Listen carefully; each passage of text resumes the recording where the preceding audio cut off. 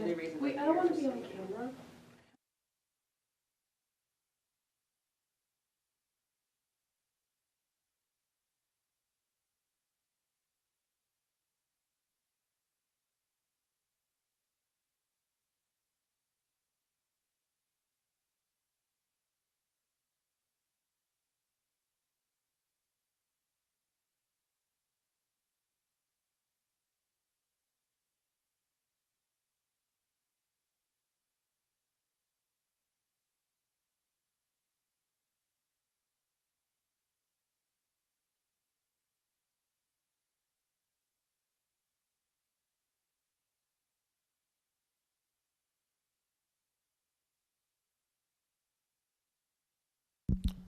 Good morning, everyone.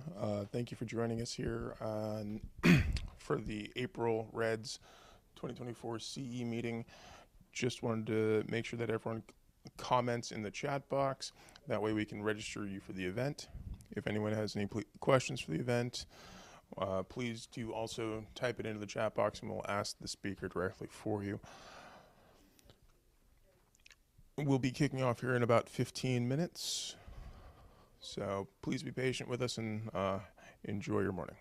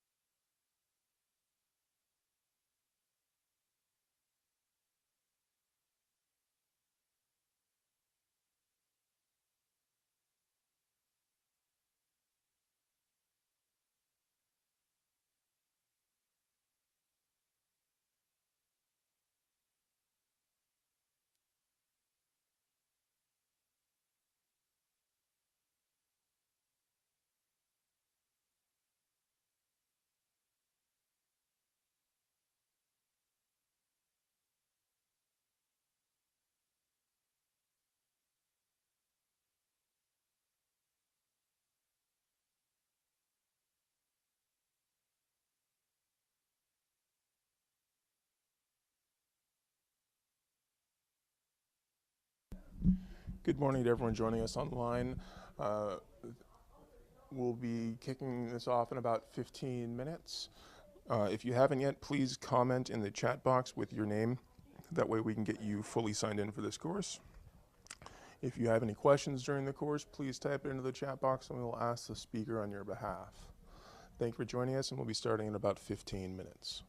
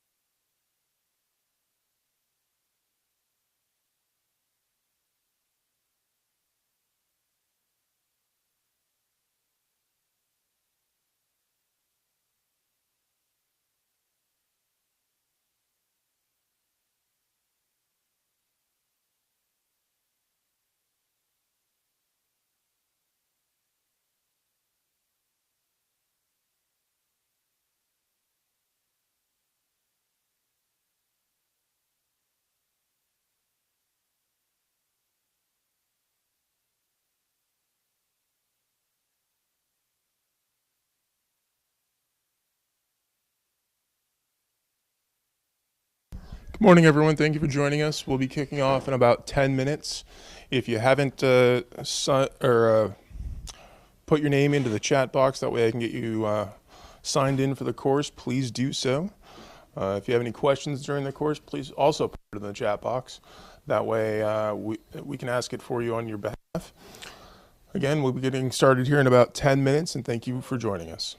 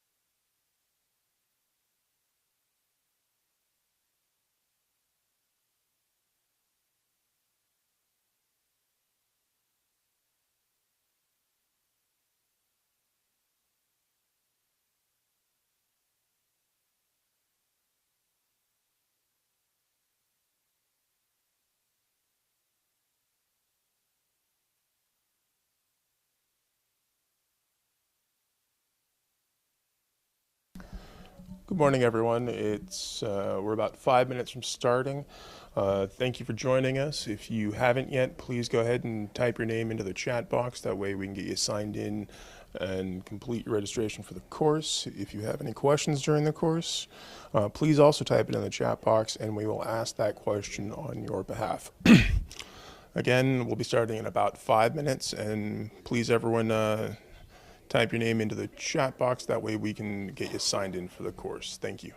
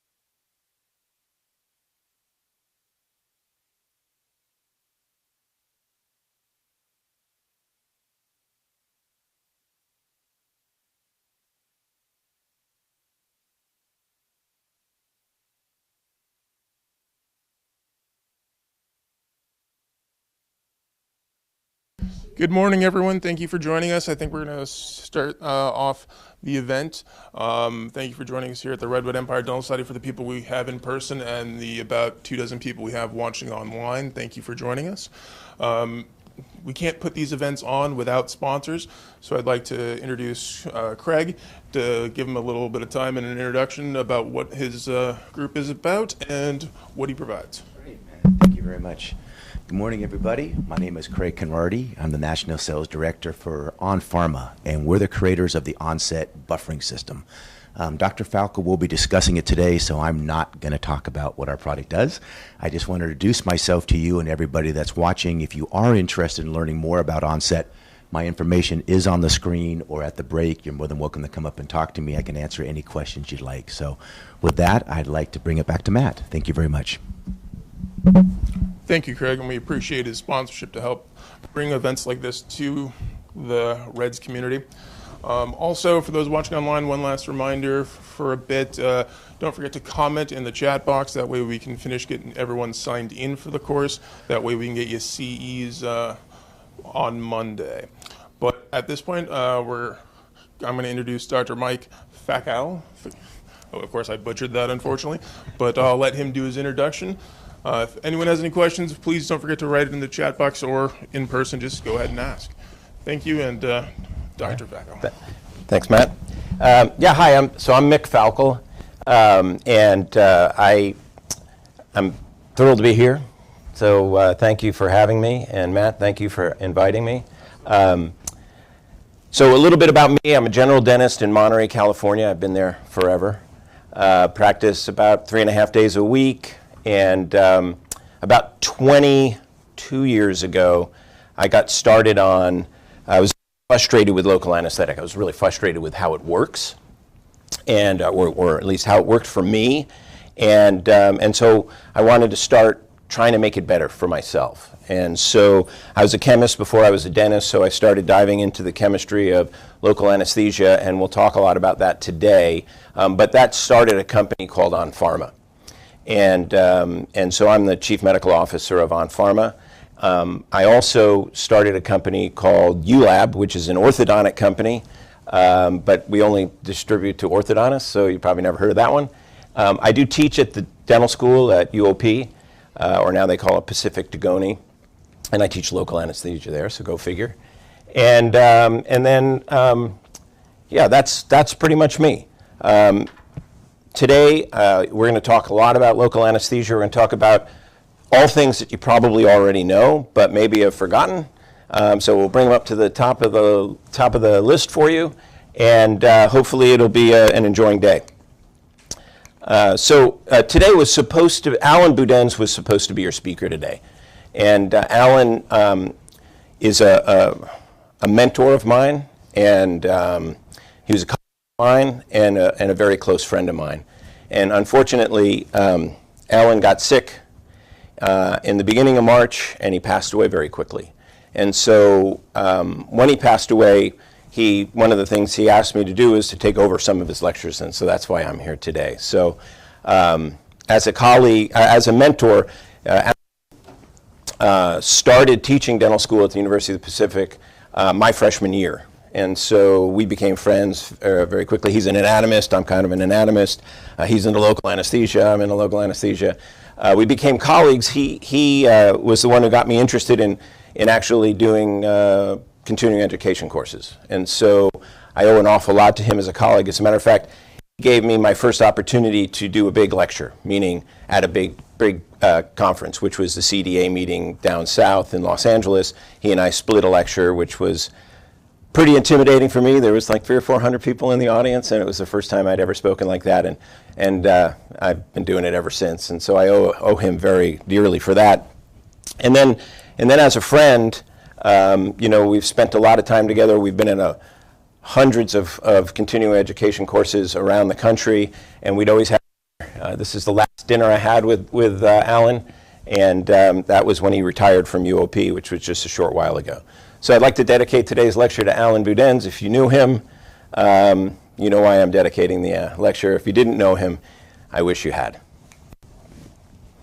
All right. Oh, disclosure. On Pharma, like I said, I'm the founder of On Pharma. I have a financial interest in that, and so it's always good to know who's up in front of you. I definitely have a financial interest in that. So, lidocaine, or the amide anesthetics, came around in 1949. Prior to that, we had the ester anesthetics, which was, everybody probably knows the name Novocaine, right? Novocaine is a brand name for Procaine, and so that's really great marketing because we haven't had Novocaine in the market since 1949, and yet we even still call it Novocaine, right? So that's some pretty good marketing. But Novocaine had a lot of problems, and so they found out that the esters was a difficult chemical, so they switched to the amides, and the first of those was lidocaine. And even after all these years, dentists are still trying to improve local anesthesia. I mean, we're here today talking about something we do every day, and we're trying to make it better, right? So a lot of what we're trying to make it better is slow and variable time course of anesthesia. How long is it going to take to work? I titled the lecture, Are You Numb Yet?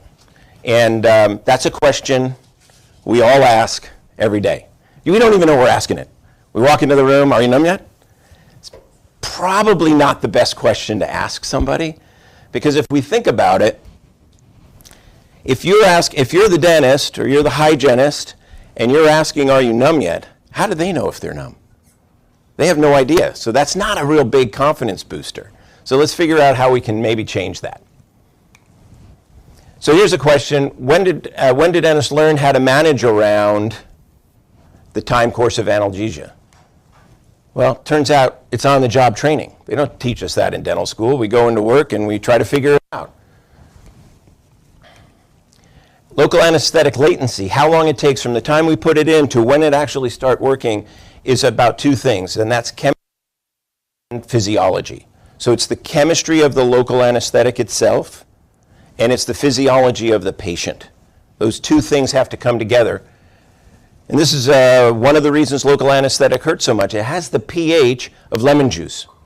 So if you were to have a cut on your finger, maybe opening a Corona, and then you're putting the lemon in there, and you get that lemon juice in your finger, it stings.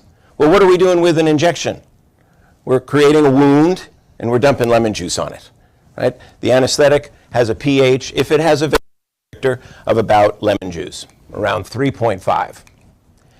So here's another interesting thing. The longer a local anesthetic sits on your shelf, the worse off we are. And the reason for that is it becomes more and more acidic. Local anesthetic that has a vasoconstrictor in it, so epinephrine or levodoepinephrine, has to have an antioxidant in it. That antioxidant is called metabisulfite, so sodium metabisulfite. Metabisulfite oxidizes easier than the epinephrine. If epinephrine oxidizes, it doesn't work anymore. So we want to try to protect that. So they put metabisulfite into the anesthetic cartridge. So metabisulfite, when it oxidizes, becomes metabisulfate. Metabisulfate is a lot more acidic molecule. So the it started at about a pH of 3.5 is dropping down into the 2s, and the lower the pH, the harder it is for us to get numb. So local anesthetic injections don't work until the body's had a chance to convert the anesthetic up to physiologic pH, which is around 7.4. That's where the latency period comes from. So this process takes time. So when do we expect to be able to go to work? Gave them the shot. When do we go to work? So you may have heard these numbers, 3 to 5 minutes on average for infiltrations, 5 to 7 minutes average for blocks. Those numbers have been around forever. And those numbers made me feel really bad as a dentist because I could not get anesthetic to work like that. Once in a while I would, but not every time. And I'm kind of an efficiency guy. I wanted to know, wanted to be able to go to work. I want to know when it's going to be time. And so where did these numbers come from? Because they were, and they made me feel bad about myself. So I go to the textbooks, and that yellow textbook in the middle is the Stanley Malamed's original textbook. I'm sure you guys have heard of Stanley Malamed. He is the guru of local anesthesia, truly the guru. Everywhere in the world, he's the guru. He's so much the guru. I was in India with him at the FDI meeting, And I had to run interference because every dental school in India uses his book. And they all wanted his autograph. They all knew he was going to be there, so they brought their book. And so he was like overwhelmed. But he is truly the guru. So in that book, it gives you those numbers. And the book on the right side is his current edition book. So if you don't have that, I'm sure he'd love you to buy it. But in that book, it's the same thing. It says average 3 to 5 minutes for upper injections and 5 to 7 minutes for the lower injections. And it's a really well-written book. Stanley did a great job. But for this particular thing, there's no... You look where the reference is, and you can find out where he got the information. But there's no reference. It just gives you those numbers. So I said, hey, Stan, where'd you get these numbers from? And he says... He hemmed and he hawed, and then finally I cornered him, and he said, okay, look, I got it from the guy who wrote the book before me, right? And that's Mannheim. That's this blue book. I said, okay, well, you must be friends with him. Get me in touch with him. And he said, well, I'd like to, but he's gone. So that's okay. So then I went back to book, before book, and just keep going back. So where do these numbers come from? Turns they go way back, right? They go like really far back. And they're written in stone, which makes it even worse, because I felt terrible about breaking the commandments. I could not get local anesthetic to work like this for me consistently. Excuse me. All right, so regarding onset time, we've got these numbers, 3 to 5 minutes for uppers, 5 to 7 minutes for blocks. What do these numbers really mean? They have to mean something. So they do actually mean something. They reference the start of soft tissue analgesia. So way back when, in the beginning of the late 1800s, early 1900s, when Procaine was coming around, or Novocaine, nobody knew anything about it. So they would shoot it, and then they would say, when do you feel numb? And when on uppers, they felt it at about 3 to 5 minutes, and on the lowers, they felt it at about 5 to 7 minutes. And that soft tissue analgesia. But is soft tissue analgesia of any use to us, right? Does that mean anything when it comes to working on patients? So I'm gonna set this up. This is a graph. There's a lot of great information here. It's early in the morning on a Friday, but I'm going to bring up a lot of graphs. But I think you'll be interested. So this is a guy named Lai, and he must have gone to UOP and learned giving local anesthesia the way I did, because the way the study works is, this is for inferior alveolar nerve blocks, and you give the injection, and then you wait until you can stab the patient on the lingual of the cuspid. Okay, so that's what I was taught. That's what this study is, and this is the results that he got. So this is back in 2006. The horizontal axis is time over 20 minutes. The vertical axis is the percent of time you can successfully stab. We have 86% of the time you can stab them. You should only expect to be able to work on them comfortably 45% of the time. So that means half the time when we were told we should be able to work, we can't work. A little more than half the time. So now I'm starting to feel better about myself, because that's kind of the way it worked for me. But I needed to know more. So this area between the curves, what I call the worst failure of local anesthesia in dentistry. And the reason I think it's the worst failure in dentistry is because if you're in that area, I believe they're numb, because I was taught if I stab them on the lingual of the cuspid, I can go to work. They believe they're numb because their jaw's fallen off and their tongue is hanging out, right? And it's numb as well. So they believe they're numb. And as soon as I get through enamel and I get into dentin, they jump. Now that, to me, just ruined everybody's day, right? I've got sweat running down the back of my neck. My assistant's flustered, and the patient now, doesn't matter if you get them comfortable, they're holding on for dear life, right? That's where the white knuckles come from, right? So once you've hurt them, now they're holding on, even if you get them completely numb. So I think that's the worst failure. Second reason I think it's the worst failure is because of social media, right? If you have a really good experience, I went to a good restaurant here in town last night, Jackson something or another, and I'm telling you about it. So I'm telling a few people, right? But if I had a horrible experience, like I'd be telling everybody, right? And if I was into social media, I'd put it on social media. So if you hurt people, That's what can happen. And it's not our fault, but it's a bad failure of local anesthesia. So that procedural or pain is here's an example.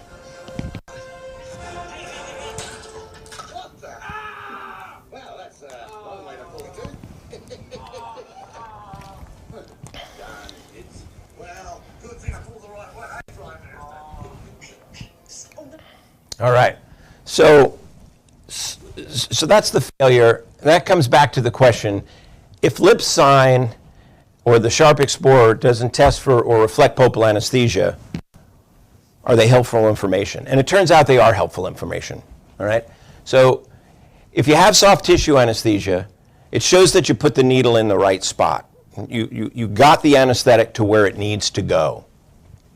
A lack of soft tissue anesthesia gives you, so if you come into the room and you say, are you numb yet? Our question, and they're like, no, I don't got anything, nothing. Right? What about your lip? No. What about tongue? No. All right. So that's good to know. If you have a lack of soft tissue anesthesia, you have a frank miss.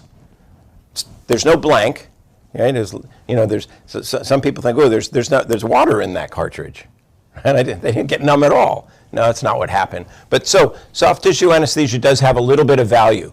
But we do have other tools that we could confirm anesthesia or analgesia. The one is the Explorer. I don't think that's a great instrument. Sorry about this. I don't know why. This thing is haunting me, and I can't get rid of it. And you go to the Apple store, and they don't know what to do either, so I apologize. So we have these tools, Sharp Explorer, or there's Endo Ice. Are you familiar with Endo Ice? So Endo Ice is a refrigerant. It's super cool, super cold. So you put it on a cotton pellet, get a lot of it on there, fluff the cotton pellet up, put it right on the cervical margin of the tooth, and originally it was designed for us to tell pulpal vitality if a tooth is okay or not, but it's also, turns out, the best way to find out if your patient's numb or not. Okay, so the endodontists that do most of the studies on local anesthesia, this is their way of checking pulpal vitality now. This is your third opportunity, which is the electric pulp tester. Now, that's kind of a kludgy instrument. You got to get some toothpaste and put it on the tip, and then you put it on the tooth, and it runs up. And then if they feel it, you've basically electrocuted them, right? So, I'm not sure if that's what I want to do every time I give local anesthesia. Plus, it takes time, and you got to get out extra stuff. This is what I do. So I check every single patient before I work. Upper injections, lower injections. If I'm doing surgery, if I'm doing root planing, right? I still want to know that they have pulpal anesthesia because that's part of the reason I'm getting them numb for root planing. So whatever procedure I'm doing, I want to know, and this is how you test to make sure that they're numb.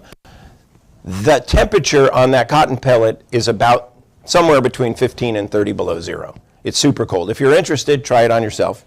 You will know whether your tooth is asleep or not. And so you can ask and so let me tell you how I do it. Once I'm ready to test, my assistant goes through the procedure of getting the cotton pliers ready. She hands it to me, and I put it on the tooth. I don't say anything until I say, do you feel any sensation there? Now, if they feel it, you're going to know right away. But if they don't feel anything, do you feel any sensation at all? I don't ask them cold. I don't say just sensation. And if they say, no, I don't feel a thing, you're ready to go. If they say, oh, I feel something cool or I feel something, you're not ready to go. So I won't go until they give me that green light. Now I can tell them, I'm 100% confident that you're completely numb and you're going to be comfortable through this whole procedure. And then you can watch their shoulders go down, right? They're going to relax as opposed to being tight because everybody's worried about us hurting them. And so this is a great way, and probably one of the best things you could bring back to your office today is making sure that you're testing for pulpal anesthesia before you stop, because jumping doesn't help anybody. Okay, here's another time course of anesthesia. This is a little different, right? So this is inferior alveolar nerve blocks over a 6-hour period of time using electric pulp testing. Now, I would not want it to be one of the subjects or the one doing this. This came out of the University of, or the Ohio State University. They're very interested, their endodontic program is very interested in local anesthesia. And so most of the studies, a lot of the studies come out of there. Fernandez, the first author, is always the resident, and then all the authors after that, Reeder, Beck, Neustein, these guys are all of the faculty. So Fernandez did this over hours. So this is not minutes, this is hours, and he tested 2 local anesthetics, lidocaine with epinephrine, bupivacaine with epinephrine. Bupivacaine is Marcaine, that's the long-acting anesthetic. And the left side is a percentage of 80-80 readings. That means they could do 2 80 readings on the electric pulp tester.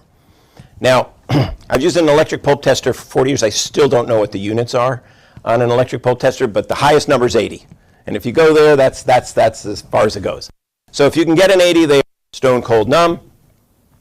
And if you look at the black dots, let's forget about the triangles, which is bupivacaine.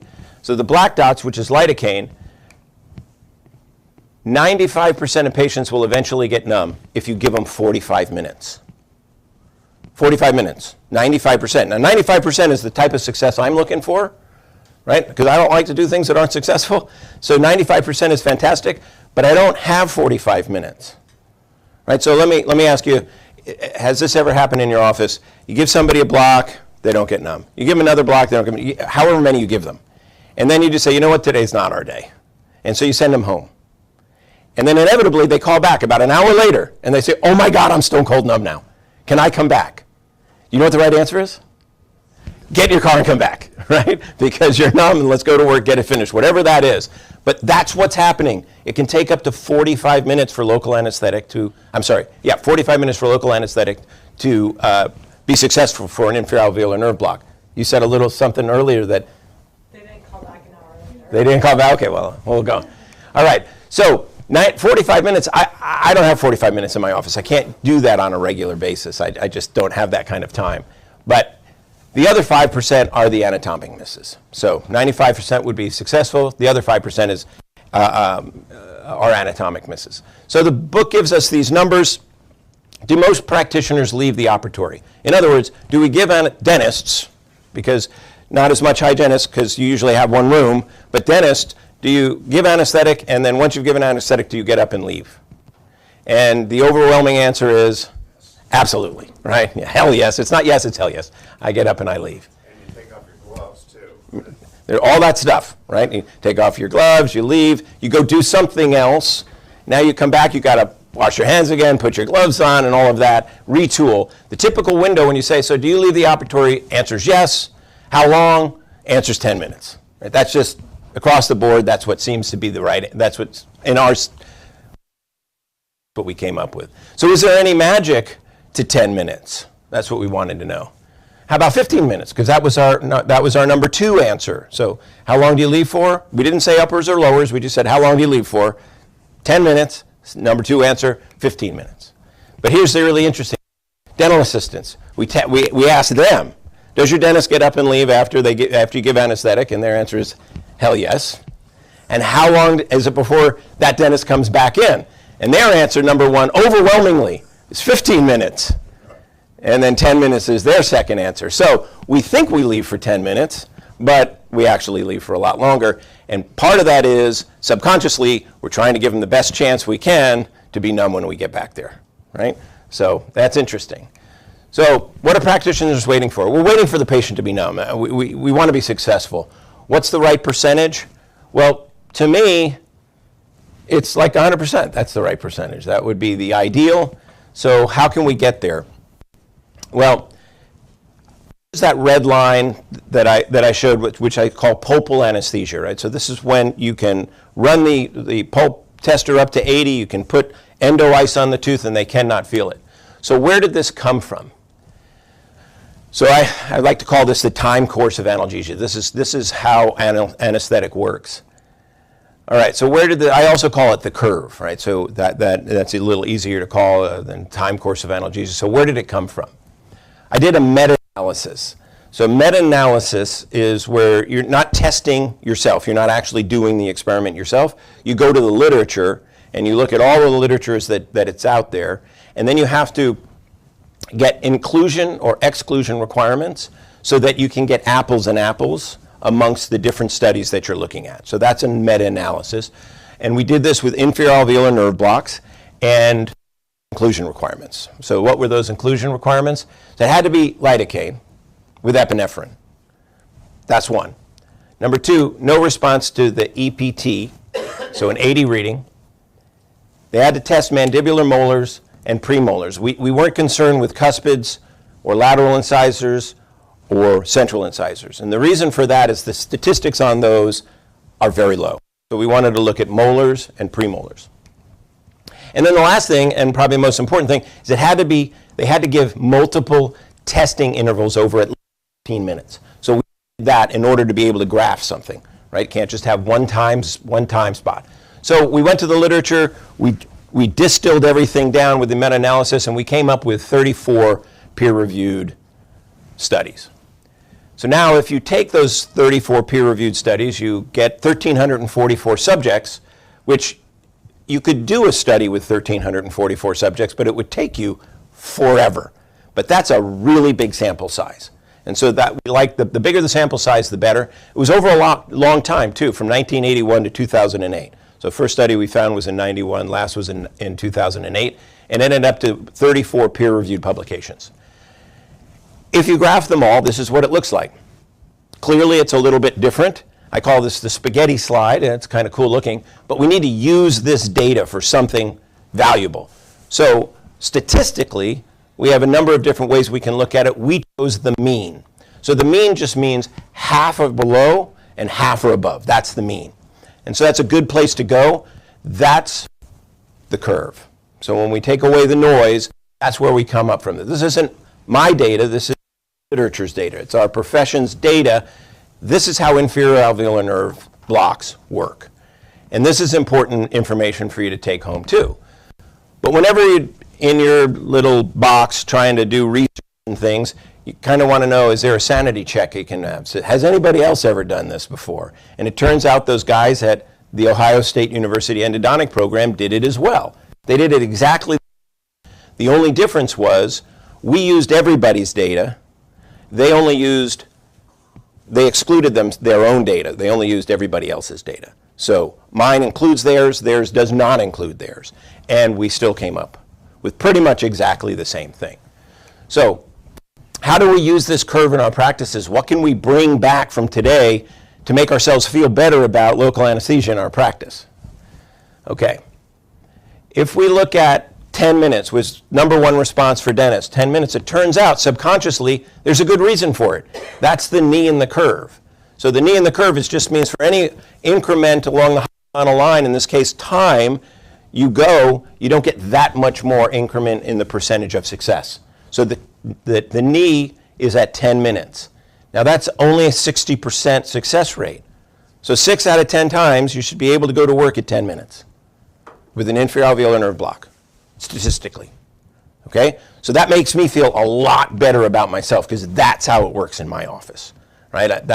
It does not work any differently. Some days it does, some days it doesn't, but that's the way statistics work. Okay? But that's how it works. So at 15 minutes, if we waited that long, that's the number one response for dentists, or number two response for dentists, number one response for dental assistants, we get all the way up to 67%. Well, I don't know about you guys, but that's still only 2/3 successful.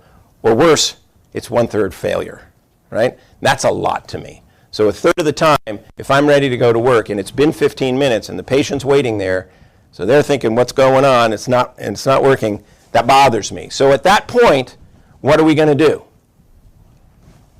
Probably give them some more anesthetic or a different technique or whatever. We'll talk about things you can do later. That's part of the lecture. But you're not just going to keep waiting, right? Because you're not going to wait that 45 minutes unless you're going to send them home. So we're going to do something different. We're going to give them more anesthetic. We're going to use a different technique. But feel better about yourself if that's the right results you're getting, because that's the results we're all getting. So how are we taught to manage anesthetic latency in our practices? Right? So most of us weren't. We weren't taught that. Okay? We work with faith, and we live with the curve. We just didn't know it. Now we know it. So we've got this curve. We have the data that we need to know. We don't need to walk into the fingers crossed. We know that 1/3 of the time it shouldn't be successful. So we just have to deal with it. But I wanted to know, can you escape the curve? Can you make local anesthesia better? That's what I wanted, right? So can you escape the curve with articaine? So articaine, interesting. So I graduated dental school in 1987. And articaine came into Canada in 1985. It was in Europe since 1979. Okay, so developed in Germany and France. It was in Europe from 79, comes over to Canada in 85, and we don't get it until 2000. So in 87, I'm in a general practice residency in West LA at the VA, and all the residencies would get together for lectures, and one of them was with Stanley Malamed, who was at USC. And he said that there's this great drug up over the border in the Great White North, and it's solving all the problems there is in local anesthesia. So what does that mean to me, who wants to solve these problems? I'm going to go up to Canada, buy some of this stuff, and smuggle it back into the United States. Which it seemed better, right? But it didn't come around. I only had one box. And so in 2000 it came out, and we all got pretty excited. And so, can we escape the curve with articaine? That's the question. Back to the drawing board. We have a meta-analysis. Same inclusion requirements, with the exception of it had to be 4% articaine with epinephrine. No response 80 on an EPT. Testing only mandibular molars and premolars, and multiple intervals over 15 minutes. So exactly the same, just a different drug. That's what we're looking for. So we go to the literature, and we only find 5 peer-reviewed studies. Only 5. So why only 5? Well, there's a controversy about giving intraalveolar nerve blocks with 4% solutions, particularly articaine, so I thought maybe that was it. But let's go through the process I went through. So we graph the 5 studies as they show up. We use the mean, which is 50% below, 50% above, and we clear out the noise, and this is the curve for intraalveolar nerve blocks with articaine with epinephrine. Now, articaine with epinephrine in our country has 1 to 100, 1 to 200. Didn't matter. That's the curve. So, sanity check. So, unfortunately, nobody's done that same meta-analysis as myself, but Paul Moore, the brilliant scientist at the University of Pittsburgh School, he did a single point test with articaine with inferior alveolar nerve blocks. So just at 10 minutes. And at 10 minutes, his study came out exactly. That's not the same sanity check as having somebody do the same thing I did, but it checks. It helps checks. So there's some sanity there. Now, if we put lidocaine back, that looks like pretty much the same, doesn't it?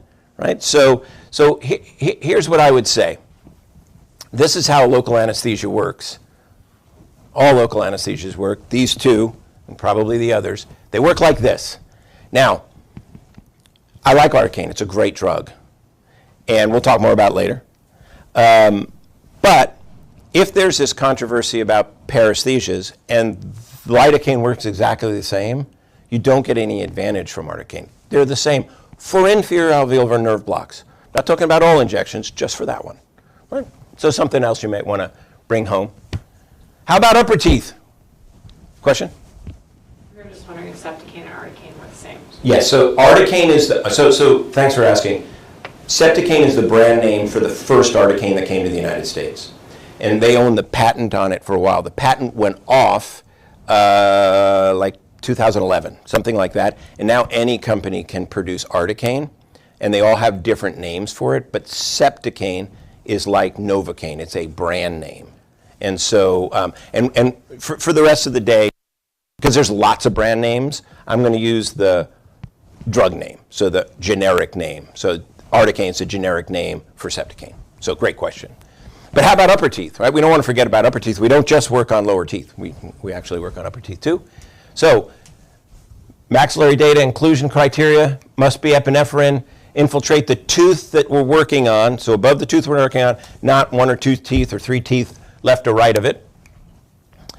Single cartridge of local anesthetic. There's lots of studies on infiltrations, and some use 1/4 of a cartridge, some use half a cartridge, some use 3 cartridges. You know, we had to pick a number, so we picked 1, because that's the way most of us were taught. If you put the needle in, put the whole thing in, right? So that's kind of the way most of us were taught. Not what most of us do, but what most of us were taught. And these could be any flavor of tooth, right? Canine, premolar, molar, incisor. Did not make a difference for this. They're all included in the inclusion criteria. analgesia tested with the EPT, and data over 15 minutes. So basically the same thing, it's just we're testing upper teeth, and we could test teeth, all the different types of teeth. Okay, so we found 11 studies for this, and we graphed those. A little bit wider dispersion, okay, a little bit wider dispersion amongst the studies, but a general trend that we're seeing. So, same opportunity, let's continue to use the mean, and that's the mean. We clean up the noise, and we've got, it's 11 studies, I don't know where I get 16 there. 845 subjects, though. That's another big number. Right? You'd never do a study that large. You could, but it would take you forever. This is your curve for maxillary infiltrations of all teeth. So, the guys at Ohio State did the same thing, so that's our sanity check. It looks pretty much the same.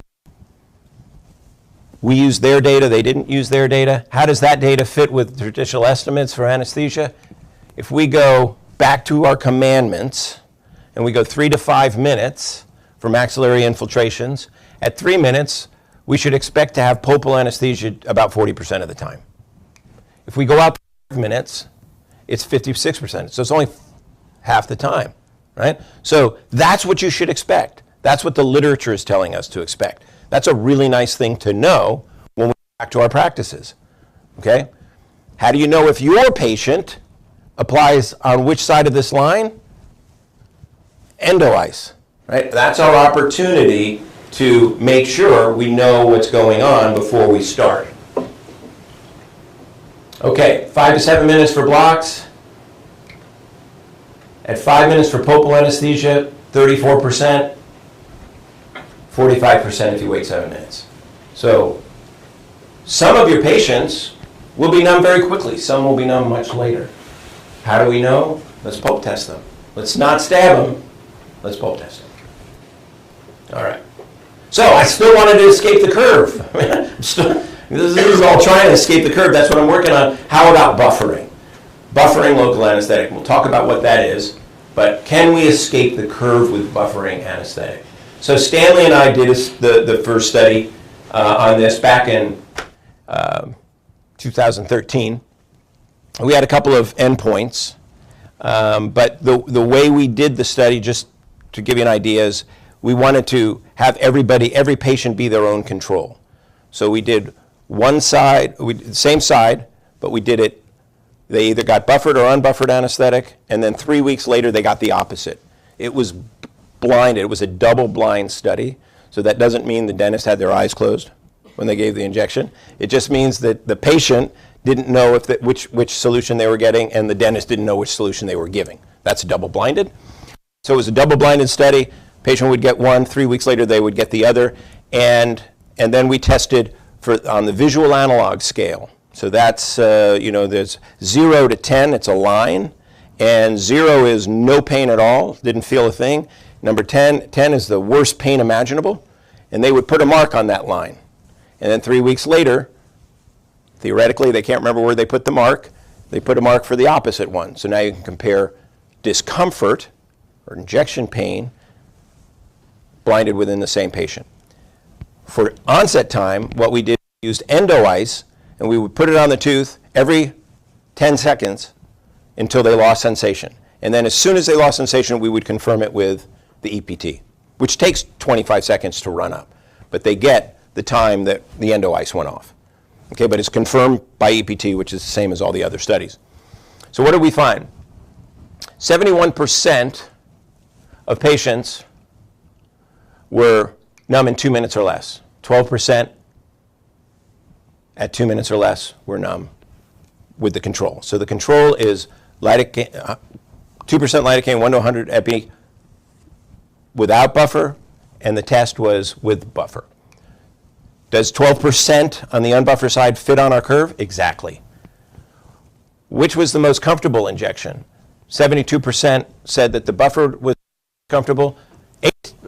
16% said that they were the same. They actually put the dot in exactly the same spot, and then 11% got it wrong. That was a joke. So clearly there was more comfort with the buffered in this study. Okay, and then look at injection pain is how many people with either side said they didn't feel a thing. Like, not very few people with an inferior alveolar nerve block say they don't feel a thing, but we've got 44% of the buffered patients didn't feel a thing, 6% of the control. So that was our study. Now, if you take that data and you plot it onto our curve, this is what it looks like. So this is pulpal anesthesia with buffered lidocaine in inferior alveolar nerve blocks. That looks a lot different from the other two curves. So if we go out to 15 minutes, so I think most dentists, most hygienists, if you're not numb at 15 minutes, you're doing something else, right? So 15 minutes is a good idea. With lidocaine or with articaine, you should expect about 65%, about 2/3 of the time, you should expect them to be stone cold numb, ready to go. At 2 minutes, it's 71%. So is it 100% at 2 minutes with buffered anesthetic? No, but it's a little bit better, but let's call it the same. So at 2 minutes, if you're buffering your anesthetic, if they're not passing the cold test, you can do what you would have done at 15 minutes. And now you can get started right away, right? So you have a lot greater success. You're looking. I just wonder why it's not the standard of care. That is a great question. Would you like to do marketing for us? So the question was, why is it not the standard of care? I think there's a lot of reasons for that. I think one reason is just getting the information out. I think another reason is there's a cost associated with it. And so we are getting the information out. That very first lecture, so just since you bring that question up, the very first lecture I took, that I took half of from Alan Boudin. So he went first, I went second. My first thing I said was, how many people in the audience, and there was 200 or 300 people, I can't remember, it was a lot because I was really overwhelmed. I said, how many people have heard of buffering local anesthetic? And Alan and my hand were the only two up in the audience. But let me ask here, how many, have you guys heard of buffered anesthetic before this today? No? Okay. Yeah, so about maybe half. So it's getting better, but it's by no means is it standard of care yet, but it should be standard of care, in my estimation, but I'm drinking the Kool-Aid too. So What's the difference in cost? So, look, can we go over that a little later? Because I'm going to go over all of the buffering, and then we can go over costs, because I have a slide on that. Okay. Doesn't medicine buffer their local anesthetics typically? They do. So, and again, I have another slide on that later on, but buffering local anesthetic in medicine is a lot easier because they draw things up, right? And we have cartridges. So we had to figure out a way to buffer into our cartridges because we're not going to change that. It turns out that, when you give an injection with a plastic syringe, it's not very easy. And although our stainless steel syringes look medieval, they have a lot of tactile sensitivity to them. So if you give your physician one of our syringes and let them use it, like I did a friend of mine who's a plastic surgeon, he went out and bought 20 of them. He's like, this is so much better than what I have for giving anesthetic right where I want to give it. So saying that, we were up against the cartridge, the form factor of a cartridge. Turns out that's in our benefit, and I'll go over all of that in just a few minutes. So this is the curve of pulpal anesthesia for all our injection types. So if you use unbuffered anesthetic, you get red, gold, or blue. If you use buffered anesthetic on inferior alveolar nerve blocks, you get the green. Now, if you use it on upper teeth, it's beyond the green. But my question to you is, if you could get local anesthetic to work like this, why wouldn't you want to do it? Because I want local anesthetic to be successful. I really do. I want it to be successful, I want it to be comfortable, and I want to fail as little as possible. Those are the things that I want. So, speaking of that, as long as we like the idea of it, and you just heard about it today, and some people know it, let's talk about the science of buffering, and we'll start with... You don't believe what happened with Watley today. It got back to him that I made this little dentist joke, and he got all offended. Those people can be so touchy. Those people. Listen to yourself. What? You think that dentists are so different from me and you? They came to this country just like everybody else in search of a dream. Watley's from Jersey. Yes, and now he's a full-fledged American. Kramer, he's just a dentist. Yeah, and you're an anti-dentite.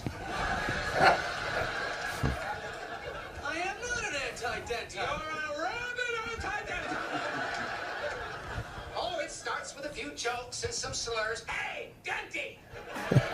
Next thing you know, you're saying they should have their own schools. They do have their own schools. You know, he's speaking tonight at 2 shows at the Burbank Center. Is that right here? Yeah. Kramer or Jerry? Jerry Seinfeld. Jerry? God, I've only seen him once live. So funny. Much funnier than me, and I hope you guys get to go to that tonight. Oh, are you? So you get to be there? Good for you. That's exciting. Yeah, and you know what I found when you go see a Jerry Seinfeld show, it's like completely clean. Yeah. Like there's, you know, the jokes are so clean, and yet by the time you leave, your face hurts, your sides hurt. You know, it's because you're laughing so hard. Anyway, why buffer local anesthetic? Local anesthetics are highly acidic, especially if they have a vasoconstrictor. They're all formulated with hydrochloric acid. So local anesthetic itself is a base. And it's a salt, and it's a base. And if you put it in water, it just sort of floats and then it sinks. It doesn't go into solution. So as a chemist, if you want to get a base to go into solution, you add an acid. So they add hydrochloric acid, and that allows this salt, which is a base, to go into solution. If you add the vasoconstrictor, you need the solution to be very acidic so that the vasoconstrictor stays active. Okay, so local anesthetics, plain anesthetics have a higher pH. Local anesthetics with a vasoconstrictor have a lower pH. All this acidity ends up in achieving shelf life. So if they didn't put the hydrochloric acid or enough hydrochloric acid in, they would have about a week from manufacturing to the distributor, from the distributor to your practice, and from your practice into the patient. Never going to happen. So they have to have hydrochloric acid in there. And if there's a vasoconstrictor in there, they have to have a lot in order to have shelf life.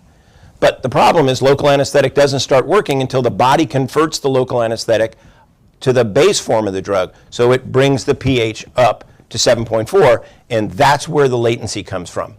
So if we were able to buffer the anesthetic in vitro, that means outside of the body, and we were to do it very precisely, then we're going to gain about 8,000 times more of the base form of the drug, which the base form of the drug is the active form of the drug at the time of anesthesia. We're going to take the patient's physiology out. Remember I said it's chemistry and physiology? Now we're just going to deal with the chemistry. We're going to take the physiology away. So we're not asking the patient to do anything for us anymore. We're going to do it for them. That should dramatically reduce injection pain because we're going to still create a wound, but we're not going to dump lemon juice on it. We're going to dump something about the pH of water. When you put hydrochloric acid together with sodium bicarbonate, which is our buffer, so our body's buffer, and it's the buffer that we use, you're going to create carbon dioxide as a byproduct. Carbon dioxide is the most rapid form of transient anesthesia known to man. So carbon dioxide goes in a nerve. It distorts the little C fibers, which don't have the myelin on it. The myelin is like the wrapper that goes around the nerve. The C fibers don't have that. So it goes into those, it distorts those membranes, and it shuts them off right away. So the nociceptors, the pain receptors, and the little C fibers that go to the main nerves that go back to our brain can be anesthetized instantly with carbon dioxide. Carbon dioxide is also a catalyst for local anesthetic to work better. I'm a chemist, I love catalysts. We've always struggled with patients that are infected. So if you have patients come into your office and has an infection, what do? We send them home with antibiotics. We know antibiotics don't cure infections in dentistry. We've got to do something for them. So we have them back a few days later, and hopefully we've knocked the infection down so we can get them numb. The reason for that is tissues that are infected can have a pH as low as 5. And so at a pH of 5, there's no ability for the body to elevate the pH of the anesthetic to physiologic. So that's why it fails. So we give them antibiotics, try to get that localized tissue to raise up in pH to physiologic pH so we have a chance. But if we buffer the anesthetic, we now have a chance because we're putting the anesthetic in at physiologic pH. So we don't necessarily have to send them home with antibiotics. We can treat their problem right away and avoid the antibiotics, which is pretty cool. So high-level pharmacology.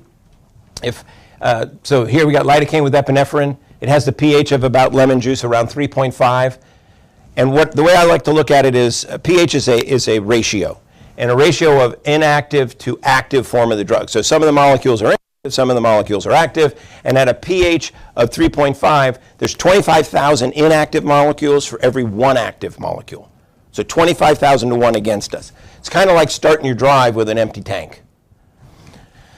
So that's almost no active form of the drug. It requires a wait period, sometimes quite long. And then we wait for the body to buffer the anesthetic. And on any given day, any given patient may or may not buffer it for us.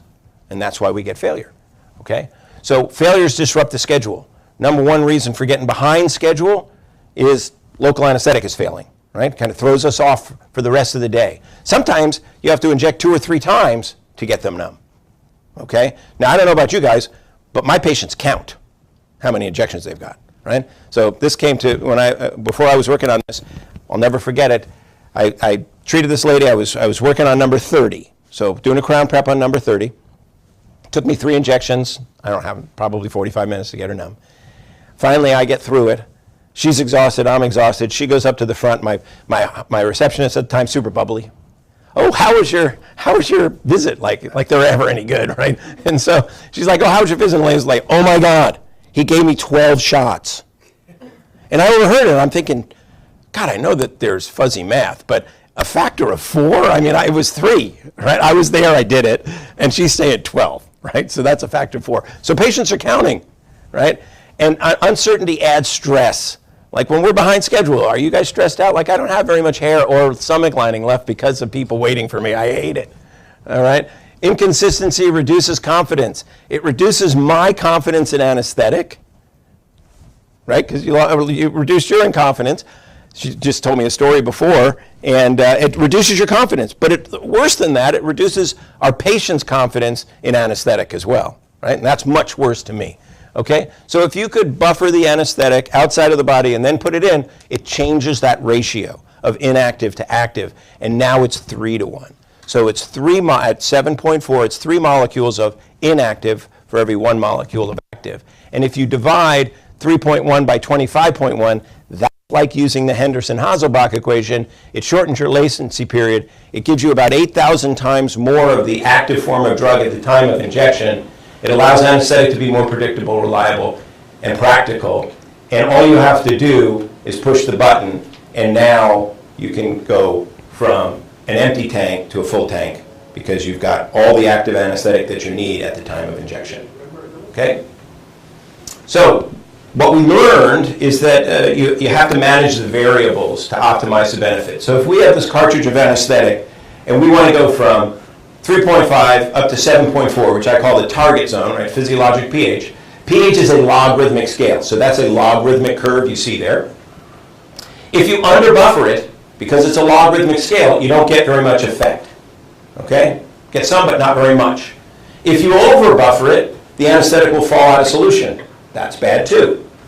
So this is what that looks like. So if you were to buffer anesthetic and this syringe below is sodium bicarbonate that has too high of a pH. Sodium bicarbonate has a pH range. If it's too high, you put it into the cartridge of anesthetic, the anesthetic falls out of solution. Remember I said it's a weak base, and it needs anesthetic it needs an acidic solution to stay in solution, and it will fall out if you raise it too far. You need to get the buffering ratio. How much do you put in of the sodium bicarbonate? That gives us the right amount of CO2, which is good for painless injections, but it's also the catalyst for local anesthetic to work better. But you don't want to overdo it. So too much, it's sodium bicarbonate, so you have sodium, additional sodium that's going into the anesthetic. And some people are sensitive to sodium, so you have a hypertonic solution, too much salt. But if you can dial that in and get it just right, you can hit the target zone, and if you do it precisely, you can hit it perfectly every time. So that was my goal when we started out with all this research. So a little bit of history on buffering. We want to elevate, we want to evaluate the evidence of buffering.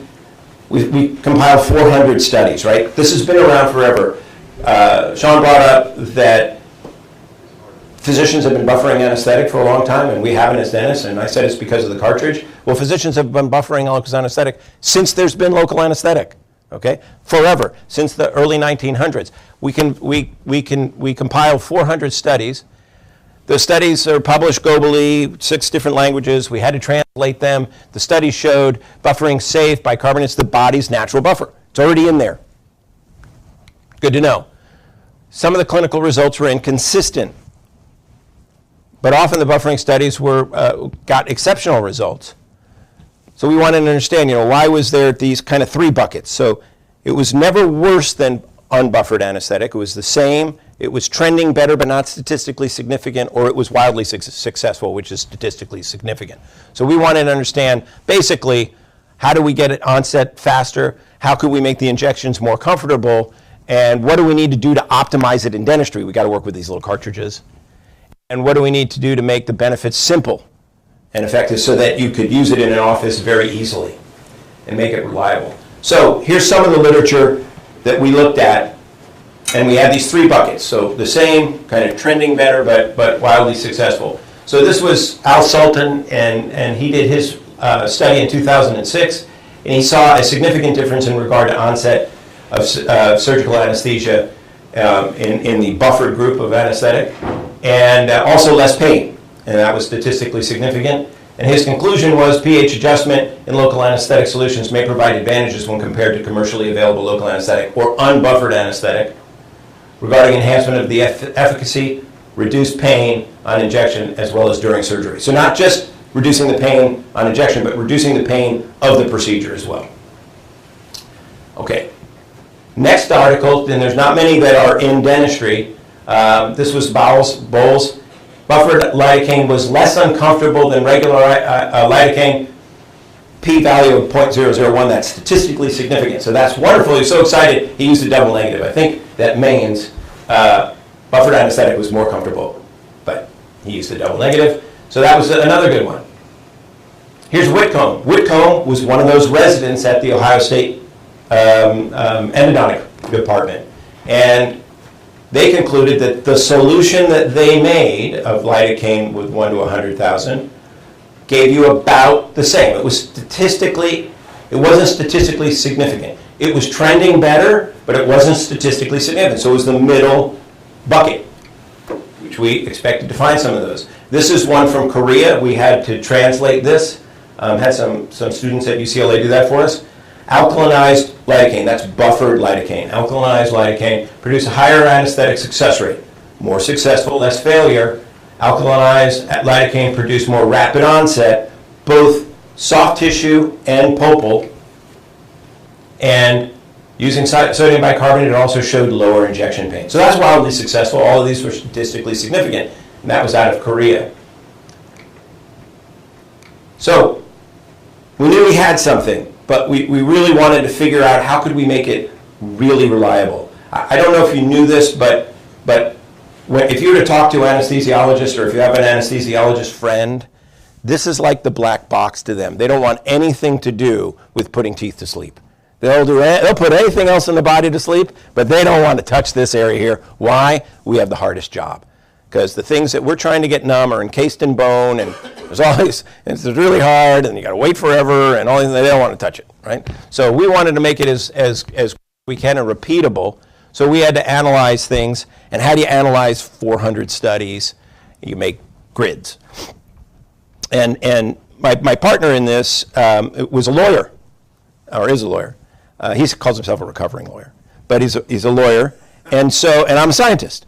And so, I believe everybody. I just want to find the trends. And he doesn't believe anybody. And so that's a good combo, right? To put things together, to try to sift things through.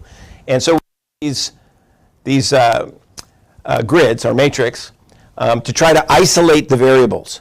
And where the money was, or where we found the most information, was really in the materials and methods. So when you look at a scientific paper, it tells you about it, and then it tells you how they did it, and then it tells you the results, and it gives you conclusions. It's telling you how they did it is what made the biggest difference for us. And because we really wanted to find out what made it best. So we took 3 years. I mean, it's, I like to say I'm an overnight success, right? 22 years later, here I am. 3 years of lab work testing this hypothesis to look at the physical properties of bicarbonate, the physical properties of local anesthetic, and the physical properties of buffered local anesthetic. And so what we did is we identified 7 variables that weren't being controlled for. They were being controlled for in some studies, and they weren't being controlled for in other studies. And the more variables they can control for, the better results they would get. So it got to a point for Matt and I Matt Stepovich is his name. Matt and I, you could read me a materials and methods section of a study, I could tell you what results it gave. Just because I knew what variables they were controlling for and they weren't, based on the materials and methods. So we wanted to figure out, how does that change? We already went through this. But we looked at the literature. So Gostelli said, if you don't get a pH of over 6.47 of your buffered solution, you're just not going to get any results. You're going to be the same. So we know that variable now. But you can't go over, right? So Hinshaw gave us 7.56. So if we go past 7.4 to 7.56, you should expect to see some precipitation of the local anesthetic. So we know we can't do that. So we've got that variable that we want to control for. Again, we see what that looks like. So then we have the ratio. We want to get the right amount of carbon dioxide in solution. Catchlove gave us the idea of this. CO2 potentiates the action of local anesthetics. CO2 is its own local anesthetic. That's pretty cool. Didn't know that when we were looking this up. It's a direct depressant of it has a direct depressant effect on the axon. That means it's its own local anesthetic. Another way of saying that. Concentrating local anesthetic inside the trunk. This is the catalyst aspect of it. So if I can use a catalyst in my favor as a chemist, I'm super excited. If you can take the nerve trunk and concentrate the local anesthetic in it, pull it in, it's got to be good. Converting local anesthetic to the active form of the drug. Okay, so the way local anesthetic works is it goes in the acid form. And the difference between the active, what I call the active form and inactive form. So the inactive form, you have your local anesthetic and you have a little hydrogen ion on it. That's the acid form of the drug. If you get that hydrogen ion to fall off, it becomes a base. That's the base form of the drug, which is what I call the active form. So local anesthetic, unbuffered local anesthetic goes in. The body has to pop that hydrogen ion off. That's bringing the pH up. That's how it does it. Then it goes through the nerve membrane, because the nerve membrane is lipid. So the lipid will only let a base go through. Now it goes in there. It actually has to find a hydrogen ion to go into the little calcium, the sodium channel. You remember the little sodium channels in there? That's actually a protein. And so carbon dioxide, what happens is our body gives permission to go anywhere because it's our body's metabolite. If you put carbon dioxide together with water, you get carbonic acid. And so if you're inside the nerve, you have all the CO2 available, carbon dioxide becomes carbonic acid. Now the inside of the axon is more acidic than the outside because the rest it's diffusing away. But acids are locked in to this lipid membrane. So now you got this high concentration and this osmosis pulls the local anesthetic, the active form of the drug, the base form of the drug into the axon, and then there's a sink of hydrogen ions and it converts it. That is so nerdy, but it's super exciting to me, right? So thanks for letting me tell you about it.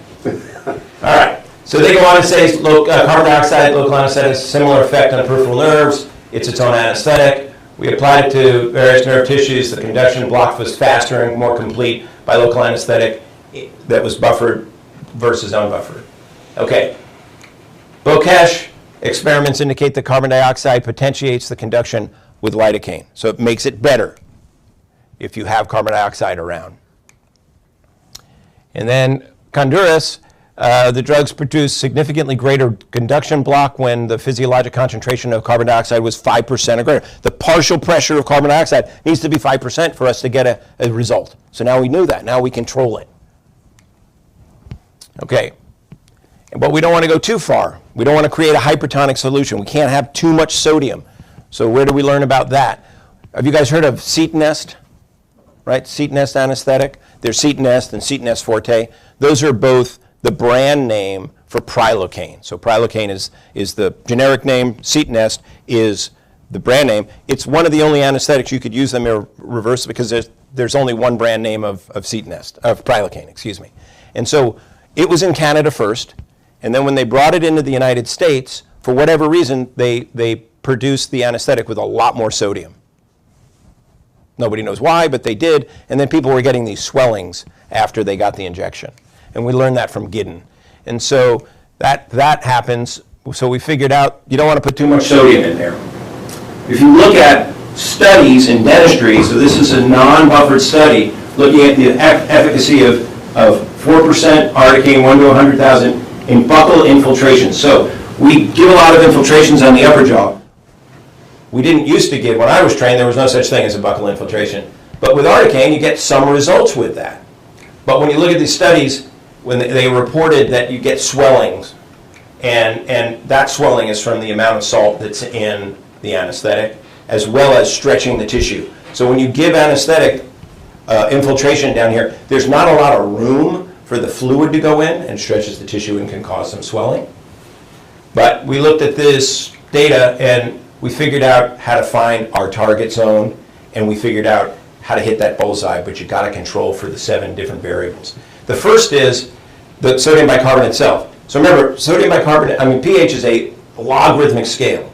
So logarithmic scale, for every little bit you use, it goes up a lot, right? So it's from 7.0 to 8.5. That's a long, imagine the Richter scale is also a logarithmic scale. So if you have a 7.0 earthquake, you're okay. We have an 8.5 earthquake, we're looking for new real estate inland, right? It's a big, big difference. So how can you know what results you're going to get with this huge difference? Their sodium, so this is Whitcomb's article. Whitcomb was the one that just got trending better, but not great results.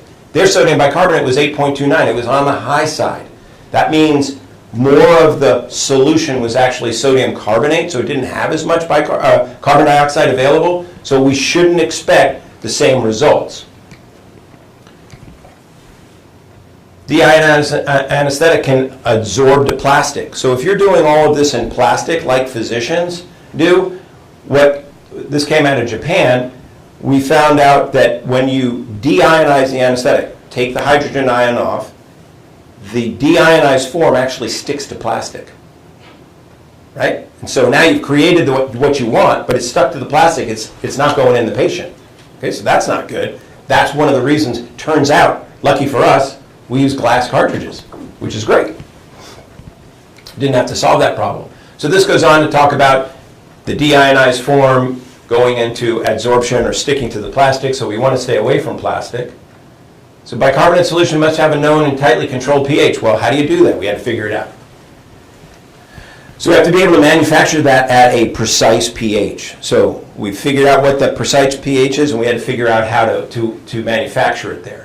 Sodium bicarbonate has to be held at that pH. So it's volatile. It wants to change. How do you hold it there, right?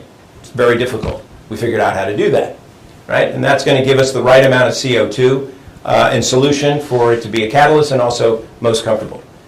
You need to be able to precisely mix in a very precise environment at a microliter. We're only dealing with 1.8 cc's of anesthetic. So it's a very small amount of bicarbonate that you need to put in there, but you got to get it right. You have to mix it under positive pressure. So physicians grab a vial of something, let's say local anesthetic, they stick their needle in, they pull back on the syringe, and that creates a vacuum. That vacuum is what allows the fluid to come into the syringe. If you have a solution that has carbon dioxide in it and wants to escape, put it in a vacuum, it all goes away. It comes out of the solution right away. So you want to push on it, not pull on it. We figured that out as another variable. We don't want any liquid-air interface, so a lot of these were mixed in a beaker. You put the anesthetic in, put the bicarbonate in, draw your syringe out of a beaker. When you put those two things together, carbon dioxide is its byproduct. So you have sodium bicarbonate, hydrochloric acid on one side of the chemical equation. On the other side, you have water, sodium chloride, and carbon dioxide. So it's an irreversible equation. You can't go back this way. You can only go this way because carbon dioxide comes out of solution and then that can't go back, okay? And so we don't want to have an open container because the carbon dioxide just goes right away. And we're trying to contain it. We need it. We want it. If we want to have the best result. And then we also don't want to use plastic because it adsorbs to the walls of the plastic.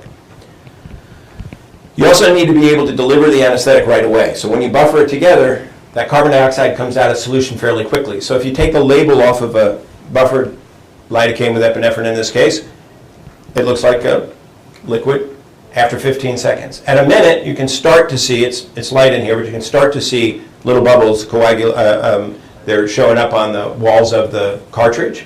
And if you waited 5 minutes, you can see the bubbles, and that's the carbon dioxide, completely degassed. Now, you'd say, well, we can't inject carbon dioxide into the body, and what I would tell you is none of the carbon dioxide goes in from a cartridge to the way the syringe is developed, but saying that, you can put carbon dioxide into the body, and you can put nitrogen, just can't put other gases like air. Air has a lot of different molecules in it. You can't put that in.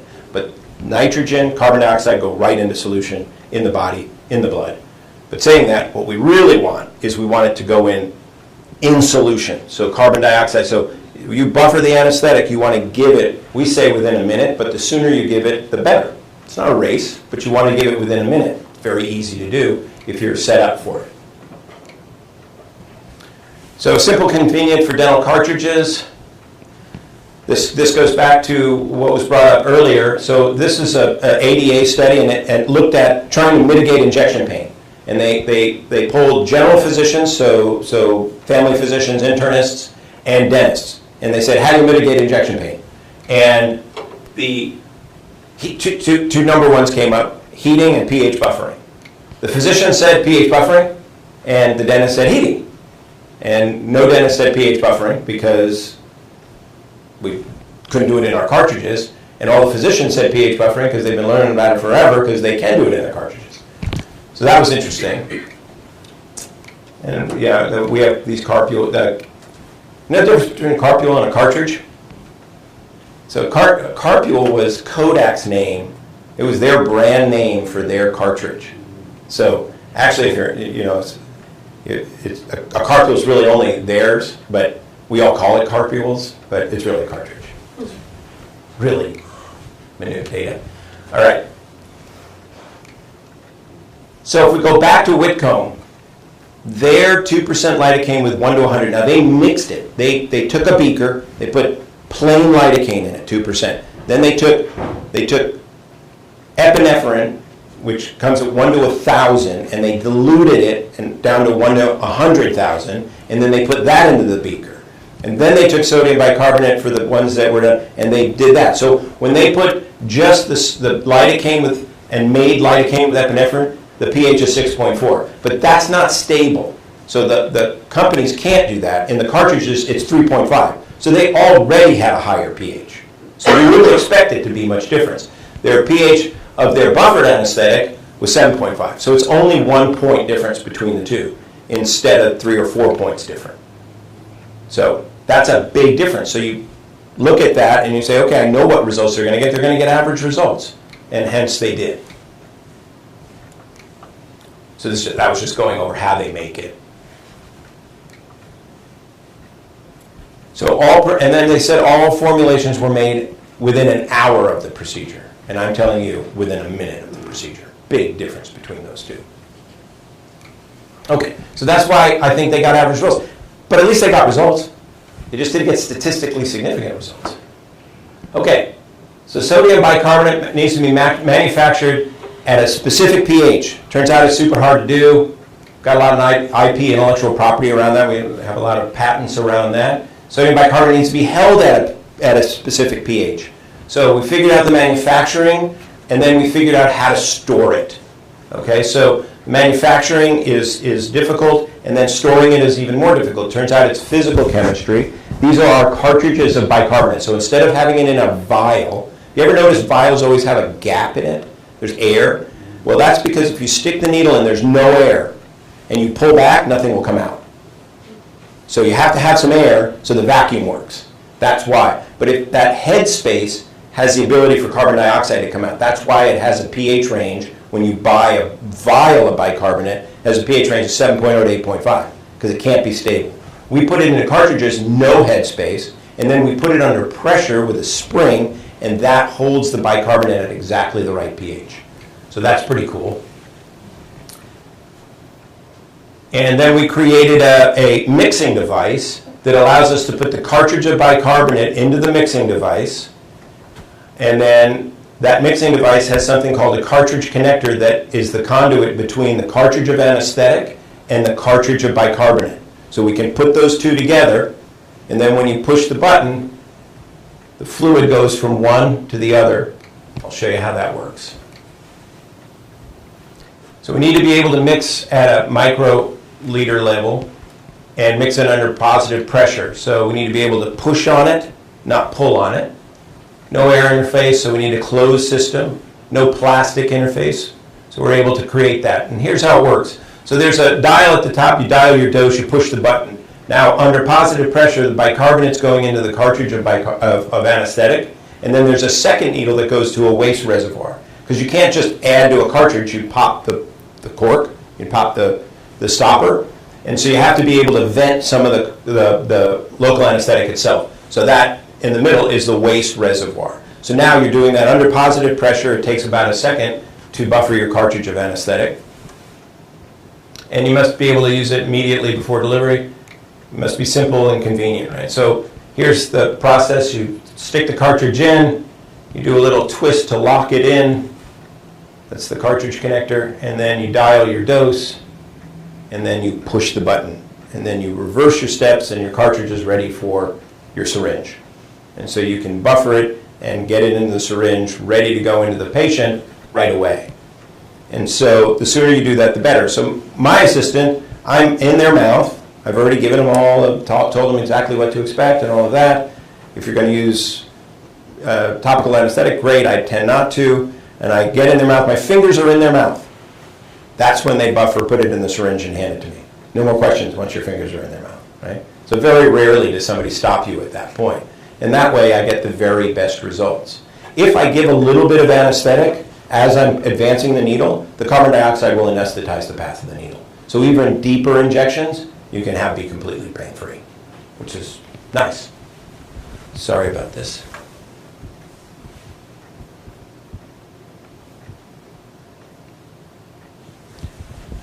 Okay. So here's the pen that went to market. It has the cartridge of anesthetic in a cartridge connector, and then you have the cartridge of bicarbonate and the pen. So this is the cartridges of bicarbonate. You get 20 doses for each cartridge of bicarbonate. And you have the cartridge connector. Cartridge connector waste reservoir is the same volume as the cartridge of bicarbonate, so you put them into the system together and you take them out together. So when one is empty, the other one is full. Yes? One time use. You can use it 20 times for 20 cartridges of anesthetic. Yeah, it will buffer 20 cartridges of local anesthetic. Yeah, it's not touching the patient or anything. It's just touching the cartridge of anesthetic. Then you take the cartridge out, put it into your syringe. And that's the system there. But you have options. That's our system, right? So what are the options? Hopefully you're starting to think, oh, buffering might be a pretty good idea, right? So what are your options? You could do it yourself. You can go buy these vials like the physicians have of bicarbonate.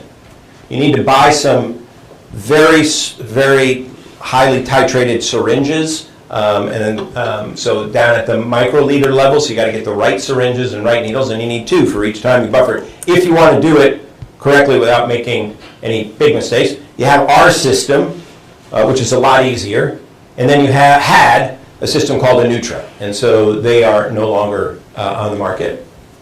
And they try to put all the things together and get you to use a plastic syringe.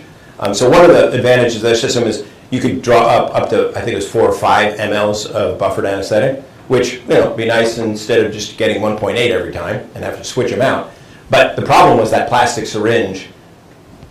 Dentists that are used to the stainless steel syringe that has all this tactile sense, you lost that with the plastic. So people didn't like that very much.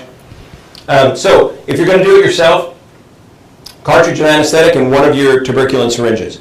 You put it in, you draw back however much you want to take out of the anesthetic cartridge, right? You want to be fairly exact about that, as exact as these syringes, these little plastic syringes, and your eyes looking at the little gradient can be. And then you want to take a second plastic syringe, so don't use the same one, second plastic syringe, and draw up the same amount of bicarbonate out of that. Then the third step is you stick the second syringe into the cartridge and inject the bicarbonate. Right? So that's how you would do it, because you can't just add, you have to subtract some first. So that's how you would do that. kind of clues you need to do it kind of right in the operatory, right? So you're like being a little mad scientist right behind the patient and doing all those things. So it's pretty simple, but not very precise, takes time, and it may not save you any money, but you have risks, right? And you're going to get inconsistent results. That's what the literature tells us. You're going to potentially harm the patient if you get a precipitate, because sometimes you can't see it. And you're going to get edema if you overdo it. Okay, so these are things you want to watch out for. So pH makes a big difference. Drawing the carbon dioxide up multi-dose vials is trouble. Transferring that carbon dioxide, or that sodium bicarbonate through plastic tubing or plastic syringes is not good. Placing the sodium bicarbonate solution into plastic syringes is not good. Carbon dioxide is actually such a small molecule, it will go through plastic. Plastic doesn't hold it. Only glass does. Failure to control the pH of buffering solution prevents its rise, can result in a bunch of different things. Inconsistent results. Buffering the anesthetic above physiologic can cause edema, irritation to the tissue. Buffering anesthetic can cause precipitate. Precipitate can cause necrosis or nerve problems. So that's not good. Deionized solution absorbs the plastic, and there's studies that we have already talked about associated with that. So in other words, we're working hard to create deionized anesthetic, and now it's absorbing to the plastic, and that's difficult, or not, it's counterproductive. So your buffering options, again, do it yourself. It's about, if you did it right. Now these vials, I'm sorry, not vials, these things of bicarbonate you can get for different prices from different suppliers, and sometimes you can't find it and that. But when you buy them, if you use it more than 5 or 6 times, so if you put it under negative pressure, that bicarbonate can get up to a pH of like 10, which is very dangerous, right? So if you're going to do it this way, you should use it 4 or 5 times and then no more, right? Throw it out. So you've got a lot of waste. And if you do it correctly, about $4.10, something like that, and you're going to have inconsistent results. If you use ours, it turns out to be about $3.50 per injection, something like that. So it's a little bit less than if you do it yourself the way I just described, right? So you're trying to create apples and apples. Our system controls for all the variables. You don't have to think about it. You can use any anesthetic you'd like. So it's pretty good. A Nutri, you can only use lidocaine because they don't make the other flavors of anesthetic that we use in dentistry in those vials. And so you had to use lidocaine with epinephrine, and that was all you got. Theirs turned out to be a little more than $5 an injection, and you can't get it now. So with ours, you can buffer all the anesthetics. I don't recommend you buffer bupivacaine, which is Marcaine, but you can buffer. So in dentistry, we have 5 different anesthetics with 9 different solutions. So we have 5 flavors, 9 solutions with different amounts of epinephrine in it. And you can use any of those, with the exception, I don't recommend buffering bupivacaine, so Marcaine. And Marcaine is a very poor anesthetic for pulpal anesthesia anyway. Where it's really good is for pain control.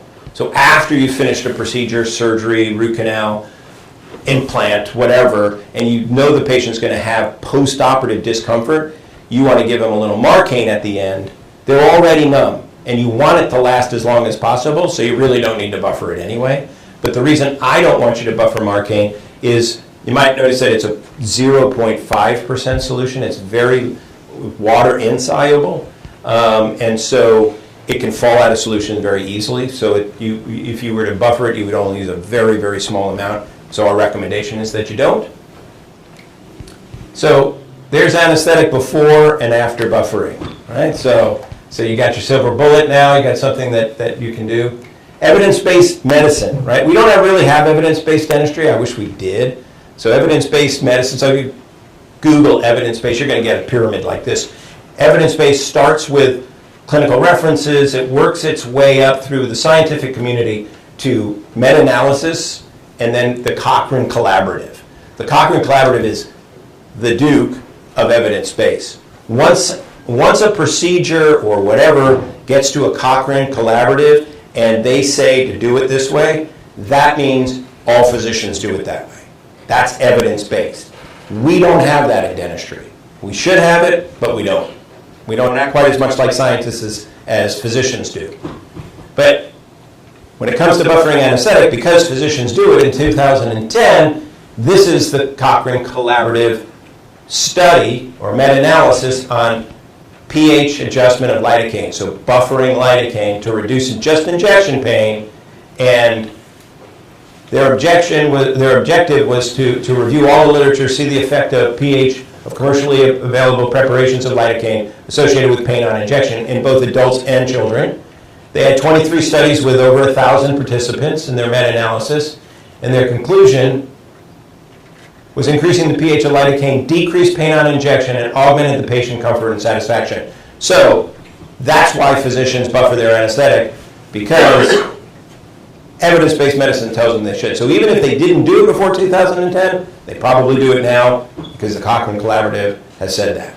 So why should it be? Why should we buffer local anesthetic, or why shouldn't it be standard of care? I think it should if you look at the evidence base, right? But we don't have evidence base in dentistry, so it's not the same. In a cover of JADA, what was that? 2019, March 2019, efficacy of buffered anesthetics. So if you buffer local anesthetics, provide more successful anesthesia than non-buffered solutions in patients with pulpally involved teeth. Now, we talked about anesthesiologists with the black box. They don't want to touch teeth. Well, dentists don't want to touch hot teeth because they're the hardest thing in the human body to numb, bar none. So that's what this was looking at, pulpally involved teeth. And it found that if you buffer your anesthetic, you have 2.29 times greater chance of getting pulpally involved teeth adequately anesthetized to be able to do treatment. That's from the JADA, okay? So that's significant. I mean, that's really significant. Now, I will tell you, pulpally involved teeth are super difficult to get numb.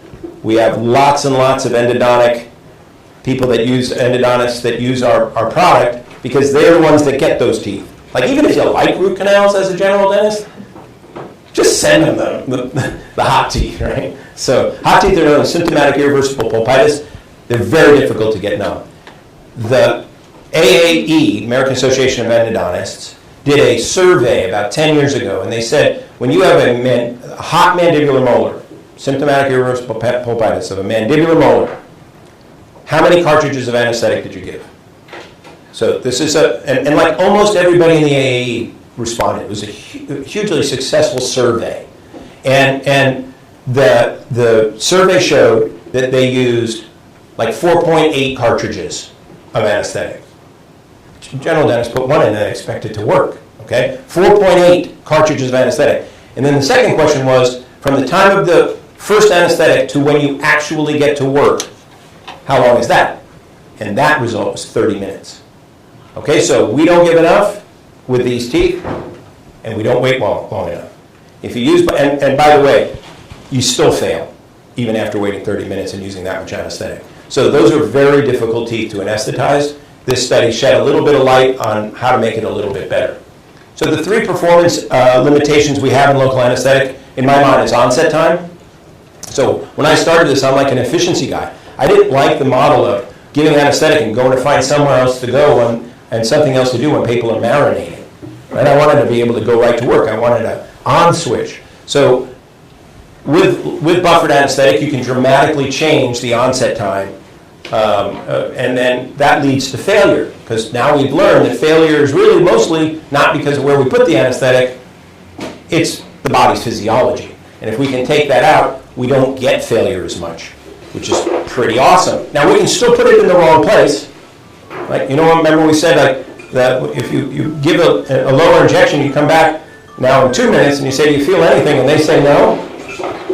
It's in the wrong place. But now you know in 2 minutes, not at 10 or 15 minutes, which is pretty good. So failure, we're going to help on that. And then, of course, injection pain is patient's primary concern. And we're going to finish the lecture today with all the different ways that you can mitigate injection pain. But if you can reduce the bee sting and you have carbon dioxide on your side, you can eliminate injection pain. Okay, so that's my first section. This is Carmel Beach. So you guys live in beautiful Santa Rosa. A lot of times I'm lecturing in like South Dakota or something, so I can put it in where I live. I live on that hill in the background. That's called Carmel Highlands. This is Carmel Beach, so that's our main beach. And it's beautiful if you haven't been there. So we have a bunch of different injectable anesthetic agents. And what I like to say is you don't need to know everything about all of them. You just need to know everything about the ones you're using. Right? And you really should know everything about them. So we have lidocaine, articaine, mepivacaine, bupivacaine, and prilocaine. So these are the anesthetics available. So there's 5 flavors. There's 9 different formulations. Okay, so if we just look at lidocaine. So if you use one of these anesthetics, take a picture, because this is the information you need, right? So maximum dose, 3.2 milligrams per pound. That gives you the ability, along with the maximum amount, to be able to figure out how many cartridges of anesthetic you can give to somebody. So that's important information. Pulpal anesthesia, you shouldn't expect more than 60 minutes for infiltrations and 90 minutes for blocks. That's the average. So never expect to hit the average, because average is not everybody, right? But that's the average. And your soft tissue analgesia, upper or lower, should be somewhere around 3 to 4 hours. Okay? Now there's a wide variance from one end to the other, but the average are these numbers.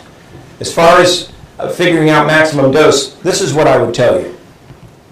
You should never be anywhere near maximum dose. Like, not even close. But this gives us an idea of how to do it. All right? So that's lidocaine. How about articaine?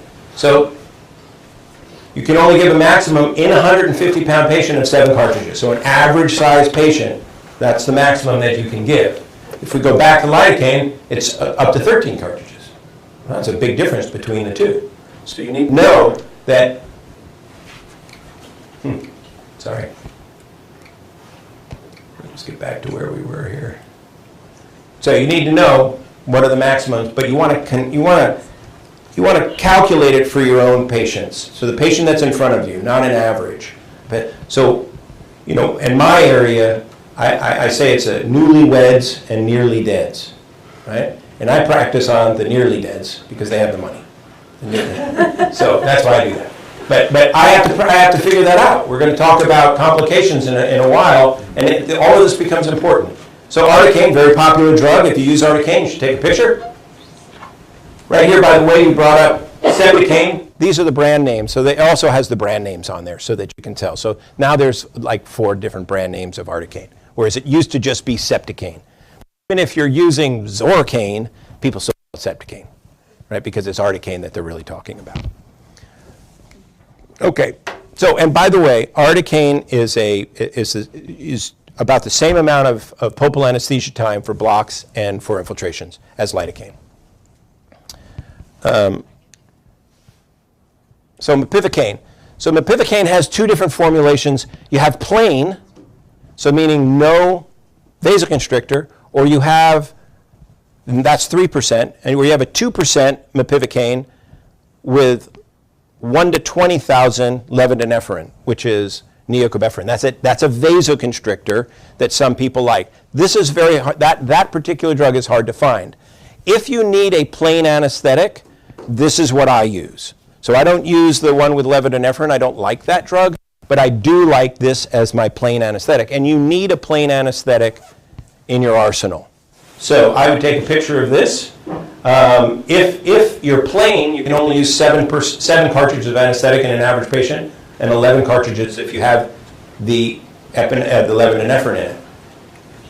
And then your pulpal anesthesia for infiltrations says 30 minutes. You're lucky if you get 10 for infiltrations. It's very short. Blocks up to 60 minutes. Soft tissue analgesia 3 to 4 minutes. 3 to 4 hours, excuse me. So saying that, now you have another drug that you can use for shorter procedures, which is nice to have. You have a drug that doesn't have a vasoconstrictor for people that don't want a vasoconstrictor. Nice to have. Prilocaine is your other drug that you can get in a plain formulation. So this was the Cetonest, which is plain. Cetonest Forte has epinephrine 1 to 200,000. I like this because it came out before articaine, and I liked it then because it had an option for 1 to 200,000. That's half as much epinephrine as 1 to 100,000. And so that was a nice thing to have. Turns out this local anesthetic has a propensity for methemoglobinemia. Hard to say. Methemoglobinemia. And that means that it affects the hemoglobin so it doesn't bind oxygen as well. right? And that's not a good thing in my patient population, the nearly deads, okay? That's not a good thing. So I don't use this anesthetic. It's not a very popular anesthetic. It's about 1% of the market. But those are important things to know. So for little kids and for older adults and for anybody with health problems, not a good drug because of this methemoglobinemia. Is that something you can see happening or not until you? Yeah, the fingers turn blue, lips turn blue. Yeah. It's not something that you want to see. It's scary. Yeah. Yeah, you seen it? Yeah. Residency. Yeah, it's not something you want to see. Bupivacaine. Bupivacaine is Marcaine. That's the main brand name, and that's our long-acting anesthetic. You can use up to 10 cartridges. I don't know why you would ever do that. It's 0.6 milligrams per pound. That's not very much. Infiltrations, 40 minutes. I will tell you, this is a terrible drug for pulpal anesthesia. It just doesn't work for pulpal anesthesia. So when it says 40 minutes, it's weak 40 minutes. So some dentists think, oh, I'm going to do a full mouth reconstruction, so I'm going to use Marcaine or bupivacaine, and then it'll last, for 3 hours as I'm working on the upper teeth. It doesn't work that way. They never get fully pulpally numb with Marcaine. It's not a drug. It's an exceptional drug for pain control, but it's not a good drug for increasing your working time. If you want to increase your working time, there's a trick for that, and that's called augmentation. So if you're giving anesthetic and you give your normal dose, you do your cold test with endo ice and they're numb. You go to work, we know that 60 minutes is the average time that we expect these anesthetics to work for pulpal anesthesia. At at 45 minutes you got another hour to go, then you give another dose, the same dose. So if it was one cartridge, you give another cartridge. That will give you more than your 60 minutes added to what you are. So now you're at 45, you got an additional 60, so now you're closer to your 2 hours that you would want. But what you don't want to do is give that same volume all at once in the beginning. It doesn't work that way, right? You got anesthetic has to be starting to wear off, but you don't want to let them bleed through so that they feel it, because once they've felt it, now you have a harder time getting them numb again. It's called tachyphylaxis. But if you supplement the anesthetic, that's how you increase your time. And it's also how you keep down your maximum dose. Okay, bupivacaine, this is where it's useful. Soft tissue anesthesia, 5 to 12 hours. I'm going to tell you, it's 12 plus hours, right? So that's a really good thing. When we do surgery or anything that's going to really hurt, the first 12 highest inflammatory response to the procedure. And then it starts to go down over the next 48 hours, or total of 48 hours. So the worst of it is in the first 12 hours. If they can be numb for that 12 hours, you don't need pain medicine for that period of time. And so it will lower the amount of pain medicine that you can have. And then when it wears off, they're through the worst of the inflammatory response, so they're more comfortable. Okay, so that's why this is a great drug.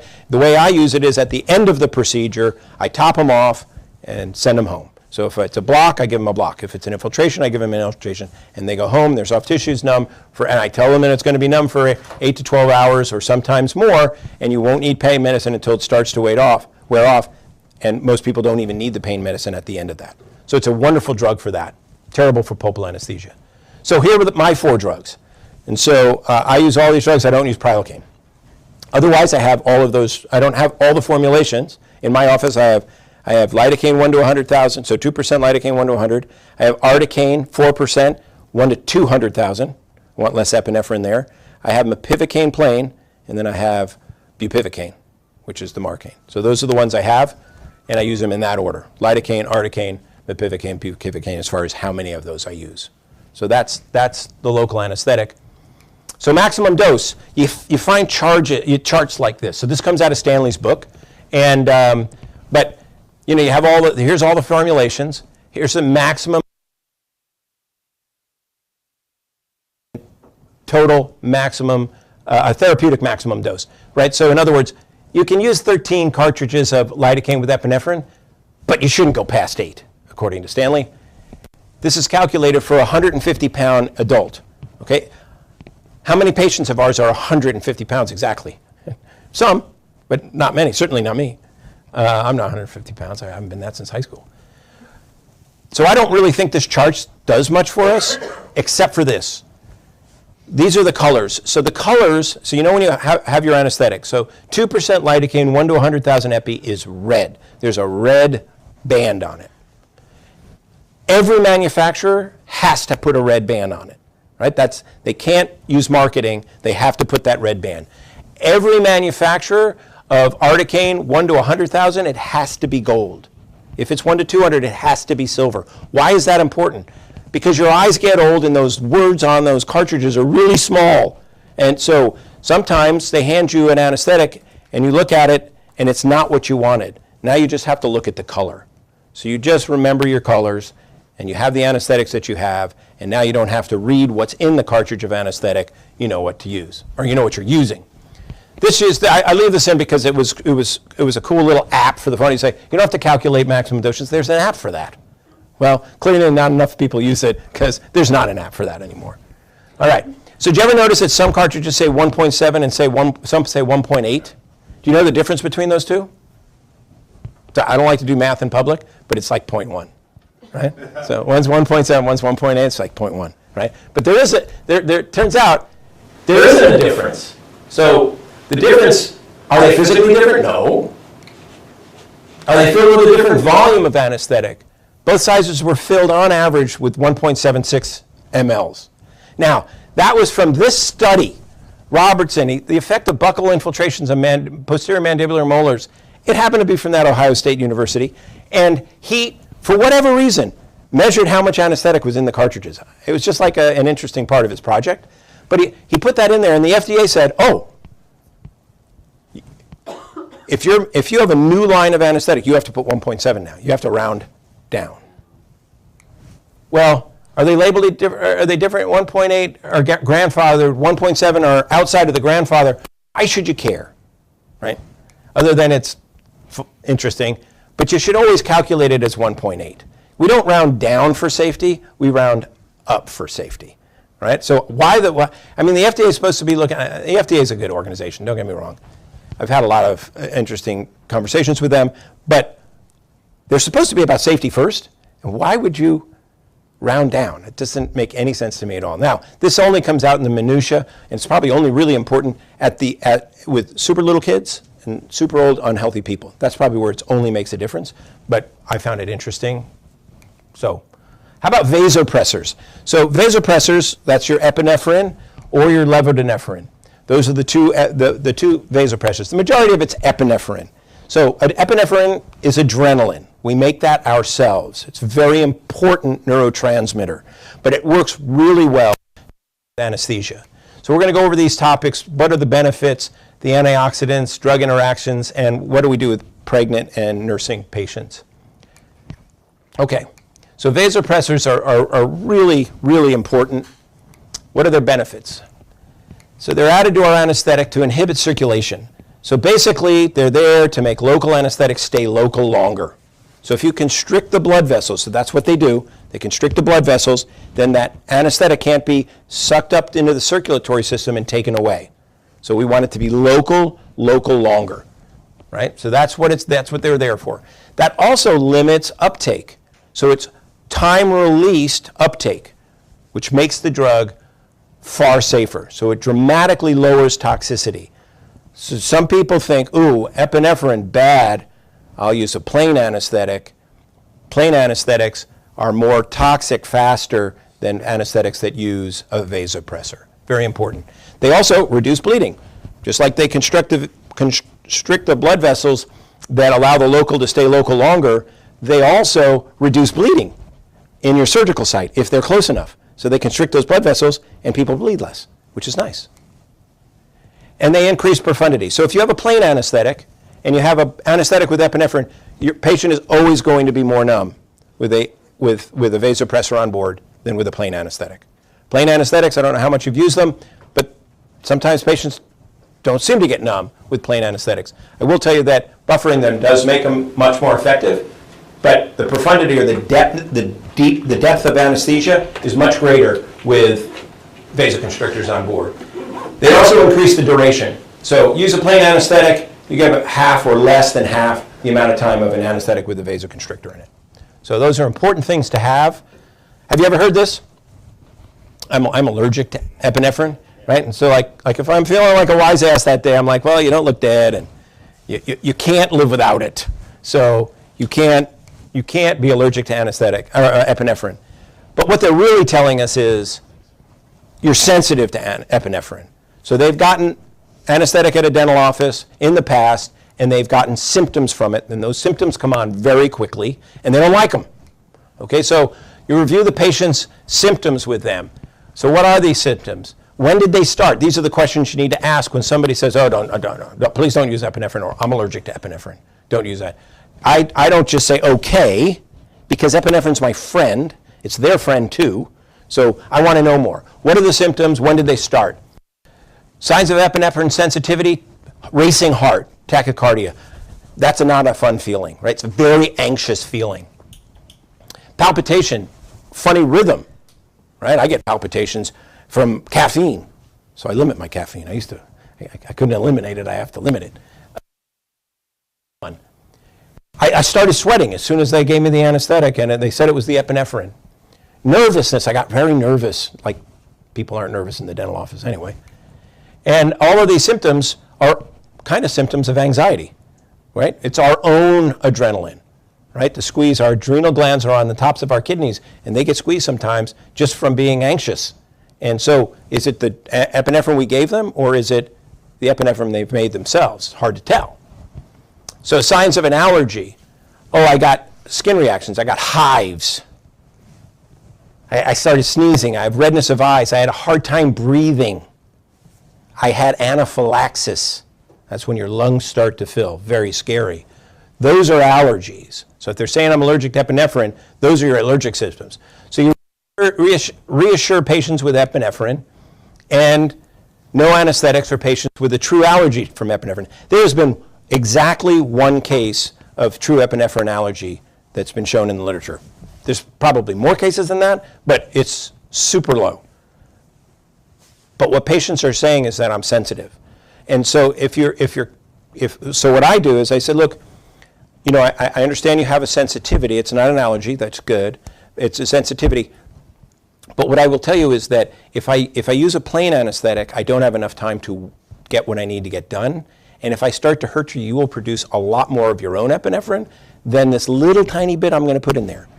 And if you start to get those feelings, I'll put some oxygen on. It goes away like that, right? Because epinephrine metabolizes very quickly in the bloodstream. So once they start feeling it, it will get better very quickly. Yes? How about in pregnancy? I have a whole slide on it. Can you hold on that? Okay, so antioxidants are in our anesthetic to protect the epinephrine or the levonorepinephrine, right? We talked a little bit about them before. They're a preservative, it's an antioxidant. The two that are out there, sodium metabisulfite or potassium metabisulfite, they act the same, it's just different salts. So allergic reactions to these are rare, but they're there. And you have to be concerned with respiratory reactions in asthmatics. So if I have an asthmatic, it's on their health history and I'm reviewing that. I say, you know what, do you take an inhaler? Yes. What's your inhaler? They'll tell you there's lots of them. Just do me a favor, bring that with you when you come to your appointment, just to have it available. Okay, good. Individuals with sulfa allergies. So sulfa allergies are serious allergies, but this is a sulfite, not a sulfa, right? So they're totally different chemicals. So allergies with sulfa drugs, so by the way, what are sulfa drugs? They're antibiotics. They're used mostly for urinary tract infections, and they're not around that much anymore, but they're still successful for urinary tract infections. But people can have allergies to those, and allergies to antibiotics can be severe, and reactions can be severe. But you need to let them know that's a sulfa allergy, not a sulfite allergy, totally different. Individuals who have food allergies to sulfites, those you can listen to. And what happens when you have that type of food? Oh, when I have berries, I have wine. I'm told I'm allergic to the sulfites. Okay, that's the same sulfites. What do you get? Rashes, anaphylaxis, can't breathe. When in doubt, use a plain anesthetic, because there's no metabisulfite in the plain anesthetics. So you have that as an option if somebody is truly allergic. If somebody says they're allergic to epinephrine, You need to figure out if they're allergic to or sensitive. It's sensitive, and then you need to give them a disclosure on how you plan to use it and why you need to use it and how it will help them. And I think you get through that, and then they have a couple of comfortable experiences in your office, and then all of a sudden they're not allergic to epinephrine anymore, and they're okay with that because they're comfortable. There are special groups of patients that you need to be very aware of and be careful with your vasoconstrictors. So you need to pay special attention to these at-risk groups. And the first group is hypertension, so high blood pressure. And I don't know if you knew this, but people when they come to your office can have normal blood pressure, but when they get to your office, their blood pressure goes up. It's called white coat syndrome. And so and it happens to us when we go to their physician's office too. And so, but what's your no-fly zone, right? So my no-fly zone, 200 over 115, I'm not treating that patient. Matter of fact, it's much higher than that, I'm calling the ambulance, right? It's just, that's very, very hypertensive. But that's a group, so if it's in that area, I put them in the special risk group. If they're pregnant, I put them in this at-risk group. If they have uncontrolled hyperthyroidism. Now most people with uncontrolled hyperthyroidism aren't going to make it into your office, but if they tell you that they have that, you need to put them in this group. Significant arrhythmias of their heart, so dysrhythmias, and severe cardiovascular disease. So that's heart attacks or strokes or severe angina, right? So, or angina, however you'd like to say it, which is chest pain. If somebody says they've had a heart attack within the last 6 months or a stroke within the last 6 months, might be in both yours and the patient's best interest to not deliver anesthetic for 6 months after the event. Most cardiovascular events recur in the first 6 months. So you have one heart attack, you're most likely to have your second heart attack in the first 6 months. Same thing with strokes. So severe cardiovascular disease, that's definitely in this group.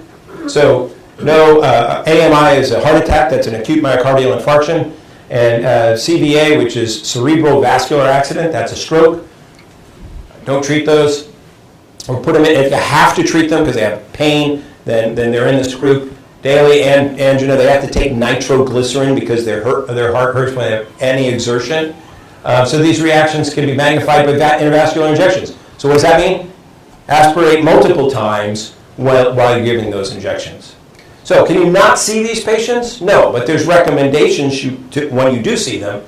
And so you want to have a maximum dose of the epinephrine or vasoconstrictor of 0.4 milligrams. Now, remember, it's hard to calculate that because it's 1 to 100,000, 1 to 200,000. It's a dilution thing, and we should be using units, but they use this dilution. So what does that mean to us? It's 1 cartridge of 1 to 50. So if you see epinephrine 1 to 50,000, that's a 0.36 ml, so call it 0.4. We're going to round up. 1 cartridge of 1 to 50. Why would you use 1 to 50? And by the way, lidocaine is the only drug that comes with 1 to 50. And you use that if you're doing periodontal surgery and you want to really inhibit the blood flow so that you don't have bleeding during your procedure. It doesn't make the anesthetic any better other than that. So, but you would only use 1 cartridge. You could use 2 cartridges of 1 to 100,000 because 1 to 50 to 1 to 100, that's 100% dilution. It's the same amount of epinephrine, 0.036 milligrams, so 0.04 rounded up. And you could go 4 cartridges of 1 to 200,000. So which anesthetic do you pick? Depends on the volume you need. And you have this availability of that quantity of a vasoconstrictor in these high-risk groups.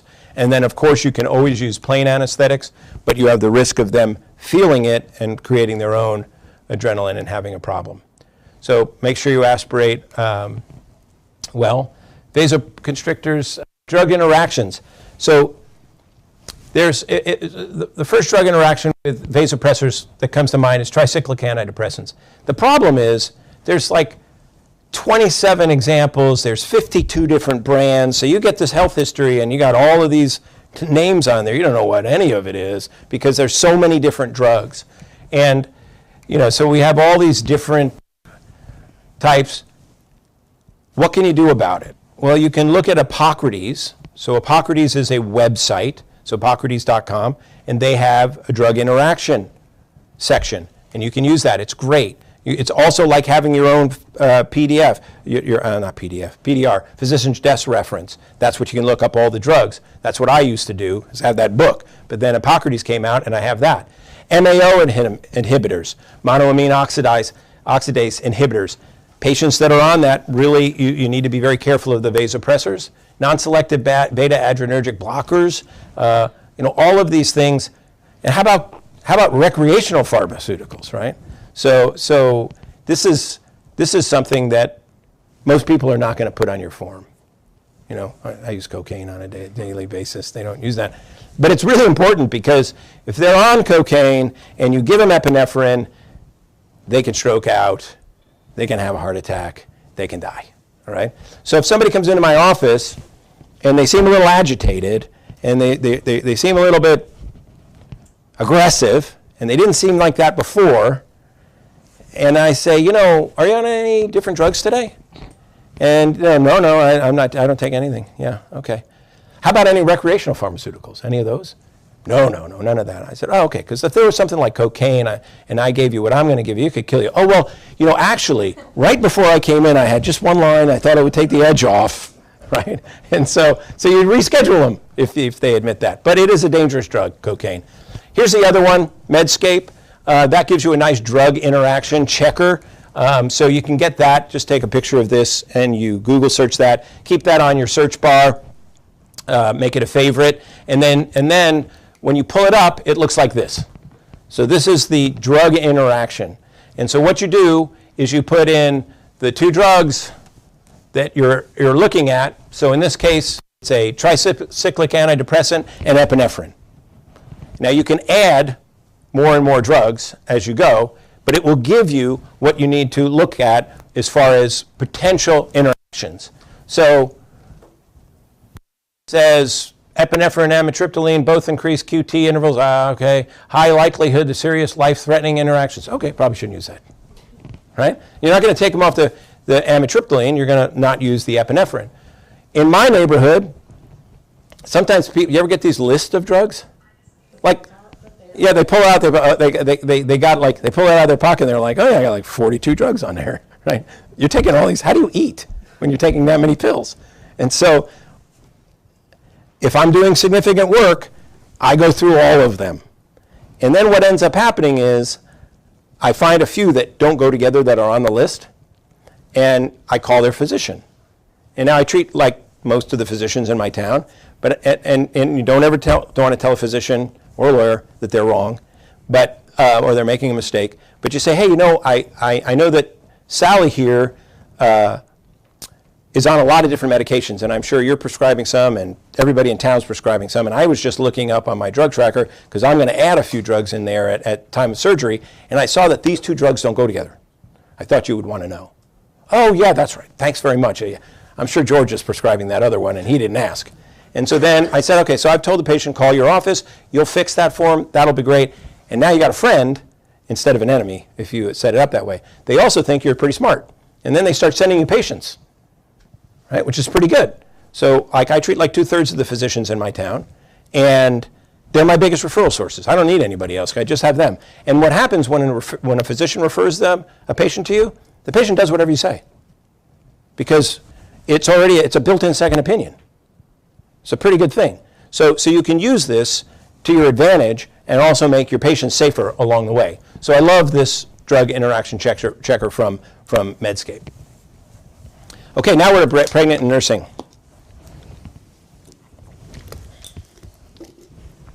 Okay. So do we treat these patients differently? Definitely. First trimester, 0 to 12 weeks. Should avoid using local anesthetics if you can. Active infection or pain may create a higher risk than using the local anesthetic. So there's certain patients that you are going to have to treat because they're in so much pain or they have so much infection. Second trimester, they consider the safest, optimum time for dental treatment during pregnancy. Most obstetricians recommend no epinephrine. Why do they do that? Because they're used to epinephrine like 1 to 1,000. When I tell them I'm using it 1 to 200,000, that's a 2,000 time dilution. They're like, oh, you can use all the epinephrine you want because you can't use that much. So they're okay with it. I tell them that, look, the maximum amount I'm going to use is 0.36 milligrams, and then they're fine. But they don't know, so you have to give them a little bit of education.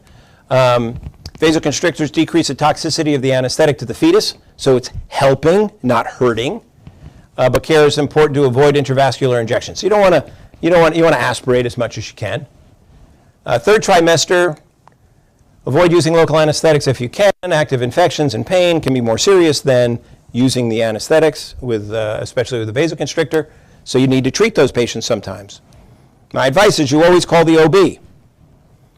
My other advice, because they're always going to tell you, go ahead and treat the patient, because you have to. Like, this patient's in severe pain, and I'm going to give them this drug and this amount, and then they'll say that's fine. And I'm going to take one X-ray. I like to have those notes in my chart.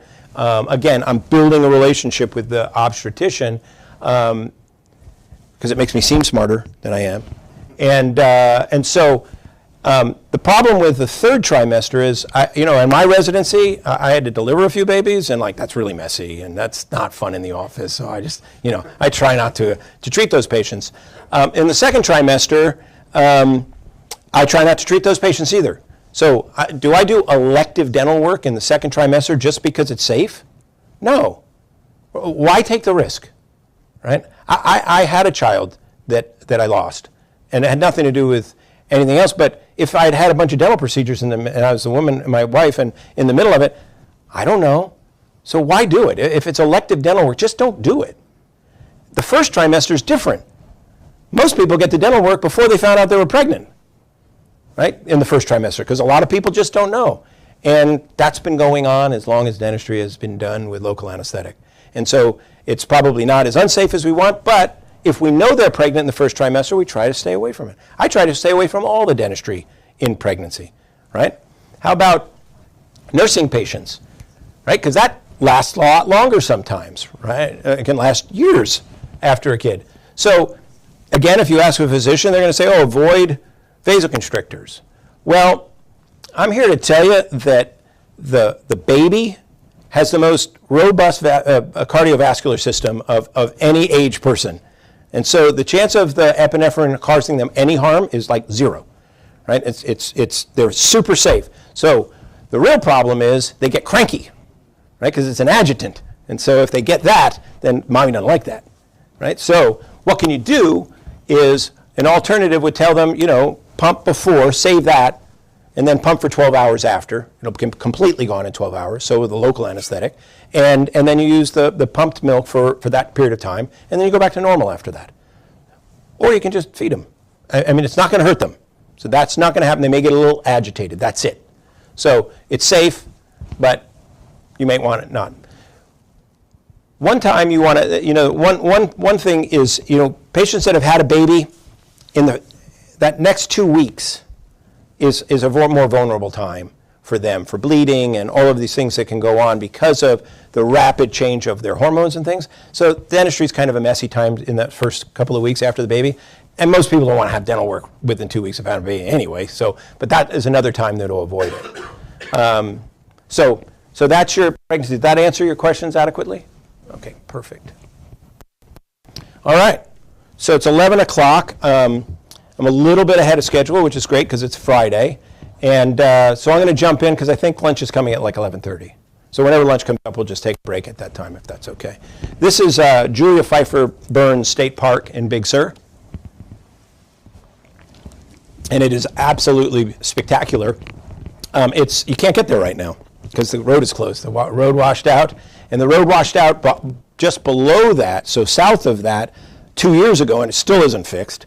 And now the road washed out 11 miles south of my house, which is well north of Big Sur. And so that whole area, there's only one lane, and the road is like falling into the ocean and stuff. But this park, which is from Carmel about 45, 50 miles south, looks just like that. It's just spectacular.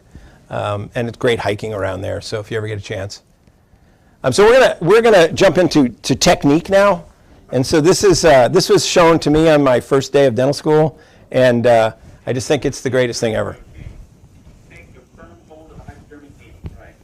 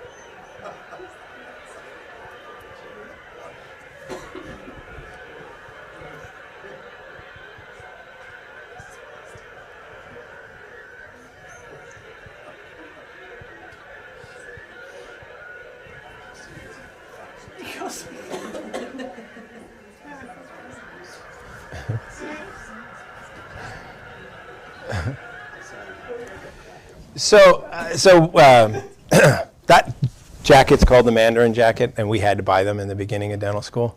And all I could think of was that, him doing that. Well, my dentist, the first time I went to my dentist was a horrific experience, and I was not a great patient. So I had this toothache. I had like bombed out baby tooth and I don't know, lower left baby tooth. And I was up the whole night, with my mom, and just horrible pain. And my sister, who's kind of evil, said, oh, when you go to the dentist tomorrow, the syringe is like, the needle's like this big. And, she told me how horrible it was. And so I'm totally freaked out. And I get to the office, and he's got one of those jackets on. So I'll never forget that, right? The Mandarin coat. And it's got 2 pockets right here. And so, sure enough, he pulls out the syringe, and it looks that big to me, right? So my sister's right. And she spent an hour telling me how bad the pain was, right, when he got the shot. And so he's coming at me, and I'm like, you are not doing that. He's like, yes, I am. No, you're not. And they used to stand and come at you and not sit behind and work the way we work. And so he's coming at me with this thing. I'm like, there's just no way you're doing that. And so he gets in range, and I hit him, and it bloodies his nose. And then he hits me, right? And it bloodies my nose, right? So then he's like, oh my God, I just hit a kid, right? And he looks, my mom's right behind me. My mom is the nicest lady on earth.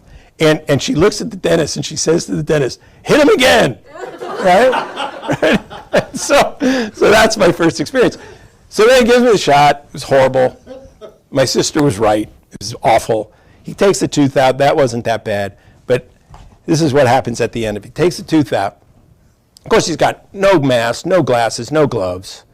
And out of his front pocket, he pulls a pocket knife, and he opens it. And I'm really freaking out. Then out of the other, he pulls a pipe, and he starts cleaning the pipe right in the operatory.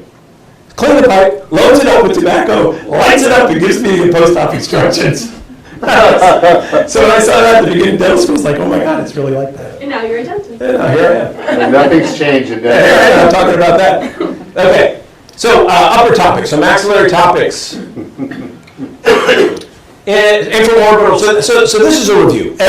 We've all learned all these injections, but if we can get a little bit of help out of it, I feel like I've been successful. Infraorbital, anterior superior alveolar nerve block. That's a block. Infiltrations, which is generally considered a middle superior alveolar. V2 nerve blocks, right? And there's a number of different approaches. So what do I mean by V2? So the nerves that we are anesthetizing is the trigeminal nerve. That's the 5th cranial nerve. And the number 5 in Roman numerals is a V, okay? And so there are 3 branches of the trigeminal nerve. You have the occipital branch, which is up here. You have the maxillary branch, which is V2. So V1, V2, and then the mandibular branch, V3, okay? So a V2 nerve block means you block all of the nerves, just like when you give a lower injection, except it's the upper teeth. Okay, so that's a V2 block. A V2 block, there's the pterygopalatine approach, we're going to talk about the high tuberosity approach. So there's three different approaches and an extraoral approach to be able to block half the face, half the maxilla. Okay, all the soft tissue, all the teeth, all the palate, all of that with one injection. There's three different approaches. The PSA, posterior superior alveolar nerve block for molars, upper molar, and nasopalatine block, that's to block on a palate. And the anterior middle superior alveolar nerve block, that's kind of an injection that's used for aesthetic dentistry. And so we're going to go through all of those. So when I was working on this, I went to my friends that are radiologists and I said, look, I need some skin-to-skin data so that I can peel the skin away and show dentists where you're sticking the needle, right? And so I'll put this on Do Not Disturb. Sorry about that. So this is, I'm going to go over the inferior superior, I'm going to infraorbital nerve block. Sorry, and the way I was taught is that you go to the commissure, and it's directly above is where the the infraorbital nerve comes out. So, and you go straight up to the pupil, and if you make a line from that pupil down to the corner of the mouth, it's in that line. Okay, that's where the hole is, right? We call it foramen, and you look at the hole. Let's take a look at that, and that line's right up. Okay, so this hole is what we're after. That's where the infraorbital nerve and blood supply emerges. So anytime you have one of these holes, what we call foramen, you have a neurovascular bundle that's coming out. It's not just a nerve, it's an artery, it's a vein, it's a lymphatic. It's a neurovascular bundle. But that's where it's coming out. Okay, so that's great when you're looking outside. If we peel away the skin and we take a look at that, you know, the nice thing about peeling away the skin is we would never miss if we could do this to our patients, right? We would never miss. So here she is underneath, and it turns out, I always was, you know, it seems like the corner of the mouth's by the cuspid. It's nowhere near the cuspid. It's really in between the bicuspids. So it's a lot further back is our entry point than I would have guessed. Okay, so here's an example of giving that particular injection. And you're going to see that it's not right up against the soft tissue. It's out about 10 millimeters. Why? Because this buttress swings out. So if you start here, you're actually going the other way to try to get there because of the anatomy of the skull. So you start about 10 millimeters out and away from the tissue, pull the tissue taut, and you go until you hit a bony landmark. That bony landmark is just at or above that hole, or the foramen. And then you're going to inject the anesthetic, and you can shake if you'd like, or you can massage it in. I massage it in afterwards. But the key is, some people think with these types of injections, you need to be right next to that hole, or you need to be in it, and you don't want to go in it, right? That's a neurovascular bundle. You can get some really good hematomas from that. So you don't want to do that. Where you want to be is you want to be out from it. That's another reason for going out 10 millimeters, is so that you're nowhere near the hole where it comes out. Because not only can you get hematomas, but you can also get paresthesias if you perforate the nerve. So you want to stay away from it. Once you've deposited the anesthetic, then you want to massage it in. So now you can get the anesthetic to go in the hole, but with no needle. So you're putting the anesthetic in the area, and then you're giving them a gentle massage. Okay, and I say it's part of the service, giving you a massage, right? And so, but you don't push as hard as you can, because that still hurts, right? You've just injected things here. So I put my finger on there, I'm going to give you a little massage, and I start, and then eventually I get to where I'm pushing fairly hard. But I work my way to that position. That gives you the best possibility of getting an anterior superior alveolar nerve block. And that should give you quite a few teeth. The problem is you could do that block and then still need to augment the anesthesia because you didn't actually get all of the teeth. You don't get the block. And so you have to give additional injections as well. But if you are successful, the nerves that are blocked are the MSA, the ASA, terminal branches of the infraorbital. So they're going to feel numb in different places, below the eye, eyelid, What's the advantage? One needle penetration for a fairly significant geography, right? That's a good thing. Low anesthetic volume. So if you have to anesthetize a bunch of teeth, you're not giving them a bunch of cartridges, you can give them one cartridge if it's successful. So low advantage. What are the disadvantages? A risk of hematoma. You get a hematoma out here, you get a shiner, right? People don't like that. Technique sensitive, you got to do it the way we discussed. You do not want to shoot it into the hole. Lack of hemostasis at the surgical site. So if you're looking for the anesthetic or the epinephrine to give you some hemostasis for the procedure that you're doing, it's too far away. It's not going to give you that. Paresis means you're not going to, they have a hard time with their eye. And then moderate success rate. So you don't always get all of the teeth that you're hoping for. So it's a good injection when it works, but sometimes you have to supplement it. So infiltration, this is the easiest injection we have, right? It's the easiest injection one of the easiest injections in the body. People still don't like it very much, but so what can we learn from this CAT scan is that we need to place the needle a little further up than we thought we do, right? Sometimes you pull a tissue out, you have to evaluate. Some people have low vestibules, some people have high vestibules. You have to evaluate that. If it's a low vestibule and you just barely put the needle through, you're nowhere near the root tips. So you want to get it up there, right? So if you have a really high vestibule, you don't need to go in very far, but you need to figure that out. And you can also always look at the x-rays to see whether or not the teeth are long or short, right? And that can help you with maxillary infiltrations. Now, you can use a maxillary infiltration for any tooth in the maxilla. We have other injection techniques as well, but you can use that. Let me see. Sorry.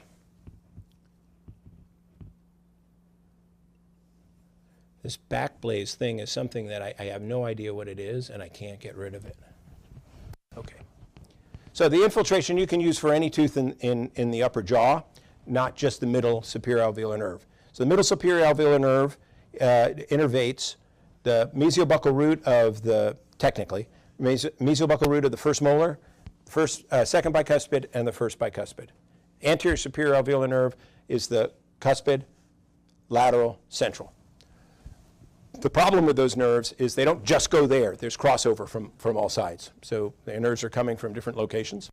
And that is why sometimes we have to broaden our reach. So we're blocking the nerves of the individual teeth. High success rate, targeted anesthetic field, simple technique. Disadvantage is really none. Along came Covenants. Has anybody heard of this? So this was a really great thought. Unfortunately, they spent way too much money trying to bring it to market. And what that was is that little mister you put into the nostril, and they breathe in and you shoot it in, and it goes into your sinus, and it anesthetizes. Their research showed from the central incisor back to about the first molar, right, with a mister. Now, they had a few problems. One, it took them like 10 years longer to bring it to market than they thought, right, getting through the FDA. So they spent way too much money, which means that they had to bring it to market for, one of these misters cost like $30 when they came to market. And you need two for one side. So that's like $60, right? And so people weren't willing to pay that much money. But I used it. It actually works. There were some drawbacks. And the biggest one was post-nasal drip. So you get post-nasal drip, now your throat's getting numb, right? So people didn't like that too much either. So it was a great opportunity. I just bring it up because it was interesting, and they went through a lot of the things that I went through trying to bring something to market. Who developed that?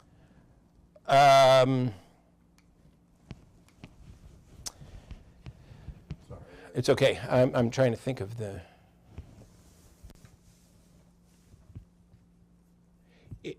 Sanofi.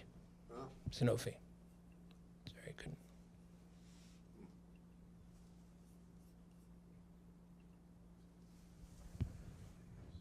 Okay, so here's an action. You have to aim it the right way and so forth, and wait 10 minutes.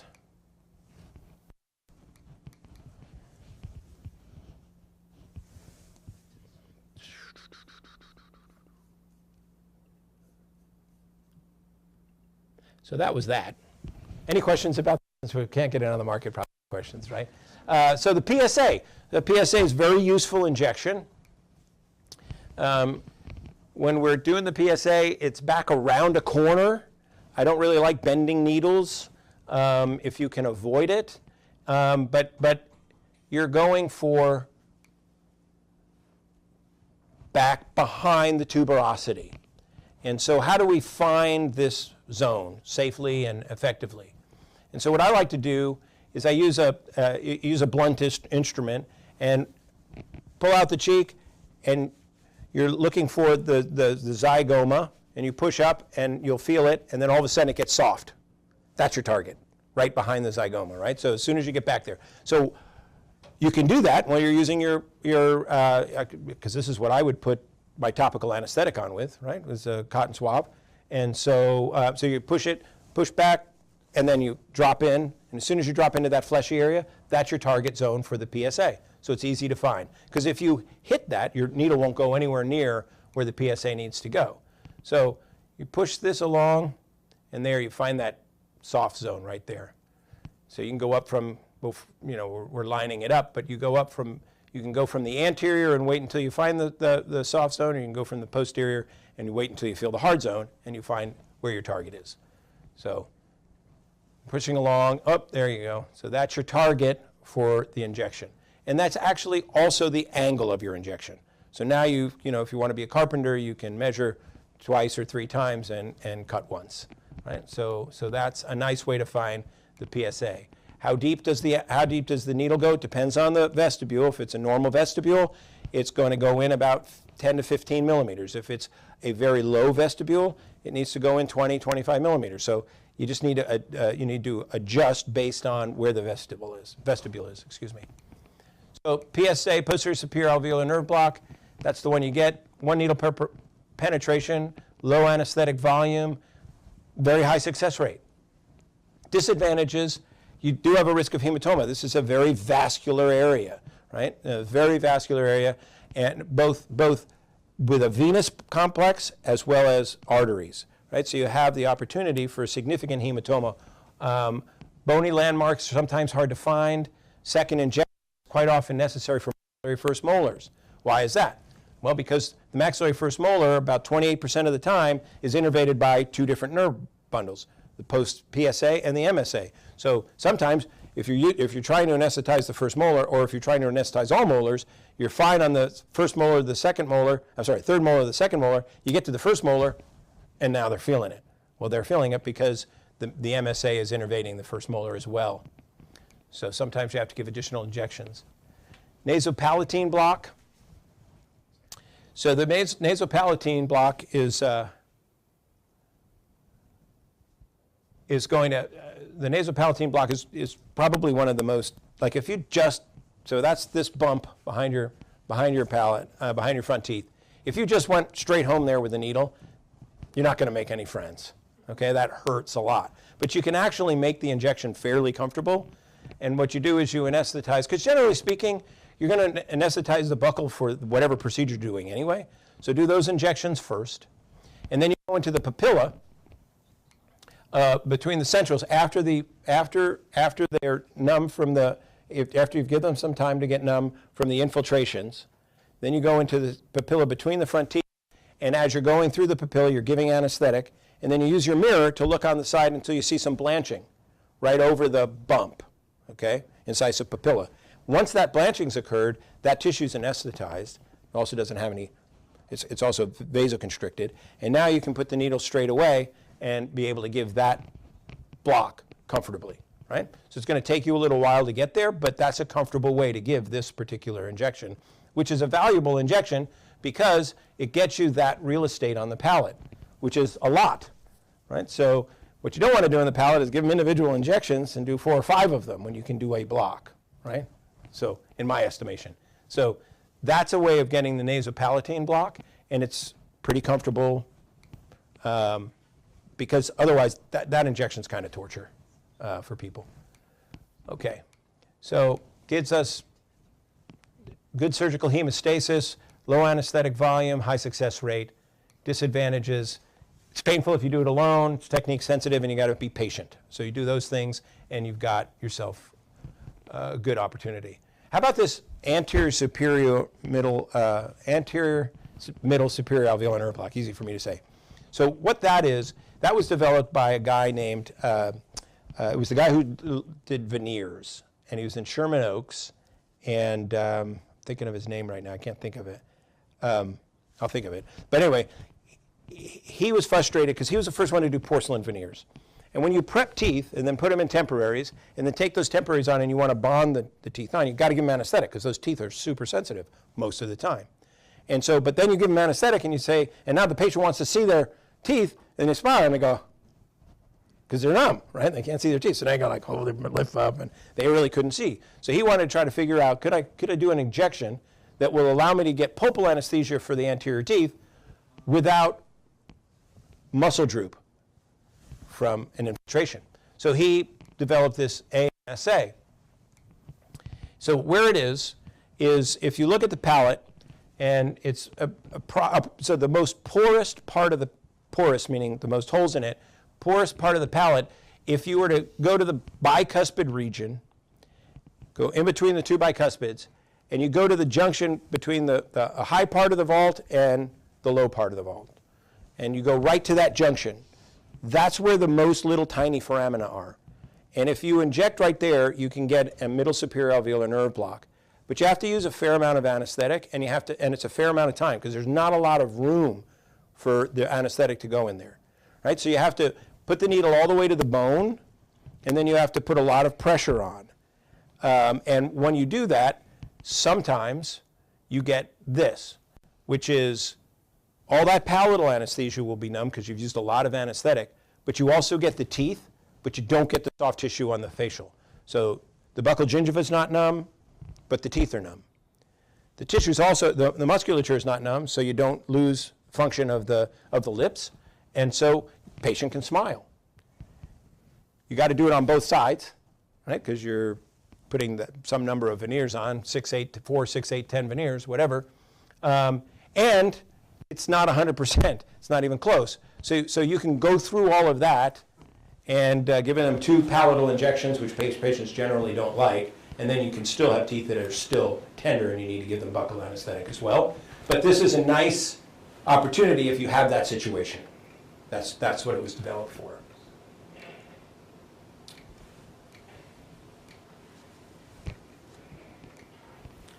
And you're going to get, so the anesthetic, and this goes to the midline, doesn't go past the midline. And so if you want to get it on both sides, you have to do both sides. So it would really be 2 needle penetrations, low, and it's relatively low anesthetic volume. You need at least a half a cartridge on each side. So in order to do that, no facial or soft tissue energy, so you get a great smile assessment if you get that. Lot of multiple maxillary teeth in one injection. And the disadvantages, technique sensitive. It's a long injection time. I mean, it takes a long time for you to get that, and then you're straining the whole time. You could use one of those computer, like the wand, which is what he used when he wrote this paper, and that gives you the same amount of pressure you can give, but it gives it to you without you straining to do it. The beginning of the injection is painful. Supplemental anesthesia is quite often necessary.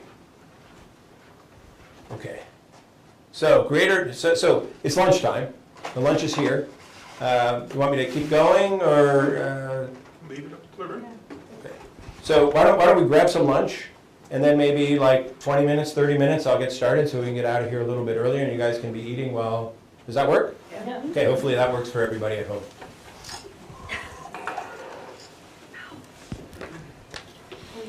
Good. I know exactly. I feel like I'm good reason. Watch online.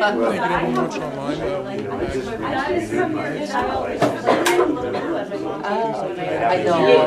Later comment in the chat box, and we'll get that out to the doctors. And if you're also wondering if we'll be posting this for later than we are,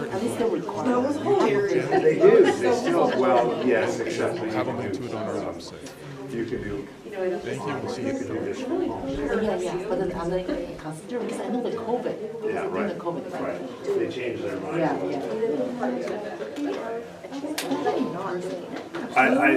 It makes me focus more. Yeah, me too. If I'm at home, I know. I'm making coffee and I'm Yes. going to the bathroom. I know.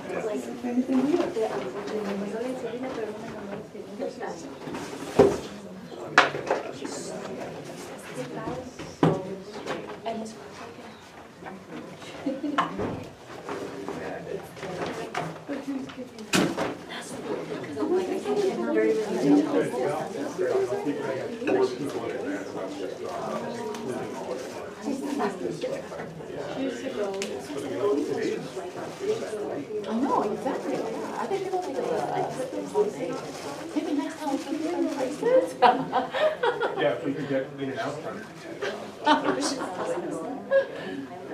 Be surprised. I don't want to push it, because we do it now, we do it really, I don't want to push it to the end of the next year. And if there are fish that are fried. But this is the trade-off you get between judging and research. Oh, exactly, oh, exactly. And that's what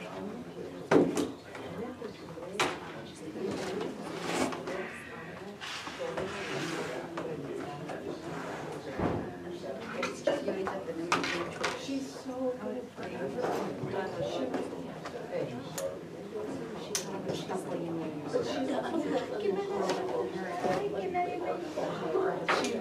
she like thinks it's a joke now. That's what we were joking, like she, that doesn't It doesn't bother her. that doesn't, but this does. Getting me up.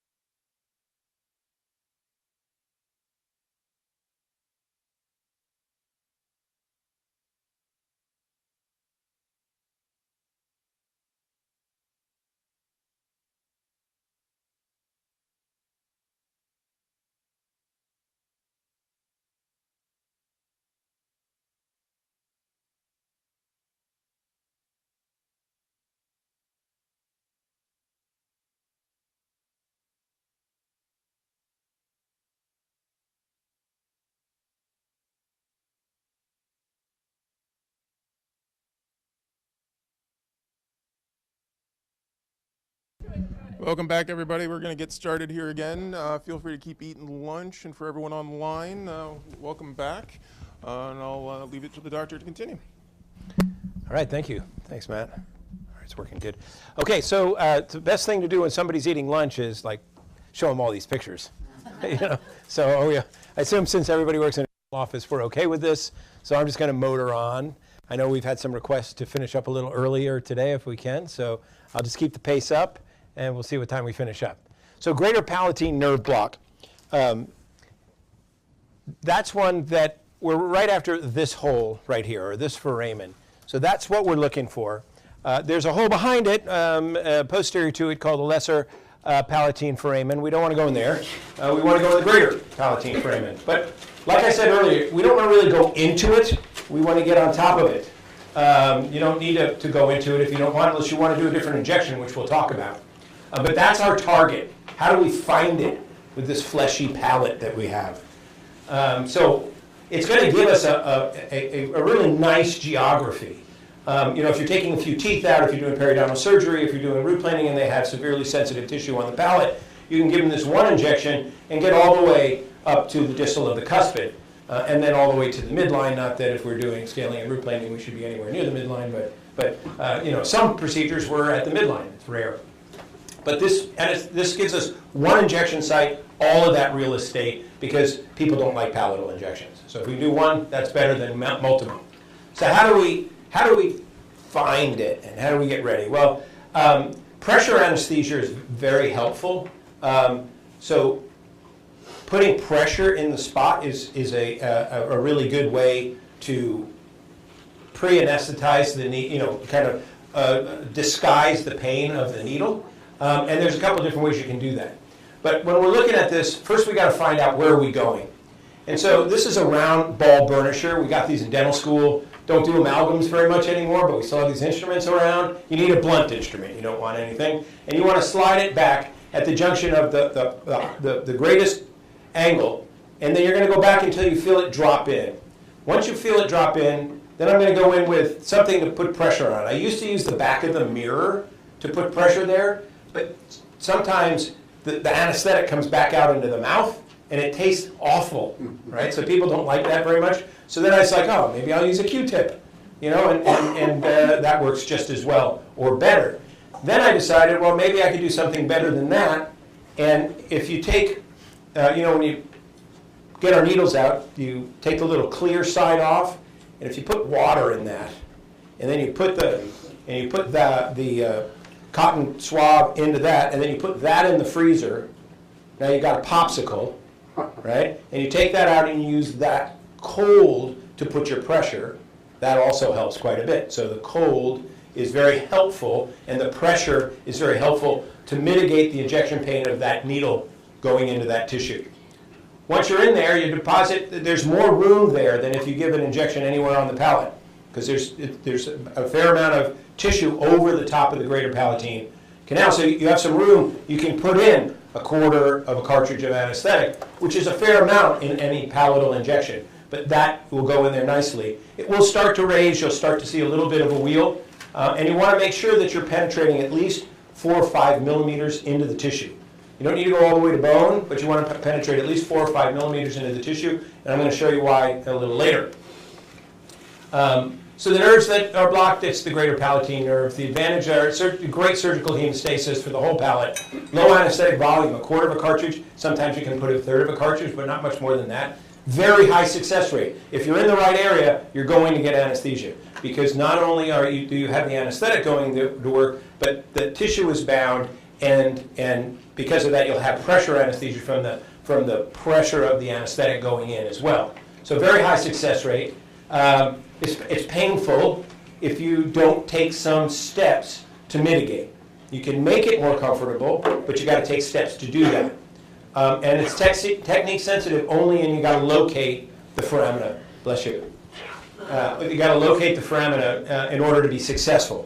Now, if you don't locate the foramina, if you're in the wrong place, you're still going to get some palatal anesthesia, but it's just going to be a little bit wherever that anesthetic goes. If you get it in the right spot, you're going to get a greater palatine block, which is very helpful. Okay, but now what if we wanted to block all of the half the maxilla, all the soft tissue, palate, facial soft tissue, the teeth, with one injection, right? So that's this V2 nerve block, right? So the fifth cranial nerve, the middle section of that, which is the maxillary section of the maxillary branch of the trigeminal nerve, a V2 block. And so this is a number of different approaches. The pterygopalatine approach, the high tuberosity approach, and extraoral. So I'm going to go over all three of those, and you can make a decision if you want to do any of them. Okay? So let's start with the most traditional one, which is the pterygopalatine approach. And we're going after the same canal. Okay? So that's our target. So we have to locate that because the needle is going to cannulate that hole. We're going to put the needle in all the way to about 4 or 5 millimeters from the hub. Okay? So what does that look like? Well, that gives you all of this anesthesia. You get 8 teeth, you get all the buccal tissue, and you get all the palatal tissue right to the midline. 1 injection, 1 cartridge of anesthetic. Sometimes less than a cartridge of anesthetic. Okay, but you got to get the needle into the right spot, and that's a little daunting. So let's take a look at that.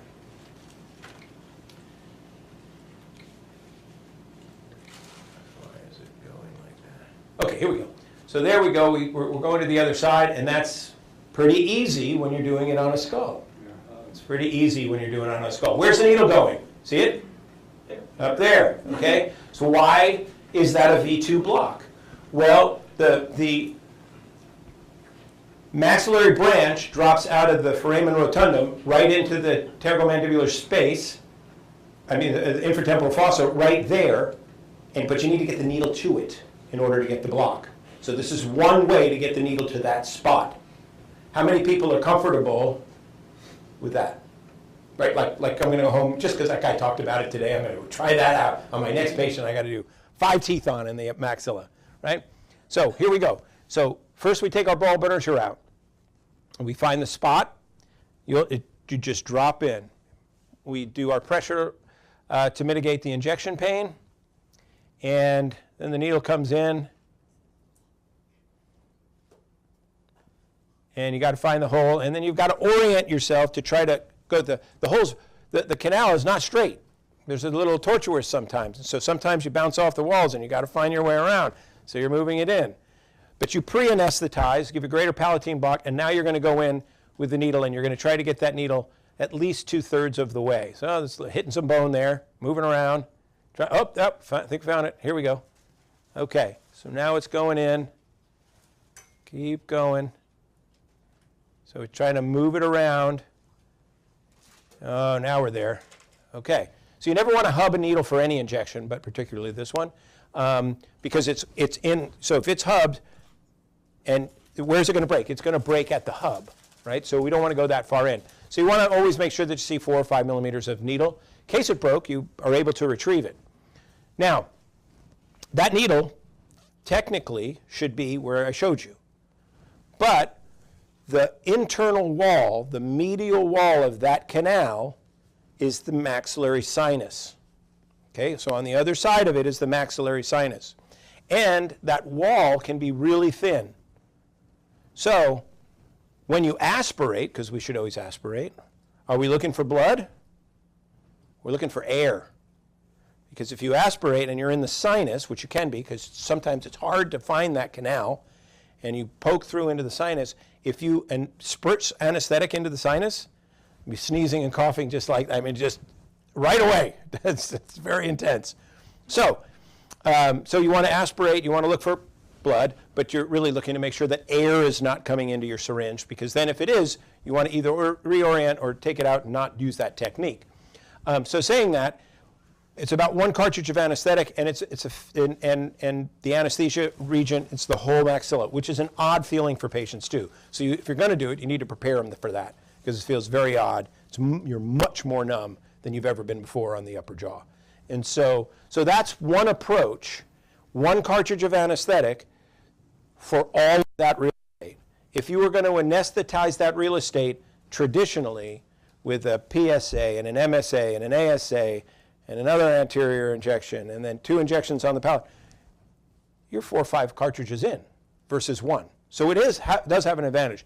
If you want to do it and you haven't done it yet, I would recommend you take an anatomy course, a surgical local anesthesia course, and we give them, and you get half a cadaver head, and you get to do it on that, and they don't complain ever.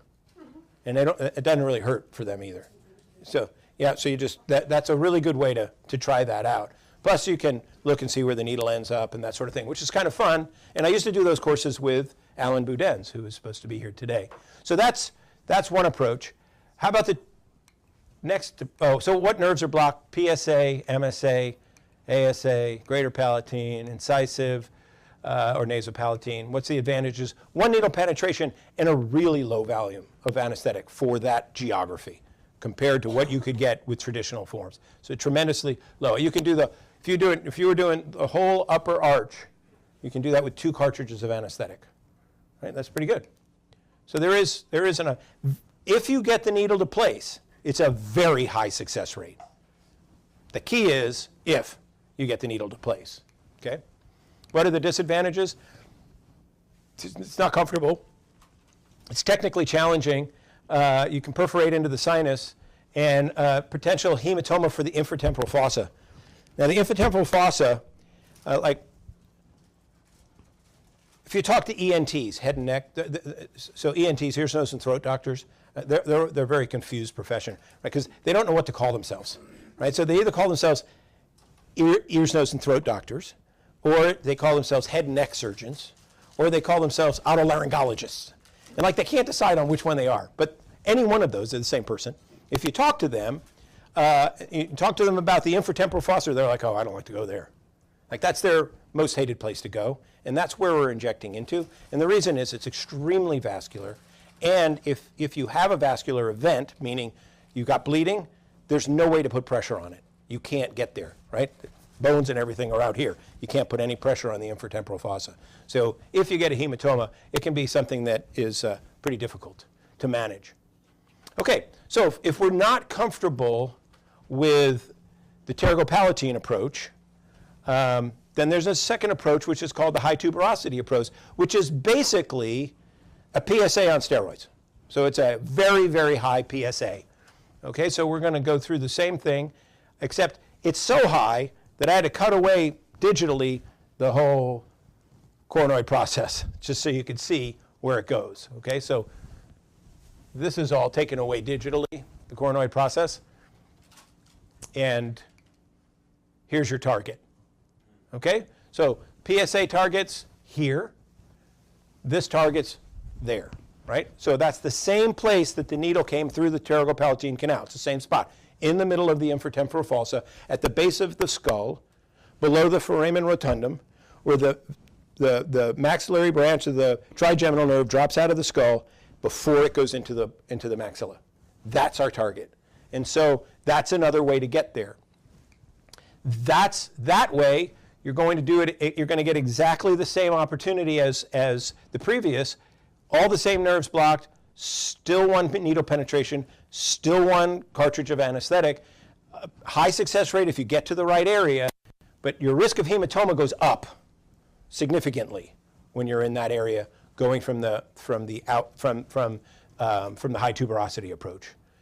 You don't have any bony landmarks, so you have to trust where you're going, because there's the infratemporal fossa is a significant amount of space, and you need to be close to the bone as you can, but you can't hit the bone because then you're not going to get there. So it's difficult because of a lack of bony landmarks. It's significantly easier than giving the previous approach. And you also get a lack of hemostasis for that injection. So there's one more way that you can do it. You can do an extraoral approach, right? So coming from the outside, and that one is pretty good. Mostly just used in the operating room. And your target is this space right here. Right? So how do we find that space? You trace your zygoma, so you can follow that. And then if you go down below it, where you can feel it gets a little softer, and then it gets harder again. It's not a big space, okay? But that is your spot. I've got mine right here. You can move your jaw and feel that it's moving. That's your spot. That plate behind there, pterygoid plate. That plate is our target. So we're going to advance our needle to that target. Then we're going to hit the target, and we're going to pull back and aim forward and move it forward. And that puts us into the infratemporal fossa. And then we're going to deposit our anesthetic. Now, that sounds fine and good. The problem is you need a 4-inch needle. Okay? So that's a problem. And then you're going to be using a plastic syringe. But the other thing you could do is that you could come out, find that plate again, and then go backwards, and what do you get? You get a V3. So from one penetration site, you can actually anesthetize the whole lower jaw and the whole upper jaw. Now, you're going to use a syringe that's a plastic syringe because we don't make 4-inch needles for our traditional dental syringes. So you can put more volume in, and if you wanted to do all of that, you would need more volume, probably 6 to 8 mLs. So if you ask a, sorry, I just got to run through this again. And that 4-inch needle is not going to be 27 gauge either. You don't want it to be 27 gauge. You want it to be like 23, 22. You know, you want a sturdy needle. You don't want it so. So when it comes to gauge needles, the higher the number, the smaller the needle. The lower the number, the more robust the needle. So that's our target, straight ahead. So you hit the plate, you move forward, and you go straight ahead. And so that's the extraoral approach.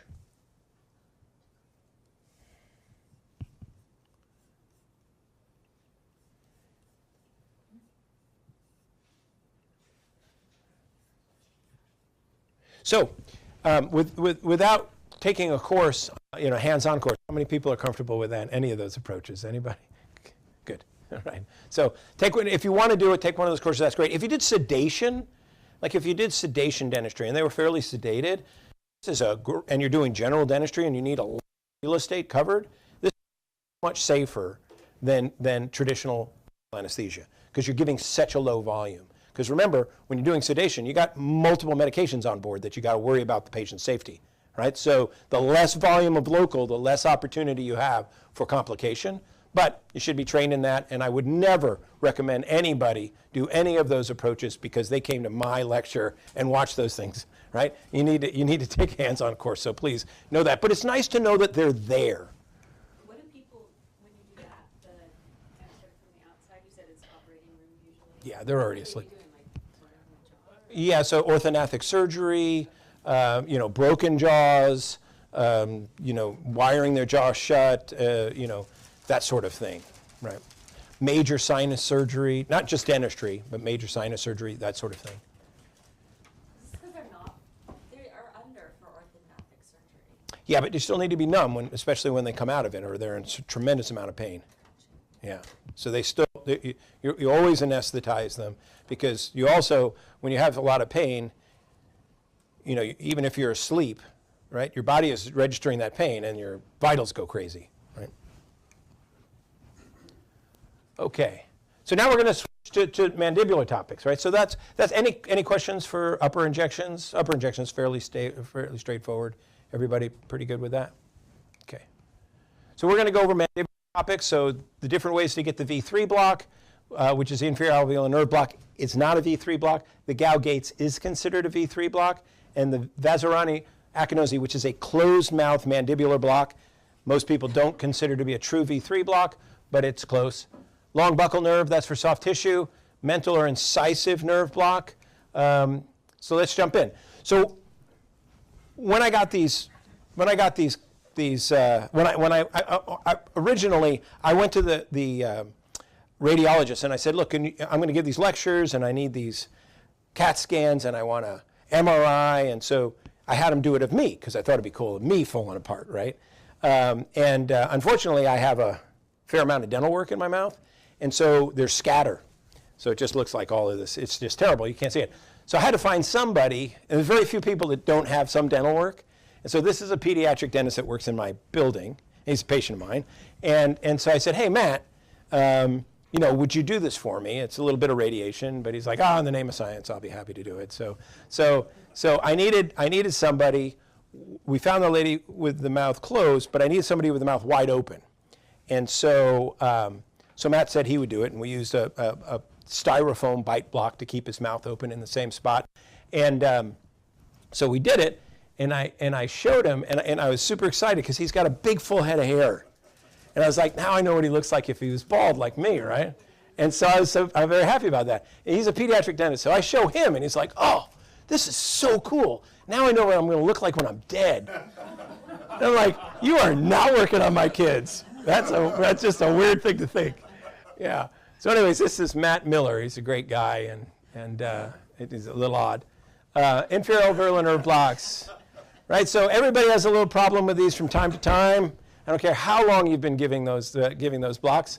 We all have trouble. It's kind of like the golf swing. It just never stays consistent. So the inferior alveolar nerve block is the one we're all taught in dental school. Of the three, it's the most technique sensitive. It's the hardest one, but that's the one we're taught. And so most schools don't teach a Gaugates. Most schools don't teach the Akinosi-Varazani closed mouth technique, and those are actually a little bit less technique sensitive. So why is it hard? Well, you know, if we could peel away the skin, that would be fine. But sometimes you open the mouth, and it's like a pink wallpaper in there. You know, there's fat, and they can't open very far, and you know, it's just hard. You can't see the pterygomandibular raphe. You can't see anything. And so, how do you do this injection if you can't find those anatomic landmarks?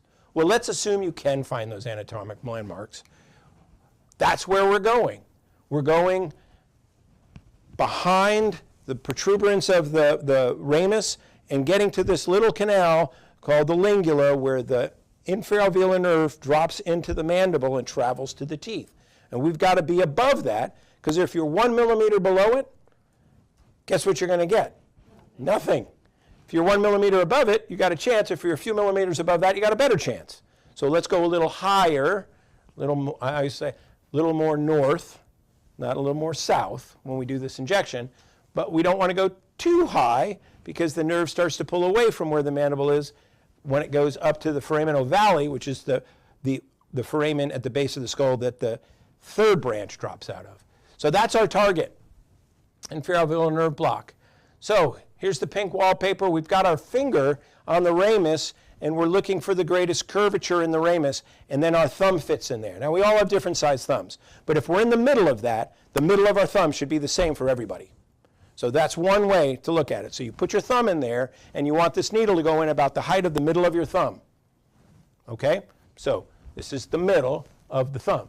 If my thumb's small and your thumb's big, the middle should still be the same. Okay? That's what I mean by that. Okay? All right. And then you have the pterygomandibular raphe. That's this line that's created when you pull the tissue taut. And you're going to go at the height of the middle of your thumb, back in the corner of that triangle, and you should be able to advance the needle until you hit bone, which with a long dental needle, you should have 4 or 5 millimeters less on the average adult. So that's one way of knowing if you're in the right spot, is how much needle is left. If you got half the needle left, you're probably not in the right place. If you go to the hub, probably not in the right place. So don't even inject there. You want to go until you hit bone where you have 4 or 5, 6 millimeters left of the needle to the hub. Okay? So that's a nice way to know if you're in a good spot to deposit the anesthetic. Does that make sense? Okay. Perfect. So what's the anatomy of this space? So the anatomy of this space, kind of nice to know that, right? We have, if we go down here, this is the pterygomandibular raphe. That's the junction of the buccinator and the sphenomandibular ligament, okay? So that's what the pterygomandibular raphe is. That's what we're looking for.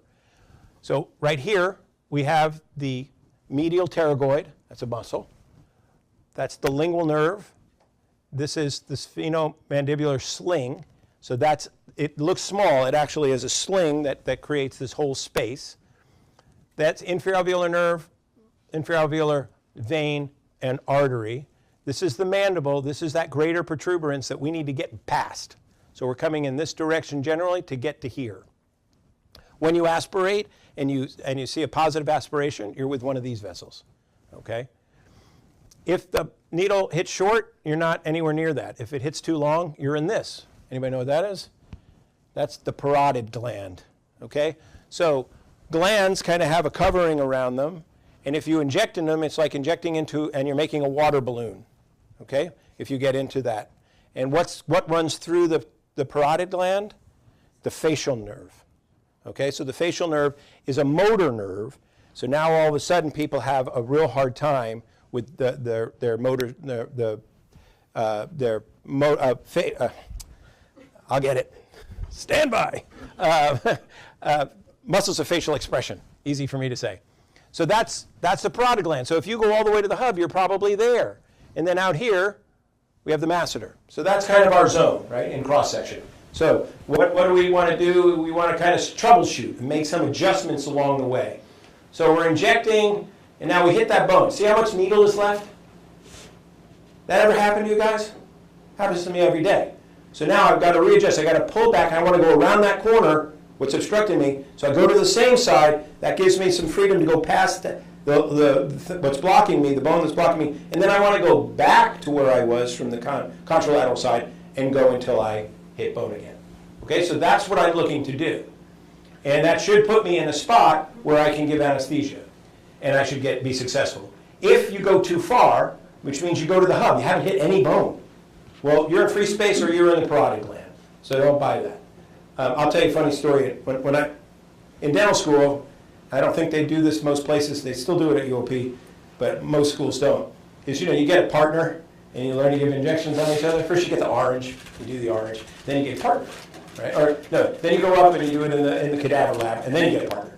And so we got there was three of us. And so you have the person giving the injection, the person getting the injection, the person assisting, and then you rotate, right? And so we're going to do our inferior nerve blocks.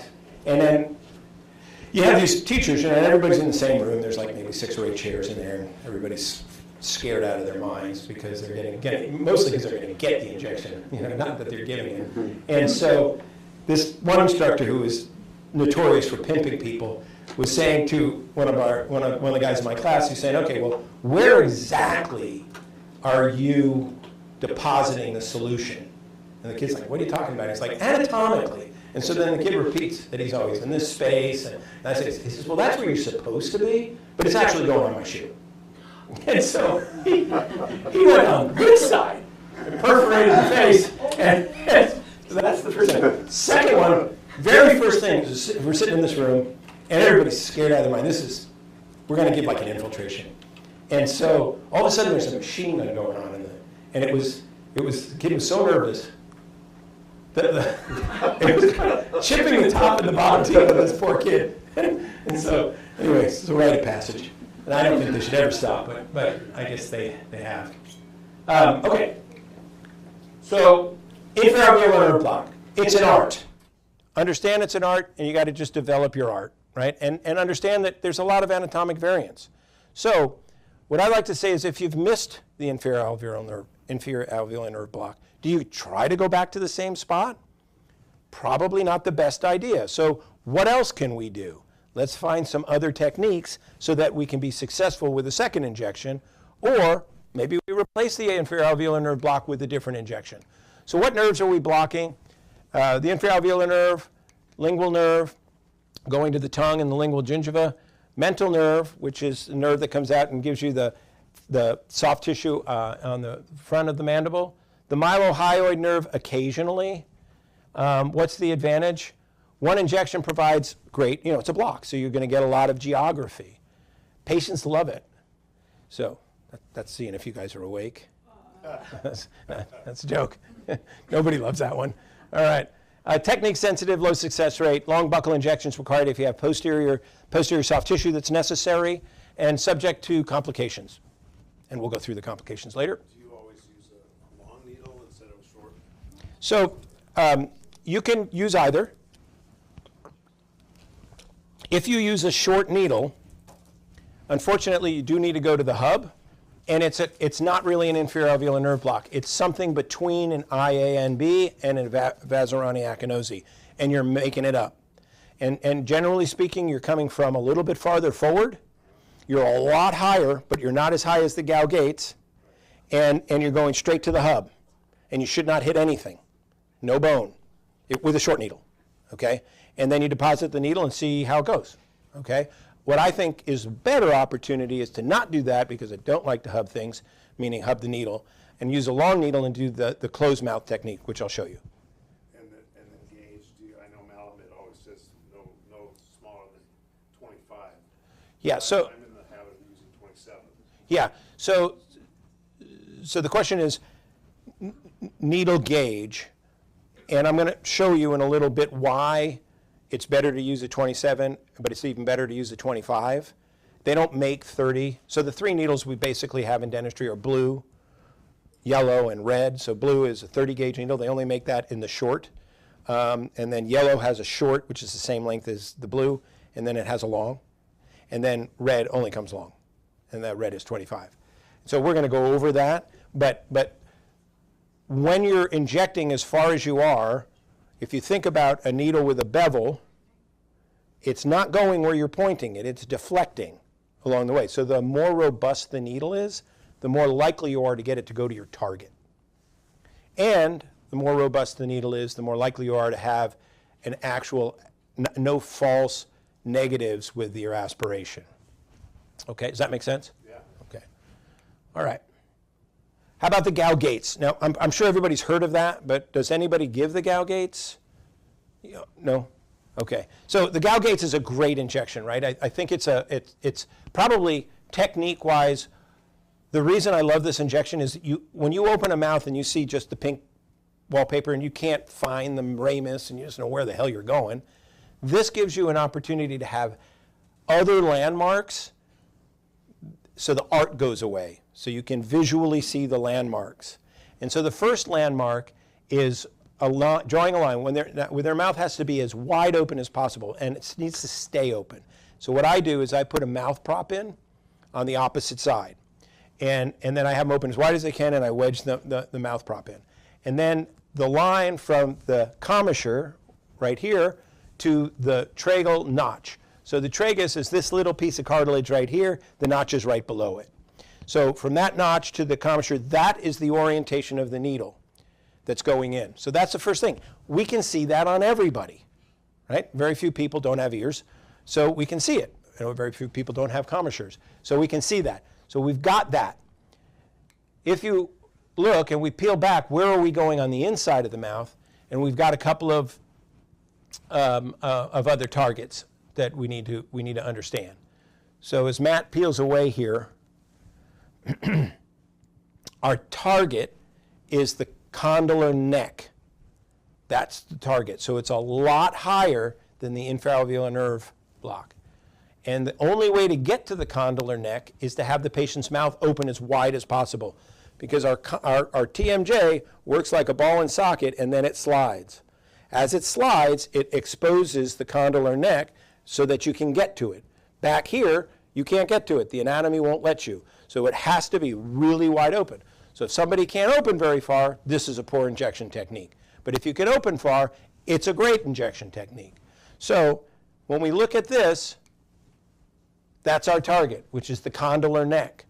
So if we want to try to find a height, that's the mesiolingual cusp of a second molar. Okay, so that's your height.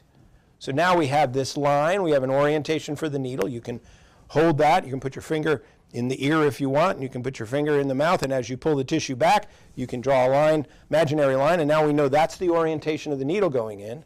Now the height of the penetration of the needle is the mesiolingual cusp of the second molar. Just got to remember that. Now we're going to go straight back until we hit bone. And that bone that you're hitting is the condylar neck. It's the only bone there. Now if you don't hit any bone, you're not in the right spot. Don't give the anesthetic. But you hit the bone, that's where you are. How far up the needle? About the same as a inferior alveolar nerve block. You should see 5 to 10 millimeters of needle left. That's it. If it's more than that, you're not in the right spot. You're not high enough, and you're down on the ramus. That's where we're going.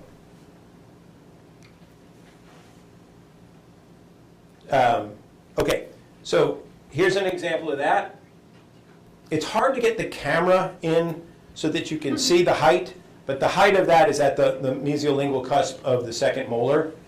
And you can see the orientation. You're going up, which is what you would get if you drew this line right here.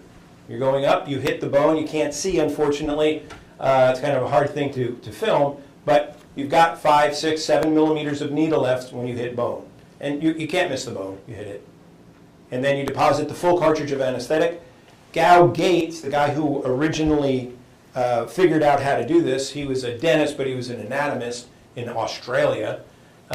He said you need 2 cartridges of anesthetic to make this work because the space is significant there compared to the space where we deposit the infraalveolar nerve block.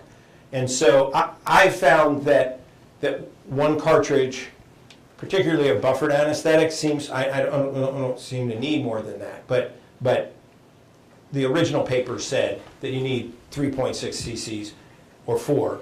I don't know if you knew this, but like outside of the United States, if you're in a British colony, the cartridges are 2.2 mLs. And you go to Japan, and they're 1 ml. And everywhere else is 1.7. Right? So you can kind of tell what paper is being written if you look into that, because you can tell how much volume they're giving. In Japan, it's interesting. You know why they're 1 ml? Because they charge by the cartridge. Oh. So lower the volume, more cartridges needed. Yeah, smart. Okay, so Gow-Gates tragus orientation. So this is going to give you a little bit of idea of the last. So we have this as an orientation. We have the height being the mesiolingual cusp of the second molars. Now, how far right and left do we go? And we're going to go to the opposite side of the jaw. And according to Gow-Gates, this tragus can either be flat against the patient's face, kind of in the middle, or like wildly divergent, means it goes this way. And that gives you an idea. Theoretically, it correlates to the flare of the condylar heads. Not so sure that that's true, but that's what he said based on a lot of dissections. So if it's flat, and then it's totally flat, unusual, you would go more anterior, kind of over the cuspid on the opposite side. If it's middle, you're kind of over the first bicuspid. If it's wildly divergent, you're getting back by the second bicuspid or the first molar. So that's where you're coming from the opposite side. And there's no manipulation like in an inferior alveolar nerve block. You're just finding your location and going home. So that gives you the last orientation. So theoretically, the flare of the condylar head is correlated to this tragus knot, or tragus. Okay. Can you put that back up? Yeah. That one? Yeah. You want the previous one too? What was it? It was. Right. Oh, jeez. Sorry. That's okay. I'm not going to give it to you because it's the end of that build. Right. Sorry, I got it. Sorry about that. Oh, here it is. That one. That one. Oh, yeah. I thought it was the end of a build, and when you build a slide, you have to click through to get to the things. Okay. All right. So summary. If we just go home memory, now this is one that I would try at home. Or maybe at your office. Probably better than home. Do it on your kids. I don't know. Maybe that's bad. So first step. Open as wide as you can. This is a mandatory step. Use a bite block. The other thing is, if you can leave them open for a little while after the injection, like a minute or two, that's going to help dramatically. Because the condyle is translated forward, and if you let them go right back and close, you're increasing the space and getting the anesthetic an opportunity to go further away from the nerve. Okay? So if you keep it open for a minute or two, the longer the better. That's good. But to give the injection, use a bite block. Step 2, the x-axis. That's this line from the commissure to the tragal notch. That's the x-axis. The y-axis, or step 3, is the height. That's the height of the mesiolingual cusp of the second molar. Beginning of the third molar. Anywhere in there, that's your height. It's very high up. Step 4 is the z-axis, if you will, and you're identifying the flare of the tragus to give you an opportunity to understand where you want to come from horizontally. Okay. So here's the summary, right? What nerves are blocked, right? We get remember this is a V3 block. So we're going to get the IA, we're going to get the lingual, we're going to get the mental, we're going to get the mylohyoid, like 100% of the time, and we're going to get the auriculotemporal nerve. Now, that's one that we don't get on any other injection in dentistry, and it's important that you know this because the auriculotemporal nerve wraps around the condyle, comes out to the tissue, and it innervates the back side of the head here. So imagine the patient getting an injection, and you don't tell them, oh, by the way, your whole head's going to feel numb. Right? Now it's like, wow, what did you do? Right? So you want to let them know. This one, when you get numb, you're going to feel numb. The whole lower side of your face is going to feel numb, and it may feel numb behind your ear as well. And then when it feels that way, they're like, oh, I'm really numb, right? And so they got a lot more confidence too. But you need to know that the auriculotemporal nerve is innervated. The long buccal nerve's only about 75% of the time, so a lot more than the IA, which is almost 0, but about 75% of the time. One injection gets you all the branches of the 5th cranial nerve, 3rd division. Higher success rate than in IA and B. Lower incidence of trismus. There's not really much to inject into their musculature, and there's not very much vasculature there. So the 2 reasons for trismus are injecting into muscle, or 2 of the reasons for trismus, injecting into the muscle and getting a hematoma. You got less opportunity for both of those with this injection. Disadvantage, technique sensitive, only because of the learning curve. Once you've learned it, it's actually easier, and it's much more consistent. Longer latency period, that's debatable. And then generally requires more volume. Again, debatable, but that comes from the studies. Also, 25 gauge long. You can use either because they're the same length, but I always recommend a 25. I'm going to show you that later that gauge doesn't have any indicator for injection pain, and so you might as well use the biggest gauge you got. And this injection might be less painful than the inferior alveolar. So, well, it's less painful because you're not moving around, and all of these things, but you can mitigate all of that. We're going to go over injection pain and mitigation opportunities for all of that. But yes, I would agree with you. Of the 3, this is probably the least. The most comfortable is the closed mouth technique. So some say that Akinosi came up with this. Some say Verrazani came up with this. I say let's give them both credit. So Akinosi, Verrazani, nerve block, but it's the same thing. It's just 2 different people. So this is a closed mouth technique. So where would we want to use this? If you can't see the anatomy, like the pink wallpaper, that's a great opportunity. How about somebody who, you open your mouth? They barely open, or they're swollen, right? And they can't open their mouth. How are we going to get those lower teeth numb? So one of the reasons people can't open their mouth is because they have some trismus or they have some muscle spasm, and you give them a little local anesthetic, and for a while they can open their mouth more. So after you've given them the anesthetic, sometimes their mouth actually opens more, which makes it easier to do dental work. I don't know if you guys knew that, but I like people that can open wide, if I can get it. So here's your target. So does that seem a lot higher than the inferior alveolar nerve, and it seems a lot lower than the Gau-Gates, right? So it's right in the middle. And so that's where we're going, and that's where the needle is going too. So if we want to understand, or we want to have our best shot, it's the mucogingival line of the upper teeth. That's our direct, that's going to be one of the things when we look in the mouth and their mouth is closed, there's not a lot to look in. Right? It's kind of cheeky in there, You're looking in there and everything's collapsing. So, but you can always see the mucogingival line of the upper gingiva, and we're going to travel parallel straight back. So that's what we're going to do. And we're going to go between the ramus and the tuberosity, and we're going to go straight back. So here's kind of what it looks like. If you want, you can use, if you take photography in your office, you can use one of these mouth retractors. That helps. And then that little lit up spot in the back, that fleshy spot in the back, that's our target. But we can't see that way. And if you use a mirror, by the way, you pull it back with a mirror, tissue folds over this way, tissue goes this way, you can't see. This makes it a little bit easier, but it's still a blind injection. and there's no bony landmarks. So we're going to go parallel to the mucogingival line, and we're going to go straight back. And that's our orientation right there. And now, do you want to scrape along the tissue? No, because that hurts like hell. Okay, and they jump. Jumping's bad. And so you want to be away from the tissue, but you can't be too far away because then you're going to run into the ramus. So you got to find a happy medium.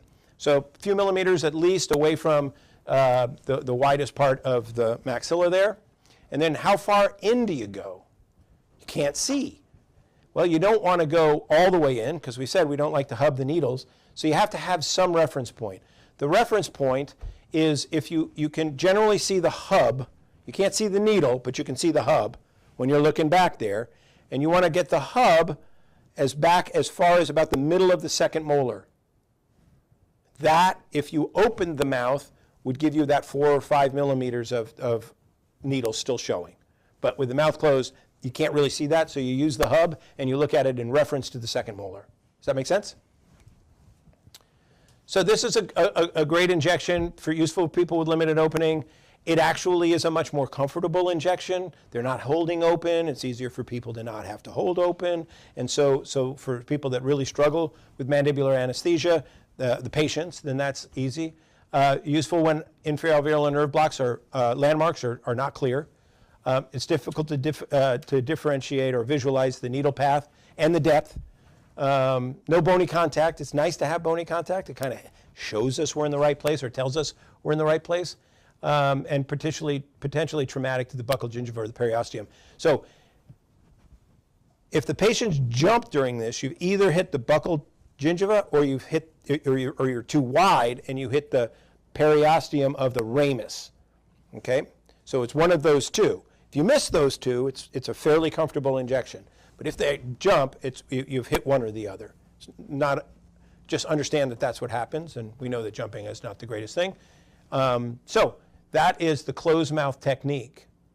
So troubleshooting, if we look at, like if you have a Panorex, sometimes you can get some information. But when we look at this mess here, normally when you look at an anatomy textbook, green is lymphatics and blue is veins and red is arteries. These are all nerves. So the blue is the inferior alveolar nerve, green is the lingual nerve, and red is the mylohyoid nerve. And so these are all important because mandibular teeth turn out to be innervated by all of these nerves, especially the mylohyoid nerve. So you can have, this is where the inferior alveolar nerve goes in normally. You can have a higher entrance as well. It's called a bifid. You can have two entrances. So if you got one and didn't get the other, they're not numb. They're going to feel numb, but they're not all the way numb. That's unusual, but it happens. You can sometimes see that in a good Panorex. So it's good to look. But the mylohyoid is one that's even more important. So inferior alveolar nerve, what I like to say is the anatomical variance is that damn lingula, which is the hole. Where is it? Where's the foramen? We said it already. If you're a millimeter below it, no work. If you're a millimeter above it, better. If you're a few millimeters above that, even better. So if we're going to go higher or lower, which do we pick? Higher. If we're going to go east or west, which one do we pick? West, right? Further away, right? That's better, but you still got a contact bone. So that's helpful when you're looking around for things and you're kind of moving your needle around trying to find your target. So that's your bifid. And then if you kind of look here, that is the difference in the height of the different injections. So you can see, the reason I like to show this is if you start here and you're unsuccessful, don't go back here. If you're going to go back here, go higher, go east or west, but don't go back to the same spot, or go a lot higher, or even higher than that. So we have other ways of getting people numb, not just the inferior alveolar nerve block. So it's really good to practice these others because they're really nice to have, especially when anesthetic fails. Or especially when somebody says, you said, are you feeling numb? And they're like, no, I don't have anything. Don't go back to where you are. Go somewhere else and use one of these techniques because that will help you out dramatically. All right, and if you look at the skull, it's the same thing. You can see how much higher in the average person, this is an inch higher, We usually talk in millimeters, but this is a lot higher than this. So there's a lot more opportunity if we go higher, okay? Okay. So the mylohyoid nerve this is really interesting. So if you look at the mylohyoid nerve, there's a motor component to the mylohyoid that innervates the muscles of the floor of the mouth, and that's what most of us thought it was. But there's also a sensory portion of the mylohyoid nerve, and that innervates the floor of the mouth, but it also innervates teeth. And the retromolar foramen when cone beams came out, they had to find some studies to do. So this guy in 2011 took a look at CBCTs, and he looked for foramina behind the distal molar, whatever that molar is, first molar, second molar, third molar. And he found in 25% on CBCTs you could find foramina or holes. The mylohyoid, it turns out, innervates 60% of mandibular teeth. 60%. That's a lot. Best site to anesthetize the mylohyoid. So I was taught a mylohyoid injection is you inject into the floor of the mouth, because it's right in the mandible. You go down, all the way down into the corner, and it didn't do anything except have them have a hard time swallowing afterwards because the floor of the mouth muscles weren't working because it's a motor nerve there. But higher, it's a sensory nerve. So you can go to the retromolar foramen to anesthetize it, and I'm going to show you how that is. And this is what happens. You're working on a tooth, let's say it's a lower first molar, okay? And you're drilling on that tooth, and everything's fine, and you get to the facial, and they jump. They have been fine. You completely reduce the occlusal, you reduce the lingual, you reduce the proximals, and you get to that facial, and they feel it. And you're like, what the hell was that? What the hell was what? I just felt that. And then you're like, oh, they're running out of anesthetic. It's not that. It's the mylohyoid nerve. I mean, it innervates the teeth in odd ways. And so this nerve, this is all motor nerve down here. This is sensory nerve, and that's where it's accessed, is right behind whatever the distal molar is. So the place to inject is behind the terminal molar. And you need to inject into the attached tissue. Now, you know if it has a third molar, there's very often not a lot of attached tissue there. But if they're missing their third molar, there's usually attached tissue. Sometimes it's cheek that comes down there. And if it is cheek, it's a little harder because you want some resistance. You want to give a few drops, and it feels like you're giving anesthetic into the palate, right? You have to put some pressure on it. But put pressure on it for 15 seconds and then go right back to because it's pressure anesthesia. Now you can go right back to that spot and they'll be completely anesthetized. If you have a hard time with somebody that feels really numb, but they're not pulpally numb and you've waited a long time, try this injection also, okay? Because the mylohyoid nerve has been shown to innervate 60% of mandibular teeth. So that's how you anesthetize the mylohyoid nerve. Fantastic opportunity to get rid of some really frustrating situations. Long buccal nerve.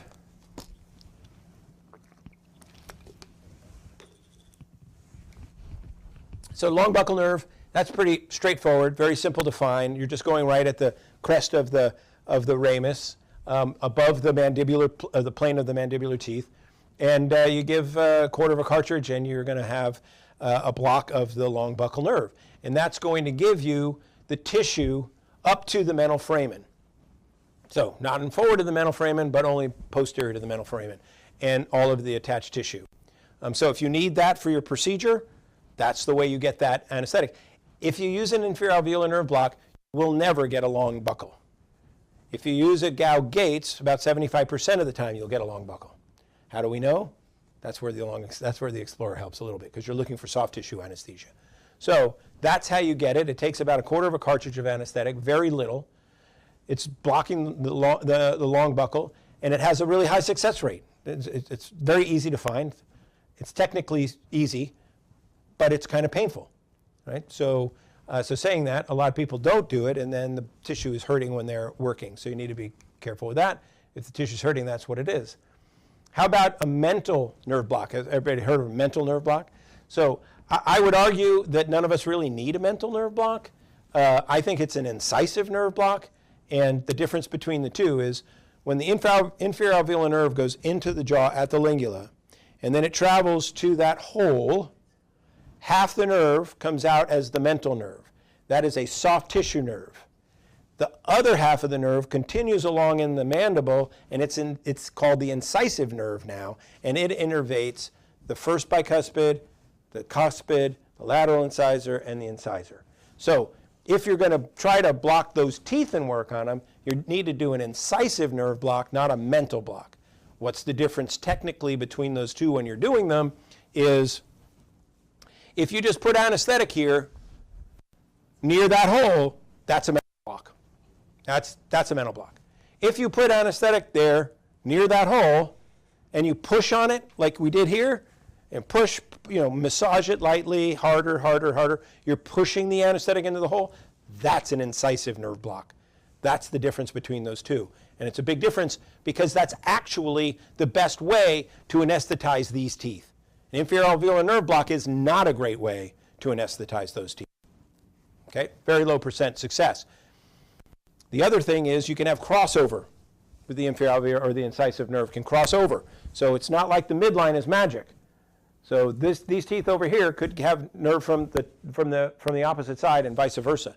So this is a nice adjunct to those. The problem with this block is that it only anesthetizes soft tissue on the buccal surface, not on the lingual surface. So if you need that, you either need to do a lingual infiltration or you need to do a lingual nerve block, which you might as well give the inferior alveolar nerve block, get the lingual block, and then you can add this if you're struggling to get them all the way numb all the way to the midline. So the other thing that's nice about this is you can find that hole on a Panorex. Now I wouldn't recommend you look for the hole on a PA, right? Because which way are we oriented, right? But a Panorex is showing us exactly where it is. So that's the X-ray that you'd want to use, or a CBCT. Of course, that's even more accurate. So the mental nerve is terminal branch of the inferior alveolar nerve. The incisive nerve is also the terminal branch. Those are the two branches. Most times we really want the incisive nerve. And so high success rate, technically easy, targets visible on a radiograph. Also, back to what I said with the infraorbital, you do not want to cannulate this foramen with your needle. You just want to get it in the region of it, and then you want to push on it. And like I said, you start easy, and then you increase your pressure, and that, tell them you're giving a massage, and it's part of the surface, and they love that.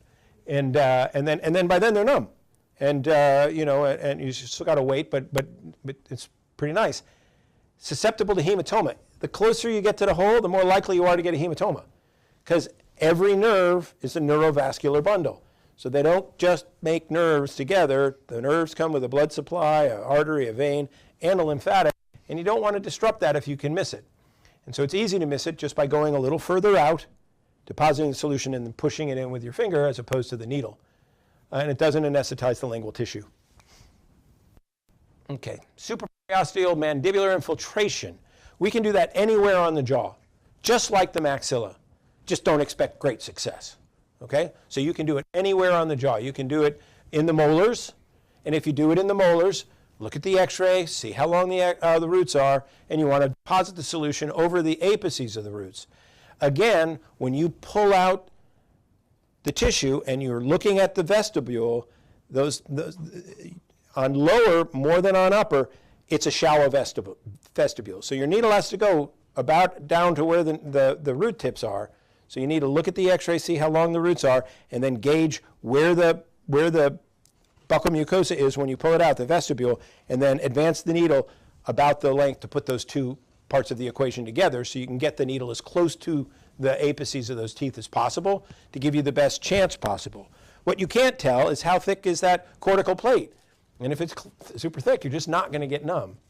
Okay? But some people like to do. You got a short procedure or something like that, and and you don't want to get them all the way numb, or sometimes it's I don't like inferior alveolar nerve block, so maybe I'll just try this infiltration. And you shouldn't expect high success. What should you expect? According to the literature, if you use articaine for this injection, there is very little literature on any other anesthetic. It's a 30 to 40% success rate. For pulpal anesthesia, you'll get soft tissue every time.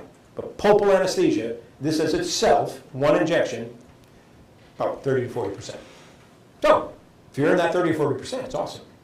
But if you're in the 60 to 70%, it sucks. Because now you got to give them a block too, if you want those teeth numb. Or you can use a different technique, which we'll go over in just a few minutes. Okay, now supraperiosteal infiltration in the anterior regions, that's a good choice because the mandible's thin there. And the cortical, the thickness of it is also low. So you have a chance of getting the anterior teeth numb. You could also give the incisive block for the anterior teeth.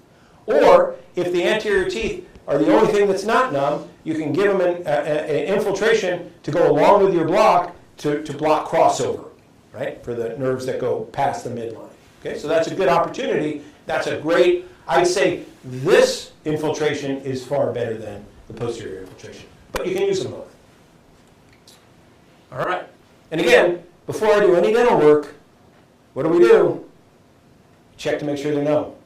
Right? So we're using endo ice or electropulp tester or whatever, because especially with these alternative techniques that don't have 100% success rate, it is really nice to know if they're numb before you go. Okay, so teeth anesthetized, 1 tooth or so on either side of the injections, technically easy, lower success rate, moderate success in anterior teeth. So the success rate goes dramatically up for anterior teeth. And again, just like the mental or incisive block, doesn't give you any lingual anesthesia. So if you need that, you have to either give a lingual infiltration or do a lingual block. Okay, so supplemental techniques. So all us kind of, it's all failing. What else do we have? We have some other things. We have intraosseous anesthesia, anesthetic directly into the bone, periodontal ligament injection, PDL, intraseptal injection, intrapulpal injection. This is a list of different things that we have that give us the opportunity to have a little more control when we think we're losing control. Okay, so this is intraosseous anesthetic. And this is a technique using what's called X-tip. So X-tip has a little cannula, which is this white disc you see, and you put it on a slow speed. And the cannula has an insert that goes through that blocks the needle, so it's solid. And then you put it on a slow speed, and you push it on the tissue, and then you push it through the bone. So it goes through the tissue. It's called trephinating the bone. So you're trephinating the tissue in the bone, and then you put a set of cotton pliers on the disc, and you pull the handpiece out, and now you have a cannula that's directly into the bone. And now you put the anesthetic, take the needle, stick it into that hole, and inject, and you're injecting right into the bone. It's called intraosseous anesthetic. And inside of that bone, it's a big blood-filled space. So there's lots of blood in there to buffer the anesthetic, so it's actually very rapid onset. But it's not a long duration, because since it's a blood-filled space, the blood is taking the anesthetic away quickly. The other thing you need to know is that because it's a blood-filled space, it's like being in the circulatory system, so you generally don't want to use epinephrine because they get pretty severe tachycardia from that. And the epinephrine itself doesn't add too much duration because you're in the circulatory system. So this is like really good for, you can't get that pulpally involved tooth numb, and this is like a last effort to get them numb. And then once the tissue's out of the tooth, we have a longer working time. But this isn't something you'd want to use for like a crown prep or 2 or 3 crown preps. Okay, and so generally speaking, you want to go to the back side of the tooth that you're working on. Hard to do on the terminal molar. So you've got to pre-anesthetize the tissue. So you pre-anesthetize, and you've got to do it in attached tissue. So gums. You cannot do this in mucosa, because if you do, the mucosa wraps up in the burr.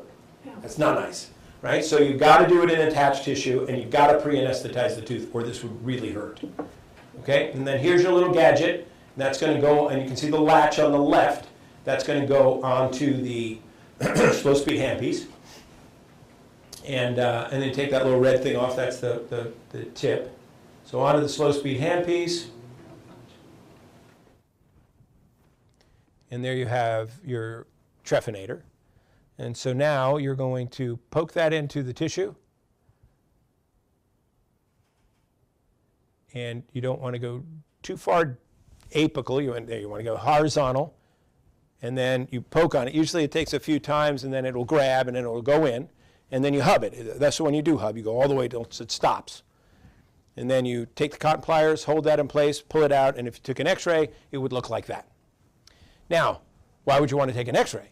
Because if you're not in the space between the teeth, you're in the root. So So you can't actually damage the root. So this is not a great technique if you have root proximity on the x-rays. So you want to look for that.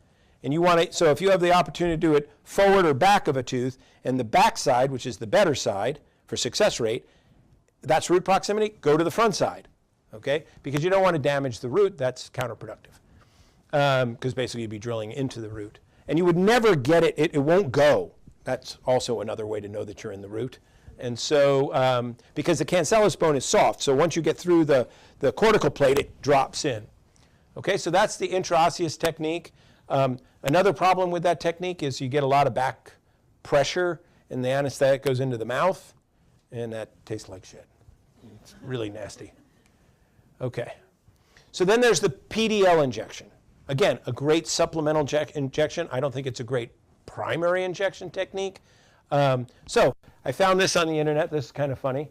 You know, I was looking for illustrations of this, or do I have to do it myself? Because you do want to bevel the needle at about a 45-degree angle, and you want to push the bevel towards the tooth, not the other way towards the bone. You want the bevel towards the tooth, otherwise it grabs when it goes in, and you're trying to wedge that needle into the periodontal ligament. Now it has to be below bone, because if it's above bone, it'll just go out into the mouth. It's got to be wedged in, and you have to have back pressure. If you don't have back pressure, you're not in the right spot. You're not going to get anything. So I think this is, you know, a cool animated video. So you don't want to do that, oh, you want to do this. And then if you keep watching, it's not an animated video. It's like this guy's hand's going to show up. Oh, there he is. Yeah. So that's a great big tooth and a guy's hand. And so you want to push it down into that periodontal ligament space, and you should have a lot of resistance when you're trying to pump the anesthetic in. Okay? The bevel is towards the tooth. Now, if this is a successful injection, one of two things happened. One thing that happens is the anesthetic goes around the periodontal ligament. Periodontal ligament, what is that tissue? If you look at it histologically, it's connective tissue. It's very dry. There's nothing in there to buffer that anesthetic, because remember, anesthetic needs to come up to 7.4. But if you get success, it's either going around and it's under pressure, and you've got pressure anesthesia, and you've got epinephrine that can also cause some of the strangulation of the nerve at the root tip, or there's holes in the lamina dura, right? The lamina dura, there's little holes, and then you get intraosseous anesthetic. So if you're successful, it's one of two things, and you can't tell which one. But if somebody has a pretty good tachycardia, it's the second one, right? Because it went into the bone. But that's when it's successful. So that's a periodontal ligament injection.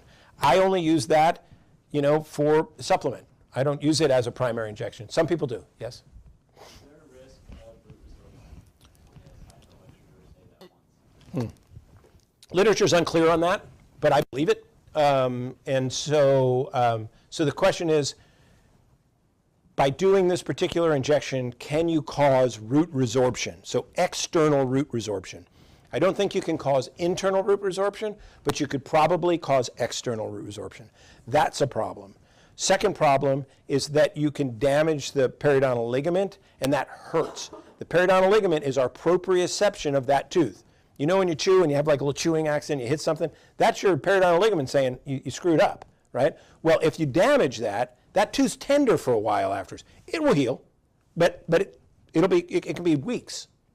The third thing is if you use enough pressure and it doesn't go into the bone, you're going to push the tooth up, and that's going to screw your occlusion up a little bit.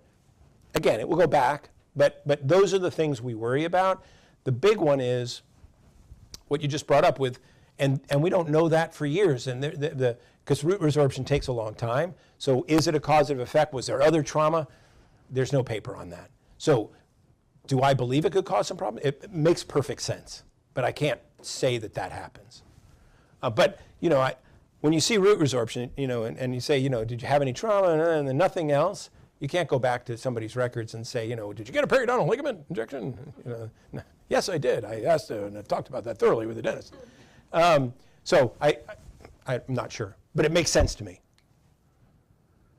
Now, another thing about periodontal ligament injections is if you have periodontal disease, you do not want to use this injection, right? Because most of it's an intraosseous injection. And if you're injecting into infected tissue and you're pushing it into a blood-filled space, that's bad, okay? So you can get osteomyelitis from that, so infection of the bone, and that's a bigger problem. So healthy tissue, not a lot of gum disease, you know, a little inflammation, probably fine, but because everybody has a little inflammation. But how do you generate enough pressure?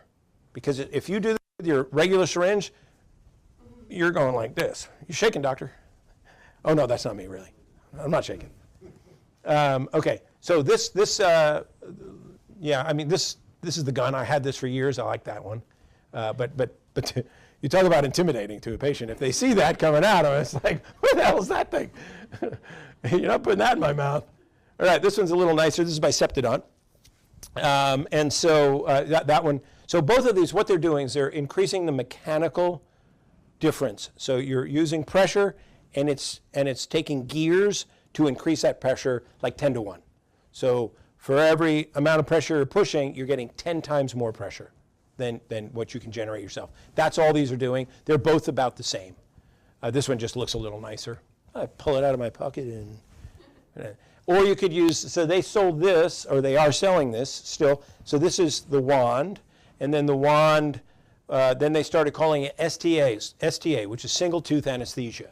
And so they were banking on strictly periodontal ligament injections. And what the computer theoretically tests or gives you feedback for is the resistance of the fluid going in. And so they originally developed that for palatal injections to be comfortable, and then they were like, oh, here's another way to use it. And so so whether or not it works, I don't know. It beeps when you're in the right spot. It says that you're in the right spot, and then it beeps, and then it goes nice and slow, which is also good. And if they're marketing it as this is your solution to local anesthesia, and periodontal ligament injections are at best 50% successful, right? So I can't run my practice that way. You can use this for other injection types too, but that's what they developed. So that's your armamentarium. I wouldn't use a traditional syringe. I would use one of the mechanical advantage syringes or one of these computer-aided machines. Then there's interseptal anesthetic. Interseptal anesthetic, so if we remember our anatomy, we got our teeth, and then we have the caul. Remember the caul? I call it the caul in here. And so the bone is like dished out between our teeth. So you have the cortical plate is high on the outside and the inside, and then it's lower here. And if you look at that, it's not cortical bone, it's cancellous bone. So it's got pores to it. So it's like giving infiltration on the maxilla that has pores. So if you can get the anesthetic into the caul, you can get it intraosseous anesthesia, and you can get the tooth nice and numb for a short period of time. And that's how you do it. And you're just doing it with a regular syringe. You can do it with anterior teeth as well. But there are drawbacks.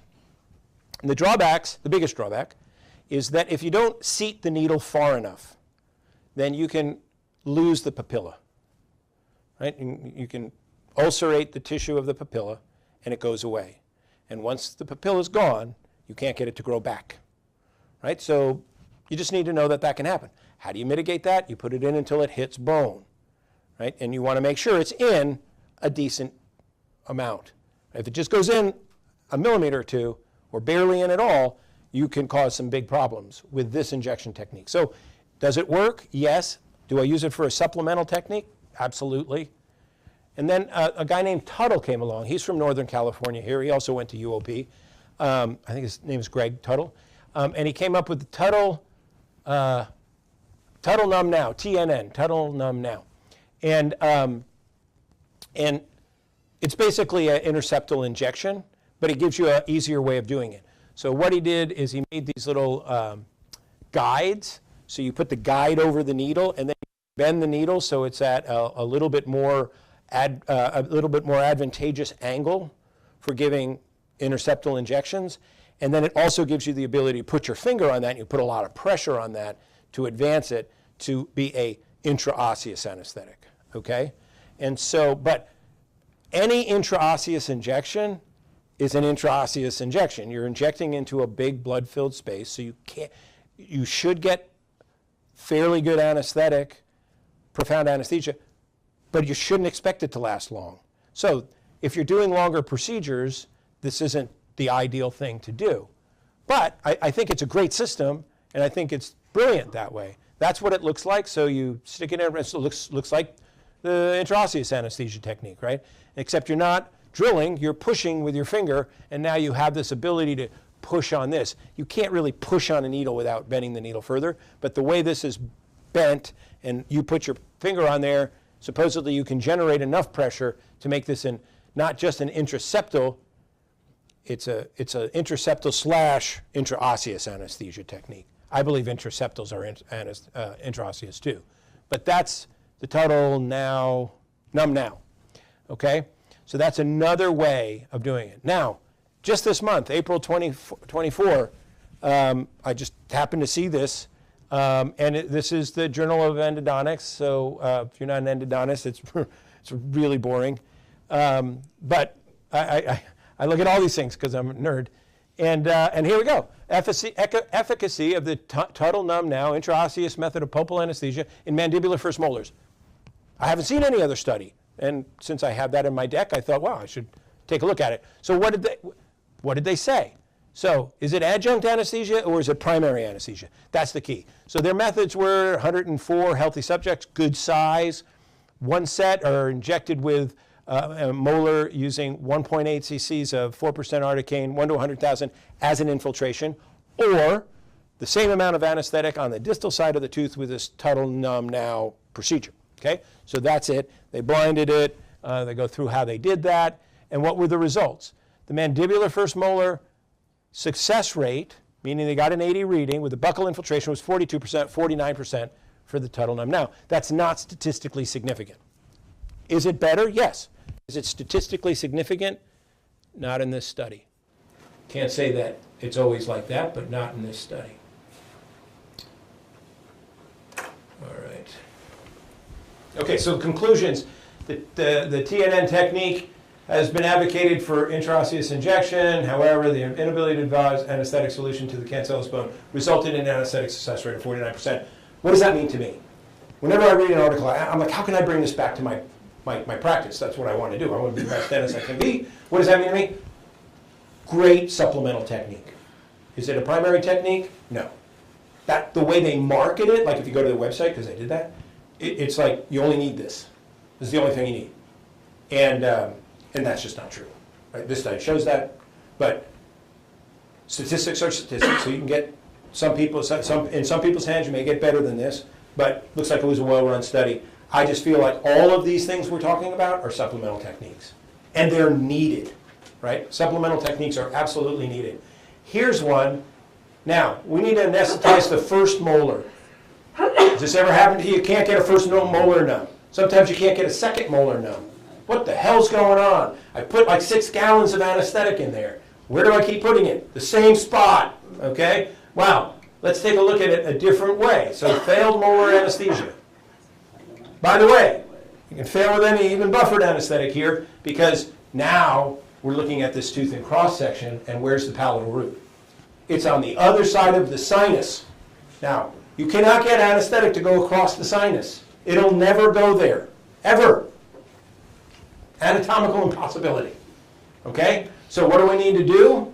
We need to put a little bit of anesthetic, but you see how high that is? It's really high. And it's not like where you would normally put palatal anesthesia to take the tooth out. You got to put it way up here, right at the vault. And so now we know, if you've given anesthetic and you think, man, there's just no way I'm going to give any more. Like you gave 2 cartridges, it's not getting numb. Give a few drops right in that area, they're numb. So you can look at the PA, but sometimes PAs will mislead you. Now we have these cone beams. This is a good reason to have a cone beam, I guess, right? Because even in this view, it doesn't look like there's a problem until you get to that view. And now you can see the problem. And you can see the problem in this view, okay? So really nice to know, if you don't have a cone beam and your upper molar's not getting numb, give them some palatal anesthetic. It'll work like every time. Don't keep giving them more and more cartridges. It's not ever going to go across the palate. I'm sorry, the sinus. And then intrapulpal anesthetic. So this is a last resort, absolute last resort. Only when we're doing root canals, you want to drill into the pulp just for getting them numb. You're already doing a root canal. This is a hot tooth. Only teeth with vital pulp tissue. So if you're doing a root canal and it's not vital tissue, it's not bleeding, never do this technique. Why not? Because the bugs that are in there are nasty. And if you put the needle in and inject hard, which you have to do, you're injecting all of those nasty bugs out into the bone. So, tooth looks like this. It's bleeding. Requires back pressure. So you stick the needle in there. And if you inject it and just anesthetic's flowing out, you're not in the canal. You need to get it in the canal and get it engaged, like the periodontal ligament injection. And then when you do, that canal, the tissue will go numb right away. And then it's not very comfortable, right, for the most part. And so what I tell people is, hold on. This is going to take about 5 seconds, but it's going to be a hell of a ride. And then I go. Now, there was a study done with buffered anesthetic and intrapulpal injections at the University of South Carolina Medical College or something. And what they did was because if you haven't gotten to the pulp chamber yet, and they're hurting, which is the way it happens, right? If they're not numb, they're not numb. Everything hurts with that tooth. They would put some buffered anesthetic in, and then they would take a Prophy cup and put it on like it was a little, like you were with the toilet, what are those? Plunger. And you're doing that. And then you could go like another millimeter or two, and then do it again. And then another millimeter or two, and do it again. And then you can get to the pulp, and then you can get them out, and then get them numb. And so that's a pretty cool technique. I've tried it. I don't like to treat those teeth. That's what I think endodontists are for. And I'm old, and so I don't need these problems. But that, when you're giving intrapulpal anesthesia, two things you got to remember. It's got to be vital tissue, never non-vital tissue, and you got to have back pressure. Okay? And if you want to try the other thing with the buffered anesthetic, give it a try. All right. So this is right below my house. This is Carmel Highlands. So pretty spot. Cloudy like that almost every day of the year. Like we don't get a lot of sun. So if you like sun, it's not the place for you. Okay. So complications. And so local complications as opposed to systemic complications. I'm an expert in this. And it's not because I'm a hack. It's because I'm the chief medical officer of this company, and we have to have one of those. And so I have to take every call. And when I get a call, it's always the complications from local anesthesia. And so I had to make myself kind of an expert on this. So I went to the textbooks, and there's a top 10 list. And so if you go to the textbooks, there's all of the textbooks that have a section on complications, and you put them if you put them into a grid, you're going to come up with a top 10 list. And it's not in the order of, so it says 9 out of 9. It's not in the order that they occur. It's in the number of textbooks that they occurred in, okay? So paresthesia occurred in all of them. Hematoma occurred in all of them. Trismus, 8 out of 9. Facial paralysis, 8 out of 9. Edema, 7. Infection, needle breakage, injection pain or burning during the injection, intraoral lesions, necrosis, ischemia, only 5 out of 9. And self-injury, 5 out of 9. So this is not to be confused with medical emergencies or systemic complications, which we'll go over a little bit of systemic complications before we leave. So then we developed a matrix. This is what the matrix looks like. And then you can explain what the complications are from local anesthesia. Now there are some other complications from local anesthesia, but they just didn't occur enough in the textbooks to make the grid. So the other complications, intravascular injection, okay, that's obvious. Tissue blanching. Now, that's not talking about blanching where you give the injection. We're talking about on the face. So you give the injection, all of a sudden their face turns white, right? And so that's called tissue blanching. And what you've done is you've usually hit the maxillary artery. And whenever you hit an artery has nerves in it, and they don't like to be poked or prodded, and so you hit them and they spasm. And anything downfield from that is going to turn white because they just don't have any perfusion anymore. The good news is they relax and they go right back. So don't panic when that happens. It is impressive sometimes, okay? Postoperative discomfort. Okay, I don't know how this didn't make the top 10 list, because I was taught in dental school, call every patient that you give an injection to. They're not listening to you when you're giving their post-operative instructions, so call them in the evening, see how the procedure went, check on them. And the barometer is, who do I call? Not call the ones you give anesthetic to. So I've been doing that for 40 years. And more often than not, in the past, I'd call them up and they'd say, oh, the tooth you fixed feels great, but, or he gave me that shot kind of hurts, or, my jaw's a little set. And I'd say, like, yeah, that's supposed to happen, and it'll be better in a day or two. And they'll be like, oh, okay. And so that, I would figure, would be the number one, and it would be in every one, but it didn't make the grid. But I think it's the most important one, right? Because we all experience that. Hearing disturbances, visual disturbances, excessive spread of analgesia, like I told you, if the back of your head gets numb, that can be scary. Sometimes people, have you ever had somebody say, oh, I can't swallow, I don't feel like I can swallow. That's an excessive spread of analgesia. It's not damaging anything, it's just scary for patients. Intraglandular injection, about as particularly the parotid injection. So, hold on.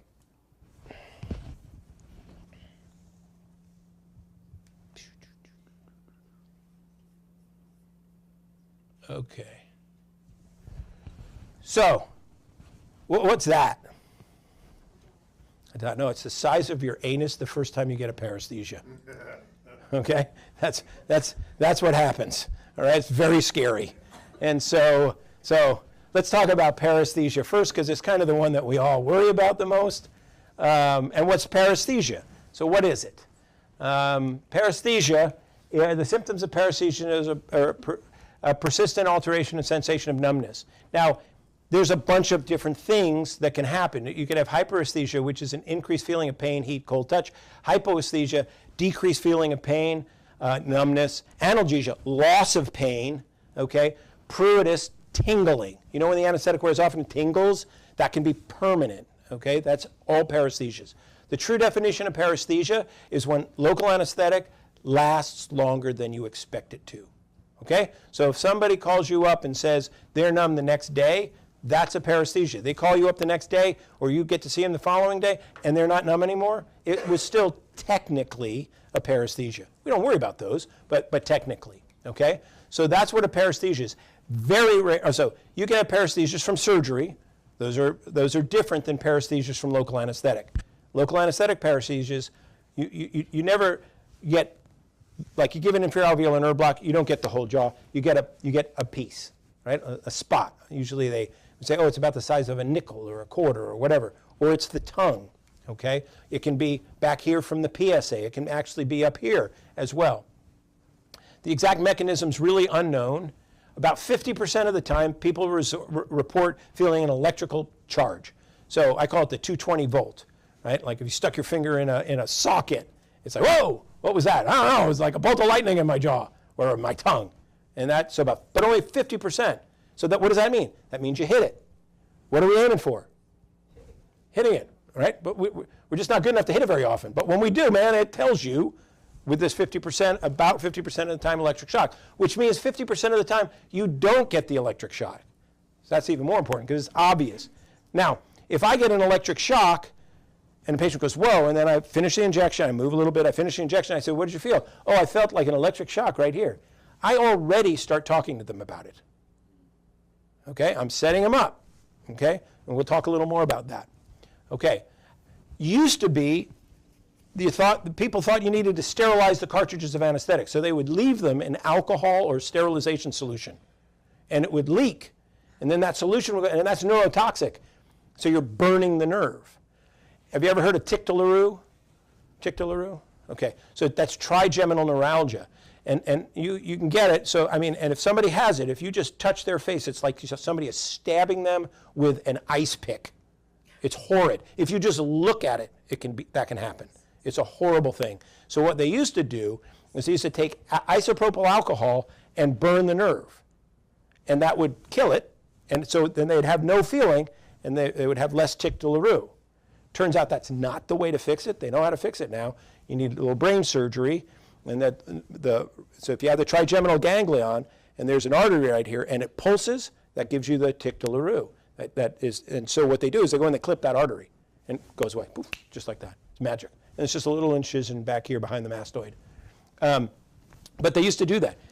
Alcohol and sterilization solutions are always neurotoxic, so don't put your anesthetic cartridges. Nobody does that anymore, but they used to. Okay, 4% controversy. I'm not sure about that 4% controversy. The statistics suggest that it's slightly more of the problem, but there's two different 4% solutions. Articaine gets the bad name. Prilocaine is also a 4% solution. Bupivacaine is a 3% solution, and statistically it has the least number of. So I don't know if concentration is what causes the problem. I think it's more mechanical than anything else, but there's a controversy, and I'm not here to solve the controversy. So prevention and management. Okay. Initial response. Now, who's going to hear about this first? Right. Is that you? Okay. I'm going to give you a lesson. I call up. Hi, what's your name? Alexis. Hi, Alexis. I was in to see the dentist a month ago, and my lip is still numb. The wrong response is, holy shit! That's not supposed to happen. That's the wrong response. The right response is, sorry that you're going through that. Let's make an appointment for you to see the dentist. That's the right response. Every time they call with a problem. So don't overreact. That's a big key. Dentists shouldn't overreact either. They overreact too. So I'm not just that initial thing, right? As long as you're calm, they'll be calm. Okay? Always want to speak, whoever gave the anesthetic, to the patient.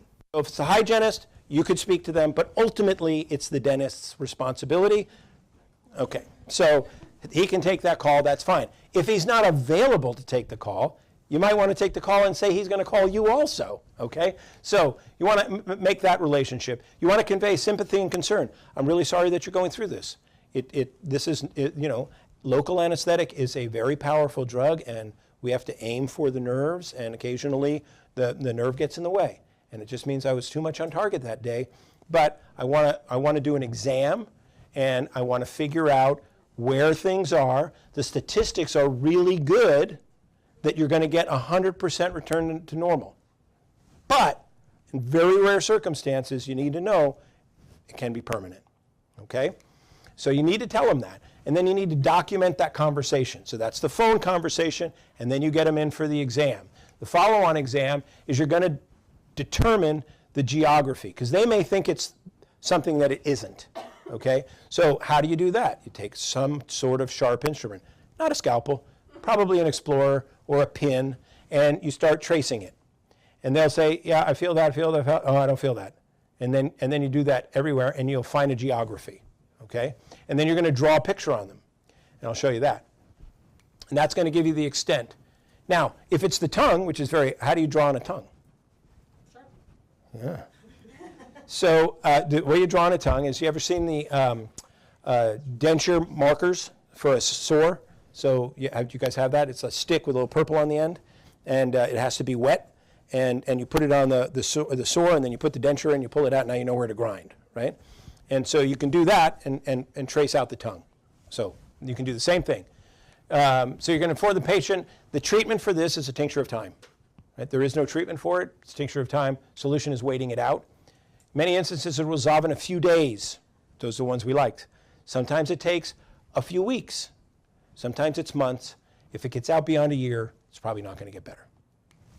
Okay? Permanent loss is very rare, but it happens, and you're going to re-examine them at some interval. I use a month until the symptoms are gone. And at some point, you might want to make a referral. We'll talk about that in a second. So I re-examine it every month. And what am I doing on that exam? I'm drawing the picture again. Oh, by the way, you draw the picture on their face, and then you take a photograph. And that goes in the chart. And the next time they come in, you can't remember, they can't remember, because they'll say, oh, it feels the same. And then you do it again, and it's half the size. Take another picture. Next month, it'll be smaller. Every time they start to get smaller, they're going to get 100% better. Every time. If it's the same month after month after month, it's very rare that they can still get better between 9 months and a year, but it's rare. Okay, now, if at any point the patient wants to see somebody else, best thing you can do is refer. Who are you going to refer to? Oral surgeon, what's your other option? Neurologist, okay? Now, I love oral surgeons that do me a lot of favors. I don't use them for this. I use neurologists for this for 2 reasons. Number 1, oral surgeons are surgeons. They want to cut to fix. This isn't a cut to fix. If you sever the lingual nerve or the inferior alveolar nerve doing surgery, you can fix that by reanastomosing it, and that's where an oral surgeon's awesome. But when it's a needle hole, there's no way they're ever going to find that.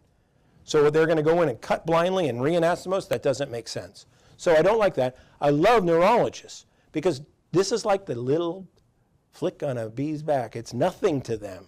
What, you just got a little numbness? That's all you're worried about? I mean, they're worried about strokes and, you know, when you have knee surgery, all of this tissue is numb. And quite often it never comes back. And that's normal in medicine. But when you get a little bit right here, you know, it really bothers people, and we overreact. And so the best person you can refer to is a neurologist. You're going to call them up, you're going to tell them what they're experiencing, they're going to say, okay, no problem, I'll take a look at them. I may give them a little Tegretol or some other drug of their choice, and it may or may not help, but now they're getting confirmation that these things happen. Okay, so I like neurologists, I love oral surgeons, it's no offense to them. They may say the very same thing, and if you know that about your oral surgeon, then use your oral surgeon. You just don't want them to have surgery. That's not what you want. For anesthesia-related paresthesias, that's completely different than trauma-related paresthesias. There's been some papers about using ND-YAG lasers for stimulating the tissue and getting some resolution even after a year, but they're case studies. And so I happen to have an ND-YAG laser, and you can do this biostimulation for all kinds of different things, and it tends to work. Now, does it work for this? I actually haven't done it for this, but there are a number of papers out. They're case studies. So a case study is just I'm writing about this thing that happened, as opposed to a study where I have all these patients that have it and I studied this. Those are 2 different things. So that's another possibility. It's awesome to have something like that because at least you're doing something. It's not just a tincture of time. You're kind of doing something for them. And you're just, because really what you're doing is you're waiting. So, well, you saw that for a second if you didn't blink. So that was a drawing of, and then we took a picture of it, right? So that's drawing the geography. What you don't want to use is the Sharpie, because now you got a different problem. So what you do use is you can buy these and just have them and hopefully never use them, but they're plastic surgery pencils, and you can draw on tissue. So they write, you know, cut this leg off, don't cut that leg off, you know, whatever, they draw pictures, and so that's what they use. And that's what that pen is. But you can't use that on a tongue, so then you use the marking stick that I talked about. So how about the statistics? So anesthesia-induced nerve injuries from local anesthesia they're temporary, most of them, kind of a 0.15% to 0.5%. Permanent are really rare, right? So that's kind of the 1 in a million, but it happens. Most paresthesias are reversible. They resolve in 2 to 8 weeks. I believe those are all hematoma related. There's pressure on them. You know, if you fall asleep on your arm, you wake up and your hand's asleep, and you let the pressure off, and then all of a sudden your hand comes back, it's getting circulation again. When you have a hematoma, it's like you're laying on your arm, but it's just blood, because there's these spaces are small, and then you release, the blood releases, and now all of a sudden the nerve works again. The other thing is that there's a blood supply in the myelin of the larger nerves. So if you hit that nerve, and you hit one of those, and you don't pierce the nerve, you just hit the myelin, because the nerve will react, and that's when patients jump, and that usually moves you off target. But those, you can get little tiny hematomas in there, they push in internally on the nerve, and that's why you may get this little bit here, okay? Now, if you do go through the myelin and through the nerve, then that needle size, these nerves can grow and reanastomose, but it takes months and months, because nerves grow, but they grow very slowly. And so that's why it can take up to a year. Now, mandibular nerve are far more common than maxillary, but maxillary, there's plenty of instances of maxillary paresthesias. Lingual nerve is over 2 times more common than the inferior alveolar nerve. So here's my thought on this. If you get a lingual paresthesia and no infraalveolar paresthesia. And it's the same injection. Did one injection. How could that be the solution? Both nerves got numb. Why didn't both nerves get burned? Because I think, well, maybe, I don't know, that's just a theory. So, but the lingual nerve, you're hitting it 2 times because it's closer. And when you go in, by the way, there's more permanent lingual nerve damage. And what happens, what do we do when we do an infraalveolar nerve block? We look for bone, we hit the bone, what happens to the needle? It burrs, it bends, and now we come out and hit that and we scrape it as opposed to going through it. Okay? So we're scraping that nerve. And when we scrape it, now the nerve can't find its way to reanastomose. Total theory, but why is 2 times more permanent as paresthesias on the lingual than the infraalveolar nerve when it's the same injection, right? That's my theory. So take it as you will. The bevel could have cut the nerve too. Yeah, I mean, but you are going by twice, right? So 2 times the opportunity. So see the patient immediately. We talked about the advice the patient's symptoms may continue and be indefinite. 85 to 95% of the time, the injuries injections recover spontaneously within 2 to 12 weeks. 5%, another 9%. That leaves you around 10% of the paresthesias that last more than 12 weeks will be permanent. So that's a really low number. When up to 95% are better in 12 weeks, and then of those, it's 10%. Okay, so that's a really low number. So when you're talking to the patient, you need to encourage them, but you can't say it's not going to be permanent because you'd be wrong because they can be permanent. And this is really well covered in the literature, and unfortunately lawyers like it too. Okay, so that's enough about paresthesia. What's this? This is the advent of the cell phone. Okay, so this is a patient of mine years ago, got himself a cell phone, got a hematoma from a injection. What injection do you think that was? That was a mental nerve block, right, or incisive nerve block. And she thinks she's pretty snarky, right? She's got a little smile on her face, but she's pissed because she's got a bruise on her face and she went to the dentist. How about this one? So that's a hematoma. How about that one? Right? So which patient's more upset? The first one. This lady's on heparin. She thinks about bumping into something, she gets a bruise. Right? You've seen these patients, they got bruises everywhere. Right? They're on a bleeding drug. They expect bruises. If somebody's on a bleeding drug, it may be a good idea, because you should know, it should be on your health history, that you may tell them they're probably on a bruise. And what happens when this bruise, what does this bruise look like 2 days from now? It goes all the way around the mouth. Okay? So you know what a shiner is. Why does you get hit here and get a, why does that happen? Well, because you have the orbicularis oculi goes around the eye, and that's a muscle facial expression. Blood gets into that, and it travels all the way around the muscle. So you get a black eye. Well, we have the orbicularis oris, and you get that, and blood goes all the way around. Now it looks like you're really had a car accident. And why am I bruised over here when you gave me the shot over here? Right? Well, that's why it happens. But these people don't mind. I'm telling you. And generally speaking, on people that are younger and healthy and not on bleeding medications, you don't get bleeding symptoms like this. But that's scary when it walks in your office. If you've never seen it before. Looks like they've been in a car accident. Okay, so just blood outside of the place it's supposed to be. So blood in extravascular spaces. Presentation may be apparent during or after the treatment. It may show swelling or bruising or both. May be present 1 or more days later as swelling, pain, and trismus, but you don't see any bruising because the skin's thick enough, it doesn't come through as a bruise.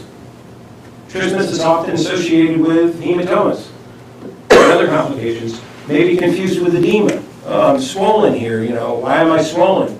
Oh, that's just edema, maybe a hematoma. It's very difficult. If you don't see the bleeding, if you don't see the bruising, intraoral or extraoral, you can't tell, is it edema or is it hematoma? It's very hard to tell unless you take a syringe, put it in, and pull it back, and get some sort of aspirin. May cause trismus. Why does bleeding cause trismus? Well, muscles, if you just bump yourself right on a muscle, doesn't it hurt for a while afterwards? Well, That sure, hurts when you move your leg. Let's say you get a big bruise here. Hurts. I fell off a bike and went over the handlebars and I got a hematoma. It looked like that lady's face. But it was this whole thing here. It still hurts. That was like 2 years ago. So muscles don't like blood going into them, and then they start to heal, and sometimes you get adhesions, and that's why you can get trismus. May develop an infection. Why would a hematoma develop an infection? Let me ask you this. What's the dirtiest place in the body? The mouth? It's the mind. No. The mouth is a very dirty place. What are we doing when we give an injection? Right? We're passing through the mucosa, which is filthy microbiologically. Somebody said they were married to a microbiologist, right? Didn't you say that? Anyway, it's a filthy spot. And we get what's called needle inoculation. So every time you put a needle through mucosa, there's no way to sterilize the tissue. There's no way to even disinfect the tissue. So we don't even try. So you go through, and if you don't get a hematoma, tissue clears up in no time. If you get a hematoma, that's like a petri dish, right? So you've inoculated the petri dish. So now you got this big blood-filled area, and it's inoculated with normal bacteria to the mouth, but not normal bacteria to the tissue, and that becomes infected. Okay? So, and then those infections can cause other problems. Okay. So immediate treatment. So if you know that they're bleeding, or they call you, and it's within the first 24 hours. So how would you know? You can get a hematoma. If you get a hematoma back here from like giving a PSA, you can see the swelling right away. That is not swelling. You won't know that it's blood. It's bleeding. That's a hematoma. So in the first 24 hours, pressure. You always want pressure. You want to try to stop the bleeding. That's the first thing. Ice. Not heat. Ice. Why? Ice constricts blood vessels. We want to close that hole in the blood vessel. So ice is our first line of offense. Analgesics. Only Tylenol in the first 24 hours. No Advil, no aspirin, no Aleve. Why? They affect platelets. And we're trying to stop bleeding. Tylenol doesn't affect platelets at all. So use Tylenol in the first 24 hours. Follow on treatment. You want heat now. So after 24 hours, you want to switch from cold to heat. Why? Because you want to dilate the blood vessels around it to suck up the blood and let it get fixed. Right? So we want to use heat. Analgesics, anything you want now. For trismus, we're going to talk a little bit more about trismus, same with infection. Bruising for hematoma can take 7 to 14 days to resolve. That's a long time. Right? But know that it takes that long. You tell people when you hear about it. Delay dental procedures if possible, especially if they're having a hard time opening and closing their mouth. Okay, so trismus. So trismus is anytime somebody thinks that they have an alteration in their range of motion. Now, they may not have an alteration in their range of motion, but they think they do. That's trismus. Sometimes people have a really limited opening. This measures 15 millimeters. Right, 15? Yeah, 15. I had somebody call me from New Jersey once, and he says, I'm having a really hard time giving my inferior alveolar nerve block. So I had this lady, and all I needed to do was she had a facial cavity on root cavity on number 30. And so I gave her a block, and it didn't work. And she didn't even get any numbness. Then I gave her another block. That didn't work. Then I gave her a third block. That didn't work. And I said, how much time's gone by? He says, like an hour. I'm like, okay. He said, then I buffered one cartridge of anesthetic and gave her a block. And that's why I'm calling you, because she's got really bad trismus. And I said, so I was the fourth cartridge of anesthetic? And he says, oh, no. There was 3 cartridges after that. But yours was the 4th one. And then I did 3 more without buffered anesthetic. I was like, wait a second. That's 7 cartridges of anesthetic. For what did you ever think of stopping? Like maybe not going further? Maybe it's just not your day and it's time to give the patient a break? He goes, yeah, but she was in a rush. And I was like, okay, well, tell me more. And he says, yeah, I use my salt and pepper technique. So what the hell's a salt and pepper technique? He goes, oh, that's where I'm not really sure where to go, so I just sort of squirt a little here, squirt a little there, squirt a little here, squirt a little there. Salt and pepper, like when you're making a denture, and you put a little powder in, a little liquid, a little powder, salt and pepper. I'm like, oh my God. I didn't say that to him, but I'm like, wow, okay. So salt and pepper technique. Tell me about your patient. He goes, yeah, so she has trismus. And I said, well, how much can she open? He says, about 1 millimeter. I said a millimeter. You mean she basically can't open her mouth? She can't open her mouth at all. But I'm going to say it's a millimeter. I'm like, okay. What have you done? He goes, oh, this is like 3 weeks ago. I'm like, 3 weeks ago? He said, oh, yeah, 3 weeks ago. And, she can't eat. Oh, I don't know what to do. And I said, okay, well, we got a lot to unpack here, but let's talk about the patient first. I said, first of all, I'm going to get a hold of an oral surgeon in New York City that I know, and he's going to need to mobilize her joint and her muscles. And so I've had this done. If you get a frozen shoulder, they put you under, and then your shoulder's better. Okay? Well, it's the same thing with trismus. So you put them to sleep, and then you manipulate their jaw until it opens. And so this surgeon saw her, and when he finally got it to go, he thought he broke her jaw because it was such a loud noise. Then the lady wakes up. He takes x-rays, it's not a broken jaw. Lady wakes up, she's like, oh my God, my jaw works so great now. So she had like pre-existing problems, and he released them all. And so she got her mobility back. But you have to be asleep for that. And so trismus can be severe, right? But patients, I consider anybody who says they have an alteration or painful movements of their joint after an injection trismus. So just for what it's worth. Okay. So prolonged spasm of the jaw muscles with normal opening of the mouth is restricted. Lockjaw, some people call it. It's pain on jaw movements, limited range of motion. What are the causes? Direct injection into muscles, local anesthetic, have a mild myotoxic effect. Hematoma afterwards, that's probably the worst of the two.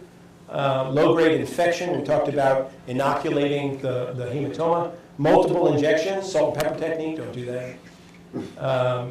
Multiple penetrations in one area. I mean, that's another reason. Like, if you do 3, like, send them home. Don't keep putting a needle in there. Okay. For any injection. All right. So here's a pearl. I do a lot of TMD work and did a lot of training in that, and so this came out of that. And with every single new patient, I do a maximum opening and I do maximum excursions. So I have them open and I measure that, and I mark it in the chart. I have them go right and I measure that, I mark it in the chart. Left, measure it, protrusion, I measure. I find out if they have pain on the joint, all of that. But at least if you have the numbers in your chart. So let's say it's 42 millimeters. And how do you measure that? Well, you're measuring from the incisal edge to the incisal edge, assuming they have teeth. And there's these little triangles that they make. So when they open, you can put the triangle in and you can get the exact opening. It's a little better than that, but you can use a regular ruler. That's why I use a ruler for years. These triangles are better. And then you have it in your chart.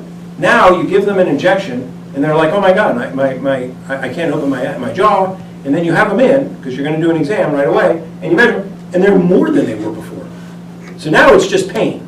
Now you know it's not a restrict. So let's say they open 45 millimeters, which happens. But they feel like they can't open because it hurts, right? But actually they don't. Now sometimes they are opening a lot less, but you know what their pre-existing, their baseline is. So when you're doing a new patient exam or a hygiene exam, it's nice to have that information in your chart. Okay, same response. Oh my God, that's not supposed to be that way. Don't do that. Have them talk directly to get them in for an exam, or talk to the dentist immediately. Is there a delay? If there's a delay in seeing the patient, so this means it's beyond 24 hours, what do we recommend? Recommend heat, some analgesics, and and then get into the office. If it goes beyond 2 or 3 days, then I add antibiotics. Okay, the average incisal opening trismus case in the literature is 13.7 millimeters. That is not very much. Okay, so if that's you are not happy. So record the range of motion, discuss the patient's activities, heat, moist towels, or better yet, go to CVS, buy a little, one of those electric heat pads. It's like a small electric blanket. And what I tell them is 20 minutes on the affected side, 20 minutes on the other side, 20 minutes back on the affected side. Do that 2 or 3, 4 times a day. Can't do it too much. Warm saline rinses. That's the only way to get warmth into the mouth, and saline tends to heal things, and it feels better. Analgesics. If necessary and you feel like it, you can prescribe muscle relaxants. Usually the benzodiazepines are the best. Self-physical therapy, what does that mean? Well, what I tell patients, if you've got that, and if you've got restricted mouth opening, I want you to open to where it hurts, and then open a little further. And then if it's right or left, go to where it hurts and go a little further. Because that's doing physical therapy. It's getting beyond the pain. It may be breaking up adhesions. That's what you want. You don't want to baby it. You don't want to just, don't eat anything, don't open your mouth. It's the opposite of that. You want to give them some movement to those muscles, because if you wait long enough, the muscles will get adhesions. And now adhesions means it's a much bigger problem. Okay, if no relief in 48 hours, I prescribe antibiotics. Why? Because it's probably a hematoma, and it's probably inoculated with bacteria, and I want antibiotics on board. What antibiotic do we use? You don't need any fancy antibiotics. It's our primary antibiotics that we use. If you can have penicillin, it's amoxicillin. Or penicillin, I don't care. And if they're penallergic, it's clindamycin. It's those two antibiotics. It's nothing, you don't have to send them to an infectious disease person. It's not, these are normal oral bacteria that respond well to those two drugs. That's why I prescribe those, but only after 48 hours. So is this facial nerve paralysis? Okay. This is actually, it's unilateral Starbucks disease. Like, how do you get coffee on exactly one half of the tongue? No, this is a hypoglossus. This is the 12th cranial nerve that's been paralyzed, not from a dental injection. But I just thought it's a cool picture. So the 12th cranial nerve is the hypoglossus nerve and movement of the tongue. This is facial paralysis. So which side is the one that's paralyzed? Open eye, closed eye. Okay, so we've just anesthetized the motor nerves, and patient says, I can't close my eye, right? So close your eye. What do you mean? Stop winking at me. No, I can't do it.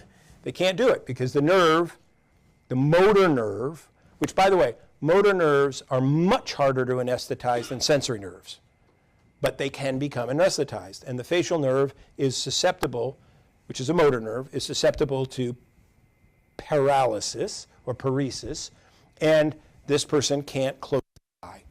So that's facial nerve paralysis. That's the worst of them. You've all seen this, right? That's facial nerve paralysis. Everybody expects that. They don't expect to not be able to close their eye. So that's the worst of the facial nerve paralysis. The good news is, so paresis is partial paralysis of the muscles of facial expression, and you get muscle droop, inability to close the eyelid. That's the worst of them, and you can have others. So what's the cause? Is anesthetizing the motor component of the facial nerve, and it can come from any injection we do. It's not just blocks. It's not just infraorbitals. It can just come from an infiltration.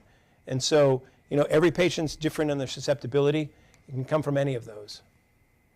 So what's the management? Just reassure the patient. As soon as the anesthetic wears off, you get your muscles back. Everything gets to be normal again. Temporary, it's self-resolve in a few hours. It's not unusual. It's very common. And if they wear contacts and their eye can't close, ask them to take the contact off because the eye will dry. Okay, so, and then if they're really worried, you can actually close their eye for them and put some gauze over their eye and then put tape over the gauze.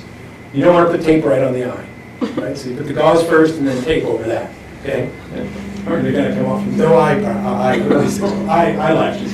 Okay, so edema is very common, and it looks just like hematomas, and it looks just like infection, and sometimes we can't tell what it is.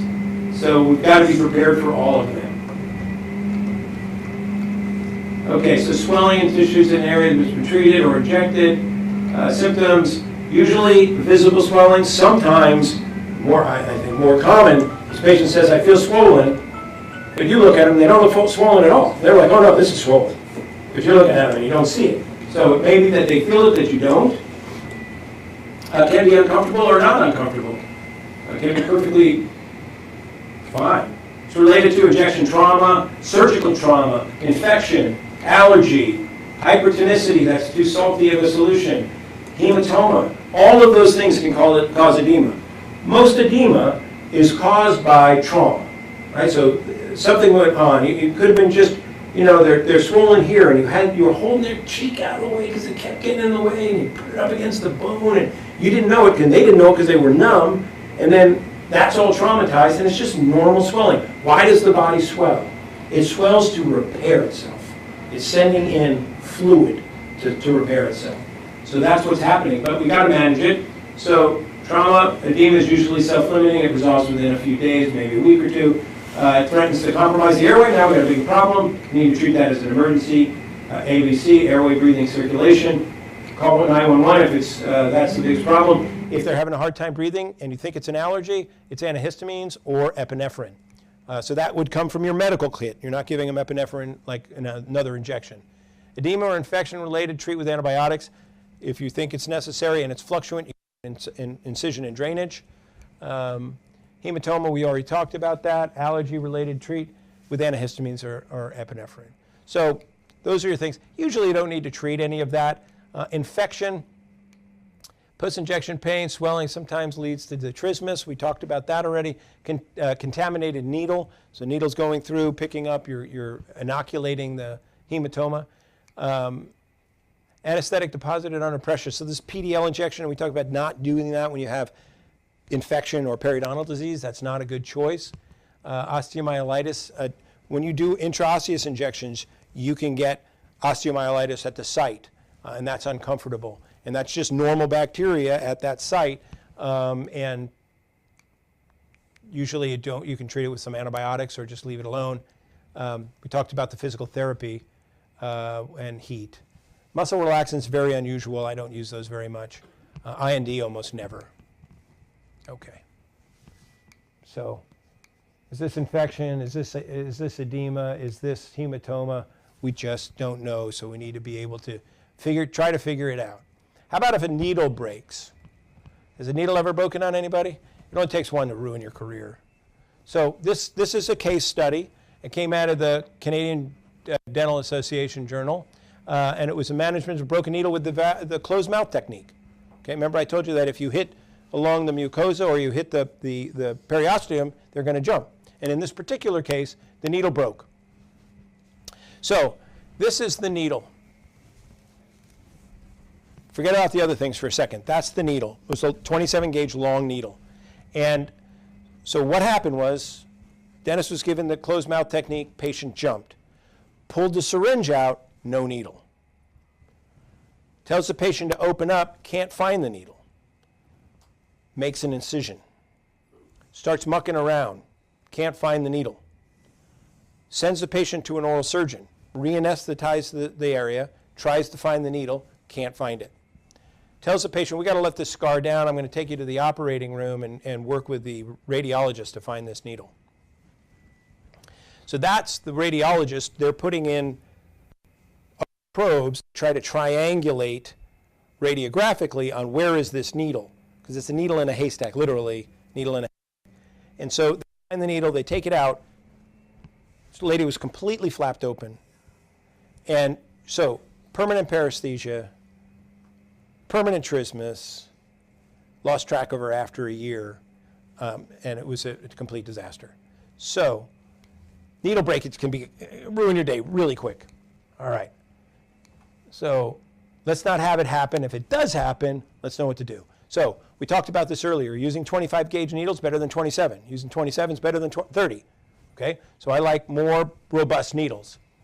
Don't insert the needle up to the hub, ever. It's just a bad idea. Patient jumps, the hub's weak, we don't know. Don't do that. Why? Because it leaves a little for you to go get. That's another reason. So don't bend the needle at the hub. If you want to bend a needle, bend it in the middle of the needle. Don't bend it at the hub. That's the breaking point. Don't force the needle against resistance. If you hit bone, don't push harder.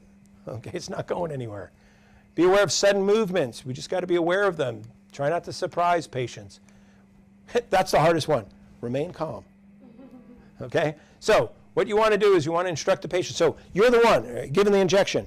I'm giving the injection. I pull out. Uh-oh, there's no needle there. Don't even blink. I'm going to keep my eye on that spot, and hopefully I see the needle because I didn't hub it. Now I see it, and I say, give me a forceps or a hemostat, and I grab it. I never take my eyes off it, and I pluck it out. Finished. Patient doesn't even need to know. Done. All done. Yeah, probably. Maybe you need a vacation, right? But that's that. If you let them close and they open, it's gone. It's going in. Okay, so that's why you have them hold open. And never let anybody else try to get it, because you have your eyes on it. So don't sometimes assistants want to jump in. Stop. I got my eyes on it. Hand me the whatever instrument you want and go pluck it out. Once it goes in, we instruct the patient, we tell the patient that we're going to be sending them to an oral surgeon right away. Don't start mucking around looking for it. Let them look for it. If it's visible, we're going to extract it with a hemostat. If it's not visible, don't proceed probing around or injecting, calmly inform the patient. Note in the chart, this is after you tell them to go see the oral surgeon, and keep the needle fragment, because there may have been a manufacturing defect. That may help you later on. Let's hope you don't need it, but if they get, if it gets bad enough, they go to the lawyers, you want to have that fragment. Refer the patient immediately to an oral surgeon. You call your oral surgeon, you bring the patient with you, and you say, stop what you're doing, you're going to help me right now. And they're going to try to find that needle. Because the best chance you have is as close to the event as possible. Okay?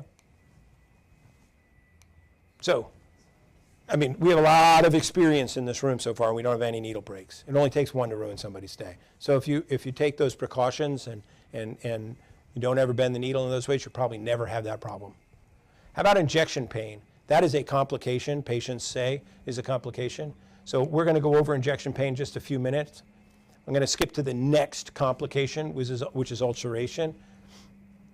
Okay, so that's not comfortable. That hurts. Okay, and so what is that caused by? Well, it could be caused by the mirror. It could be caused by the local anesthetic. It could be caused by the topical anesthetic. It could be caused by a number of things. However, if it's caused by, so an ulceration around an injection site comes up about a day or two afterwards, that's when you're going to see it. It's usually painful. It could be recurring aphthous. It could be, stress causes aphthous ulcers or canker sores. It could be that. It's going to the dentist is stressful. It could be herpes.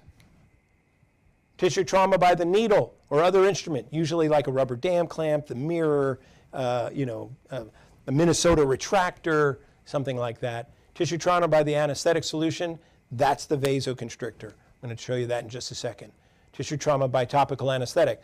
A lot of people try to use the most powerful topicals, so they're compounded, and they're very high concentrations of a various number of anesthetics, and those can cause tissue sloughing.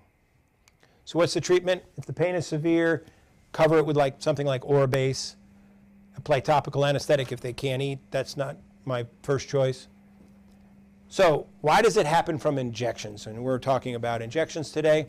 So just to give you a little, it's 2:10 on a Friday afternoon, and I'm showing you a histology slide.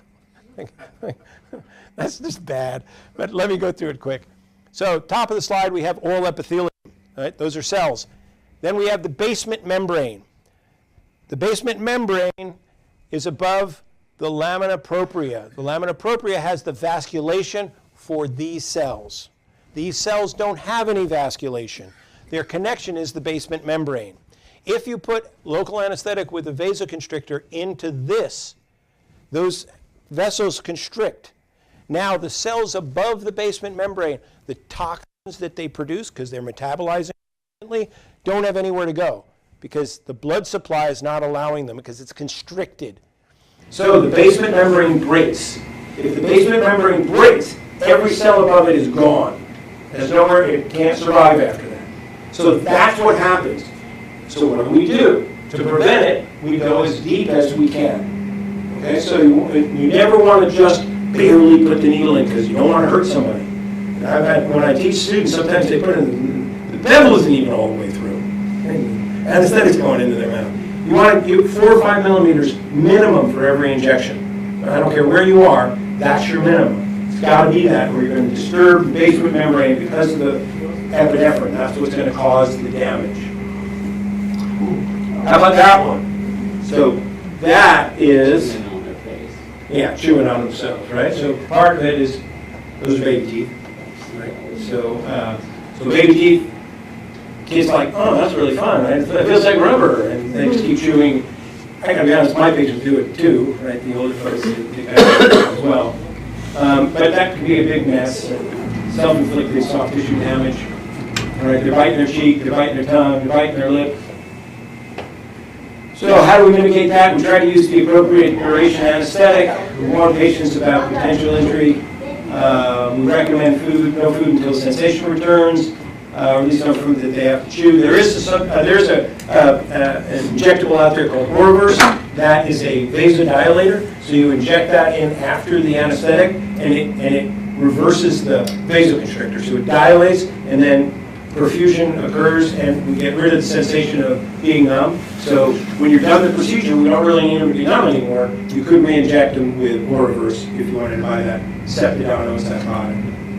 Engage the patients and their friends and their family to not bite themselves. We used to have these watch me stickers.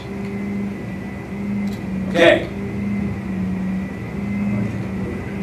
So we have the top 10, and I'm going to call it the top 11.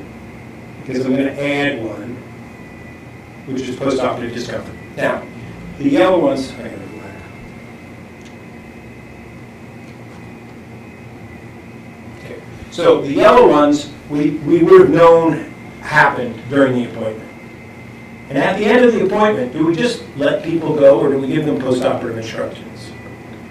We should be giving them postoperative instructions on the things that we did, the surgical procedures we did, the procedures, but we also should be giving them instructions about their local anesthetic, right? Because if you tell somebody they're going to have a problem and then they had it, it's normal. If you didn't tell them and they had it, it's your fault, right? So I would rather have them know everything that could happen. So the yellow ones I don't use. This is what I say to people. Mrs. Smith, I just gave you a very powerful drug. That's why you were comfortable. Were you comfortable during the procedure? Oh, yeah, perfectly comfortable. Yeah, it's a very powerful drug. Sometimes the effect of that drug lasts a little longer than we expect. If it's there tomorrow or the next day, just give me a call. Let me know. You can get bruising. It's very easy. We put a needle in there, and you can get some bruising, and your jaw muscle is going to be sore. So when you open and close, move right and left, it'll be a little sore. If it does, open and close until you feel it, and then go a little bit further. That'll be gone in a couple of days. Sometimes you get a little bit of swelling. That's normal. And occasionally, some of the bugs from your mouth get in there, and you get a little infection. Once in a while, you can get a little, like a canker sore where we gave you the injection. That happens. And I really want to make sure that you don't hurt yourself because you're numb and you're chewing on yourself. So you probably shouldn't eat anything till the feeling comes back. But I guarantee you're going to have some discomfort afterwards. That's mine. I say that every time. I don't care what I've done. That's what I do. That's my postoperative instruction for local anesthesia. Now, if any one of those things happen, they did. I already told them. If I didn't tell them and any one of those things happened, it's my problem. I caused that problem. Well, I did cause the problem, but because I did the procedure, but it's normal for all of us to have these things. So whatever your speech is, that happens to be mine, and I base it on what's in the textbooks. Okay, so what's that dot? That's the first time you get a systemic complication. Okay, so let's go over systemic complications. 3 principal concerns effect of drugs. No drug exerts a single action. No drug exerts a single action, including local anesthetic. No clinically useful drugs are devoid of toxicity. No, they all have toxic events. Potential toxicity of the drug rests in the hands of the user. We're the user. Okay, so we're responsible for that. We're not responsible for the ones above, but we need to be aware of them. What are the 3 disease processes? You're reviewing health histories. We look at those health histories for a reason. And what are the disease processes that we need to be concerned with respect to local anesthesia? And the big ones are hepatic dysfunction. Any problem with the liver impairs the breakdown of the drug. Renal dysfunction, kidney problems. That impairs the ability to excrete the drug. And then congestive heart failure.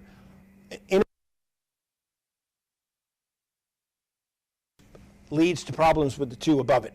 Okay? So as long as you're looking for those things, you're going to have an idea when you're going to have a possible systemic problem. The 5 causes for elevated blood levels in local anesthetic. Number 1, overdose. Put too much in. Absorption, unusually rapid. Taken up into the system. Plain anesthetics. Intravascular injection. Didn't aspirate or aspirated and got a false negative. Slow biotransformation. Breaking down the anesthetic. That can be for a number of different reasons. And slow removal, again, from a kidney problem. So these are the 5 causes for elevated blood levels, and that's what we got to be worried about. So how do we prepare? We use the right anesthetic. The local anesthetic volume that we're giving is, we never go anywhere near the maximum doses. There's no reason to for anything that we're doing. Local anesthetic administered to all 4 quadrants. The number 1 reason for death in dentistry, number 1, is general dentists treating children. And what do? Where's the mistake? The mistake is that they, number 1, they think, ooh, it's a child. I don't want to use epinephrine. That's dangerous. So they use plain anesthetic. Bad choice. 2, they anesthetize all 4 quadrants because they don't want that kid coming back. Right? So they anesthetize all 4 quadrants with a plain anesthetic. They get through this quadrant. Now they go over here. They already lost the effect of the anesthetic, so they give more. And then they get down here. They lost that. Oh, no, I give more. And they're not thinking about maximum dose. And you've got a very narrow amount when you've got a little kid. And then the kid goes into an overdose. So that's number 1, right? And so local administered all 4 quadrants. There's nothing wrong with working on all 4 quadrants, even in a kid. But you give them the right amount of anesthetic for the first quadrant, and then when you're done with that quadrant, or just about done, you give the anesthetic for the next quadrant. And then when you're just about done with that, if the kid is doing well and you're doing well, give them the next one. But you're not giving them multiple injections because they keep running out of anesthetic, and you need to use epinephrine. If you ask your pediatric dentist, anybody here pediatric dentist? Okay, if you ask your pediatric dentist, do they use plain anesthetics? They're like, oh, wait. So you always use local anesthetic with epinephrine.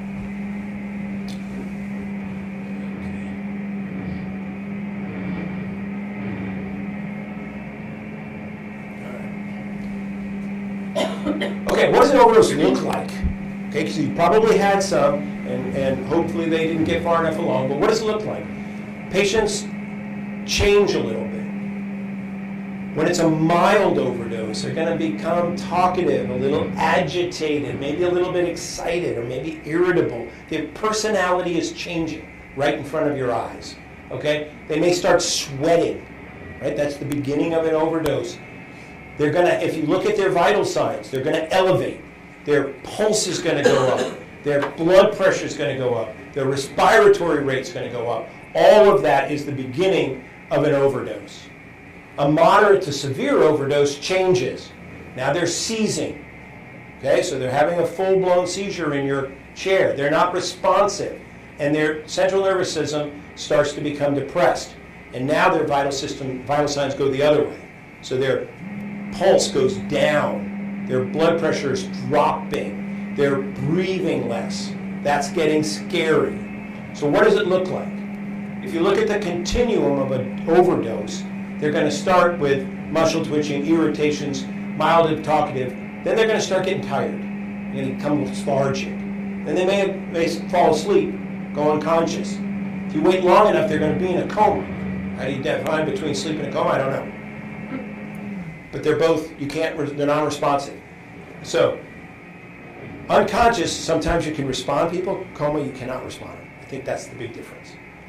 Then they're going to go into respiratory depression, and if they get to cardiovascular collapse, it's over. The next step is they're gone. Okay, so that's the progression. And what period of time does it take? It's different for each one, right? So you need to be able to identify it on the way. So what do we do? Okay, when you think there may be, one of these things is starting up. They're starting to sweat, they're starting to act a little odd, they're irritable. What do? Do you wait it out? No, don't wait it out. If you have any thought, put them on oxygen. Right away, you get them on oxygen. Why do we put them on oxygen? Because that gives the body and the brain much more ability to withstand the amount of drug that's in their system. Okay, so oxygen right away. Obviously, ABCs, airway, breaths, circulation, if they need that. And equally as important is if you think there's a problem, call 911. Because if 911 comes and they can go home, great. But if you didn't call them and you needed them, that's a bad problem. Okay? So call 911. Get over it. Don't worry about your ego, right? Call them. When they get there, they're going to do aggressive airway support. So if it is going into an overdose and they go into a moderate to severe overdose, they're going to intubate the patient. They're going to start working on their rhythm, their heart rhythm, and their seizure control with medications. When they get to the hospital, they're going to get an IV and they're going to do a lipid immersion infusion. So 20% lipid infusion. What's that? It's basically injecting fat into their veins. Okay? It binds to fat. And so all anesthetics are lipophilic, and so it binds to the fat, sucks it out of the bloodstream, and then you have less effect with the brain.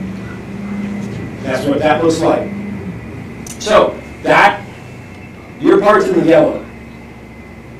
The rest of the EMS in the hospital is below, and if they need it, then they need it. So just make sure that your ego's in check. Take a break. Well, let's not take a break. Let's motor through. It's Friday. We're almost done.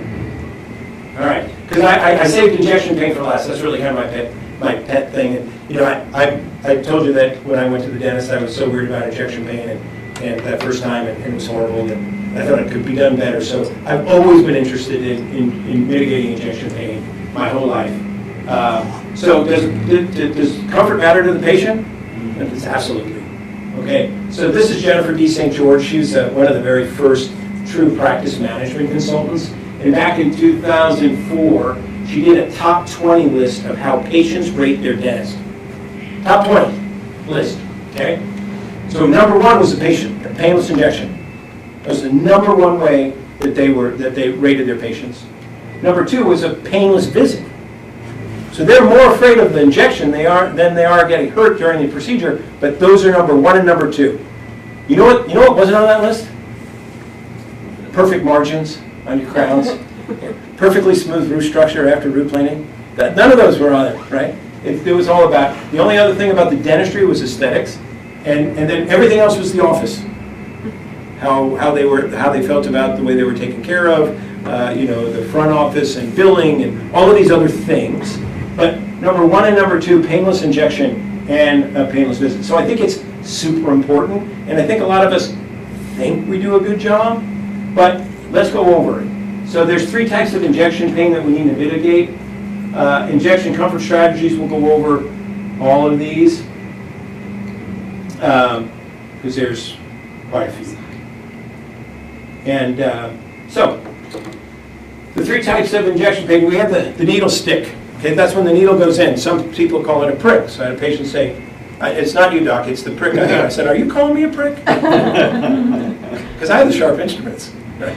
And so it's the needle stick or the prick. It's the needle advancement from the prick to the destination. And when you hit that destination, if you hit a bone, we were talking about that earlier, periosteum, that can really hurt. So that we need to mitigate. And then anesthetic deposition, bathing the wound in the acidic solution. So those, we need it. We want to do a really good job. We need to mitigate all of them. Not very many things do all of that. So let's talk about it. The gate theory of pain management. Has anybody heard that? Mm-hmm. Okay. So the gate theory, I used to think it was Professor Gate. It's not.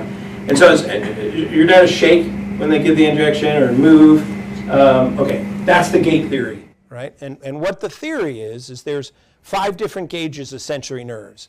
And the bigger, the more robust the nerve, the larger the nerve, the faster the impulse gets to the brain. And so movement and vibration are the biggest. Pinching and sharp pain and acidic pain are the smallest nerves. Okay? So the other theory is that you can only feel one sensation at a time. So if you make a sensation with the biggest nerves, then you can't feel the smallest pain. That's the gate theory. Well, some of us are getting old. That's what I say. Actually, I say, I'm going to be shaking. I don't normally shake that much. And then they laugh, and I'm doing it, and it's good. And I say I'm going to go super slow because that's more comfortable. I got a shtick. Anyway, if we look at this diagram and we want to understand the gate theory, You have large gauge nerves and small gauge nerves. Between them, you have something called an inhibition cell. And then you have what's called the projection cells, that's P, and then you got the brain, and that's the medulla. The bottom part of the brain is where we interpret pain. So the gate is right here. So if a small nerve, let me see, I think there's okay, if the small nerve is stimulated, then the inhibition cell is turned off. The impulse goes to the projection cells and it goes directly to the brain. And so that's the gate is open. If you have a larger cell, so this is vibration and movement, that turns on the inhibition cell and that shuts off the projection cells. That's the gate. So now the gate is closed, so this can't get through. Only that can get through. So that's the idea behind the gate theory of pain. So how do we do that? Well, there's a number of different ways. One way is there was something called the Vibrajet, and this went on the syringe, and it looked like this. So I mean, I don't know about you, but I think the syringe is kind of intimidating looking, and the mouth's kind of a small place, and that kind of makes it a lot bigger and a lot more intimidating looking. And what it does is it vibrates the whole damn thing, right? So everything's vibrating.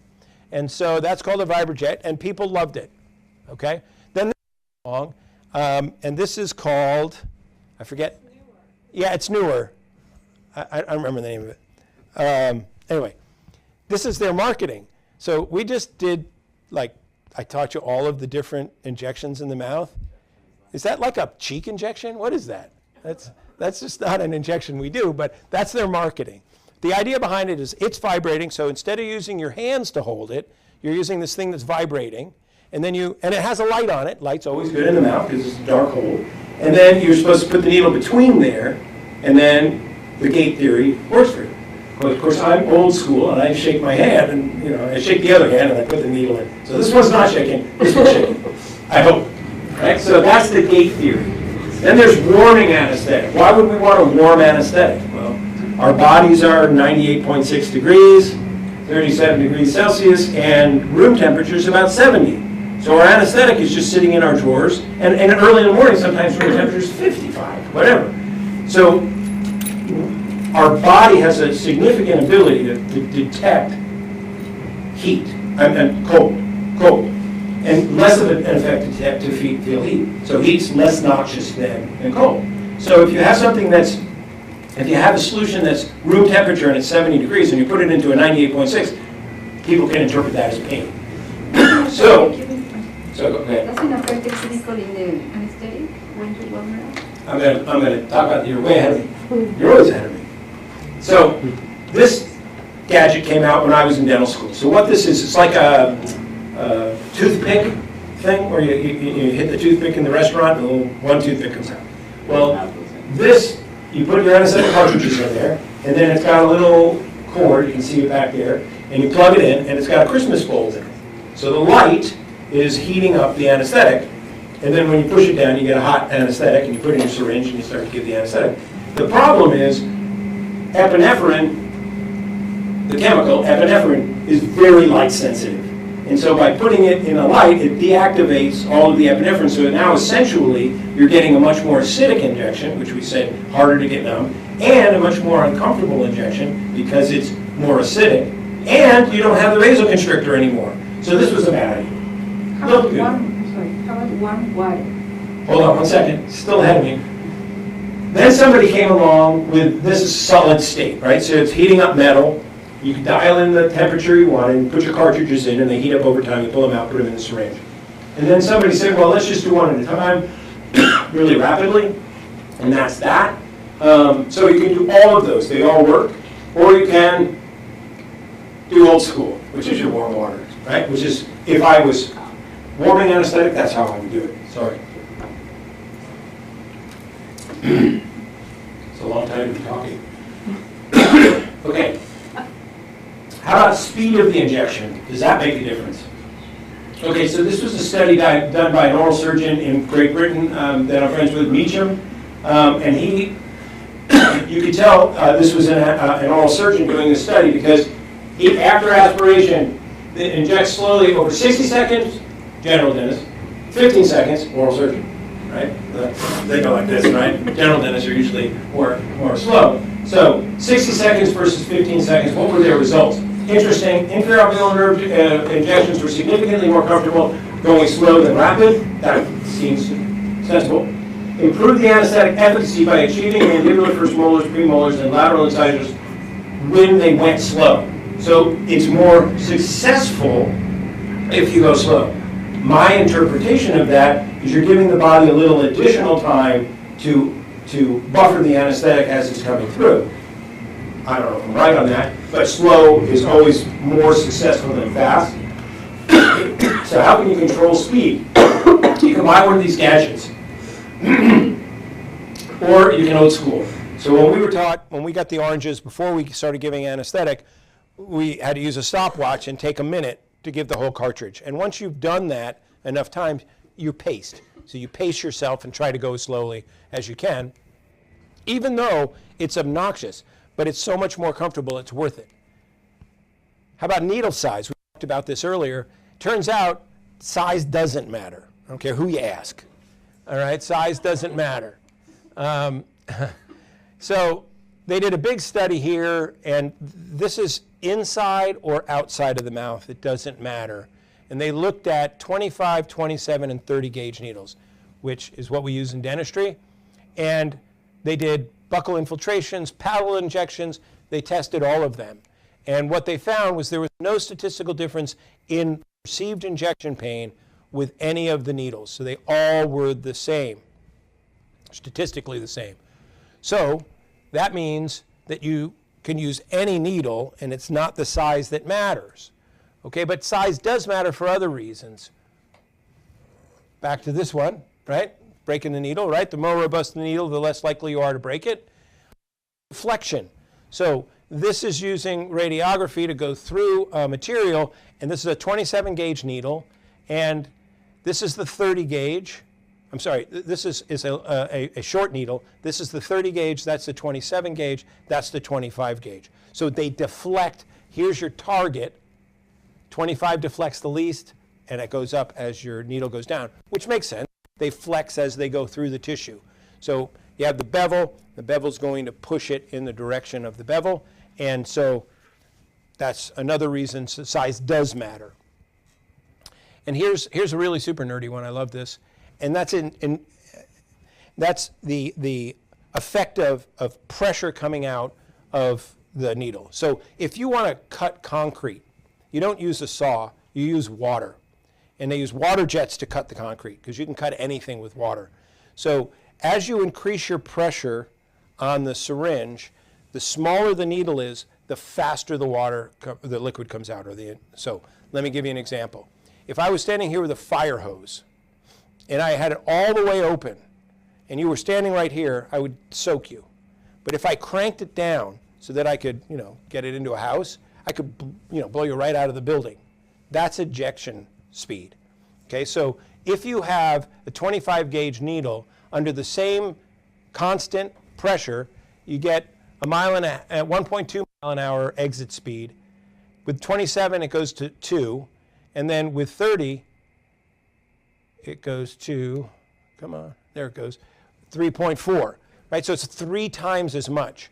So that does 2 things. One, it's creating a liquid knife, and that hurts more when it's going in, but it also hurts more later because it's doing tissue damage. So the larger the gauge needle, the less ejection speed you'll have, and the more comfortable they'll be afterwards and during. So I think needle size does matter, but it's in the opposite that we would think. So here are our 3 needles. What's in my office? 25 long, 27 short. I don't have 27 longs, and I don't have 30s. So that's me. It's a safety thing more than anything. 2-stage injection. Has anybody heard of that? You give a plain injection first, and then you give them the uncomfortable one, the one with the epinephrine second. Okay? So that's been around for a long time, and that's trying to mitigate. So plain anesthetics, there's 2 of them, bupivacaine, 3% bupivacaine and 4% pilocaine. Those have they package those at 5 to 5.5, which is a lot better than 3.5. But most people think they're 7, and they're not. They're 5. And so you inject that, and that doesn't hurt as much, and then you go in with what works well, which is with epinephrine, and you inject lidocaine with epinephrine or whatever you want, and that hurts more. And so there's 2 things you can do. You can inject a little bit and then go back and inject again, or you can use the 2 different anesthetics. So plain and then a vasoconstrictor. So it's perceived as making the second injection more comfortable. Okay, plain first helps with the acidity of the anesthetic. What are the cons? Both require 2 needle injections, and patients count. Gave me 2 shots instead of 1, and that's if it worked. Inject, wait, and inject again is shallow. You don't get much benefit from that. Plain versus plain, then the vasoconstrictor. All anesthetics are vasodilators, so they dilate the periphery. And so that's why epinephrine is put in the first place, to constrict the blood vessels. So if you go plain first and dilate it and then put epinephrine in, you're going to have a greater effect of the epinephrine systemically. So I don't like that because people don't like it. And then they say things like, I'm on epinephrine. Okay, so you have better alternatives. Topical anesthetic. So topical anesthetic's been around for a long time. There's a few different types. There's Hurricane, which is a ester anesthetic. It's a benzocaine. And then there's EMLA. That's eutectic mixture of local anesthetic. That's used for cutaneous tissue. So it's sold into dermatology and plastic surgery. And they made it for skin grafting. So if you need a skin graft, they use something called a dermatome.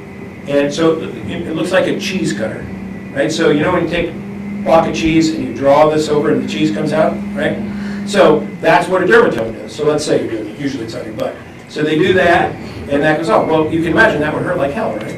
So they need to anesthetize that area. If you anesthetize it, you're just anesthetizing the surface. You get these little wheels. The anesthetic blows up. You get a little wheel. And now, when you do the dermatome, what do you get? You get Swiss cheese, right? Right? Because you get holes in those, and now the pieces of skin have holes wherever those wheels were. There's a hole there. So they don't want that. So then they came up with this eutectic mixture of local anesthetic, and they put that on. You leave it on for 60 minutes, and now you can do it without any other anesthetic. It's pretty cool. Then dentists said, oh, well, we should use that in the mouth. So you don't want to use it for 60 minutes. You don't want to use it for 30 to 60 seconds max in the mouth, because it will cause a burn or ulceration. And then some people want that level of topical, but they want some flavor in it, so they call a pharmacy that does compounding, and they basically take eutectic mixture of local anesthetic and add a flavor to it. But sometimes they just make it themselves. So those are the 3 types of topical. It's perceived as making the stick more comfortable. It's mitigating that. It's a placebo or a sense of care. Why do I say it's a placebo? The reason is full effectiveness takes 1 to 3 minutes. But more importantly, you have to have bone-dry skin for it to work, bone-dry tissue. So if the tissue is bone-dry, what does it look like? It looks like it's crinkly, and it's bone-dry, and that's what it looks like. If there's any saliva on it, that's a barrier. So it's never going to get, you're going to get some effectiveness, but very little. So the analgesia is shallow. In best circumstances, it's 2 millimeters. And it tastes awful, right? So what I used to say is, like I'd get different flavors of Hurricane when I was using it, and it was like, oh, this is supposed to taste like pina colada. And then they would say, well, what if I say, if you have a good imagination, it tastes like pina colada. Well, what if I don't have a good imagination? Well, then it tastes like shit, And then by then they're laughing and the injection's over, so that's good. But it tastes awful. But here's the other problem. The other problem is I'm a restorative dentist, and I love saliva, but not when I'm working. And what happens when you taste something awful? Turns on the faucet, so it tastes nasty. So I try not to do that. So I don't use topical anymore. It's technique sensitive because it has to have a super dry field. All right. And then buffering. Why do we want to buffer anesthetics? Local anesthetic has a pH of lemon juice, it hurts. We have failure, we struggle with local anesthesia. And it takes time for local anesthetic to take effect, and we want to mitigate effects. So buffering can mitigate all those things, but with injection pain, from my point of view, that's a home run. Because if the patients don't feel it, and they get number than they've ever been, and you don't have them feeling anesthetic afterwards, that's the people that send you other people. And that's a very successful practice. And I think that every injection should be buffered in my estimation, because I want all of those effects for every injection, not just lower injections, not just palatal injections, every injection. We went over those curves in the morning. I want every patient to get numb as fast as possible. When somebody gets numb instantly, they're confident that they're numb. If you go in after 15 minutes, they're like, oh yeah, it's a little tingly. Are they confident? No, they're not confident. Right? So I like confidence, I like comfortable, and I hate to fail. And so buffering helps with all of those, and it can mitigate all three parts of the injection. The prick, not the prick, the prick. It can mitigate the needle advancement. You just have to have your finger, or the weight of your finger on the syringe, and that little bubble of anesthetic will anesthetize the path of the needle. So all the way to destination. And then, of course, when you start to add the anesthetic to the wound, it's not going to hurt either. So we have all of those. And I think that that's a wonderful opportunity to make anesthesia better. And when all else fails, you got to hammer. So, no for questions. We're out after 2:30, but before 3. I'll take it. All right. So thank you everybody for being here. And thanks everybody for being online. Do you use 4% solutions in your inferior alveolar blocks? So the question is, do I use 4% solutions on inferior alveolar blocks? I use every anesthetic for everything all the time. You use every anesthetic for everything except for Prilocaine. I don't use Prilocaine because but you use Articaine and yeah, and I use lidocaine, so why do I use lidocaine over articaine in a lower injection? It's the amount of epinephrine, right? So if I have somebody that's concerned about epinephrine, or I don't have a very long procedure, 1 to 200,000 is a great drug. So I'll use it for that reason. I'm not worried about the controversy because I know enough about it that I think that I had 1 or 2 paresthesias about 20 years ago. Yeah. Was it out of fortunately, it was the pastor of my church, and he loved to talk about it. Oh. In front of the church. Right. If I'm talking real funny, you can that out. And that helps. And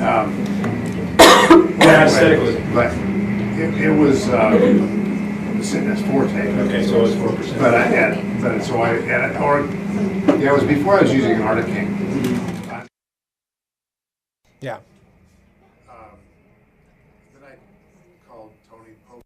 Pogo, yeah, so all the statistics are Tony. He's the one that kind of gave me I had a long talk with him about yeah. it. And what stopped, I just started using 2% Xylocaine. Right. My inferior alveolar blocks. Yeah, so I do 2. 90%. Yeah. But when I need 1 to 200, that's when I'll pull out the Articaine 1 to 200,000. But otherwise, I'm using lidocaine. So. Right. Yeah.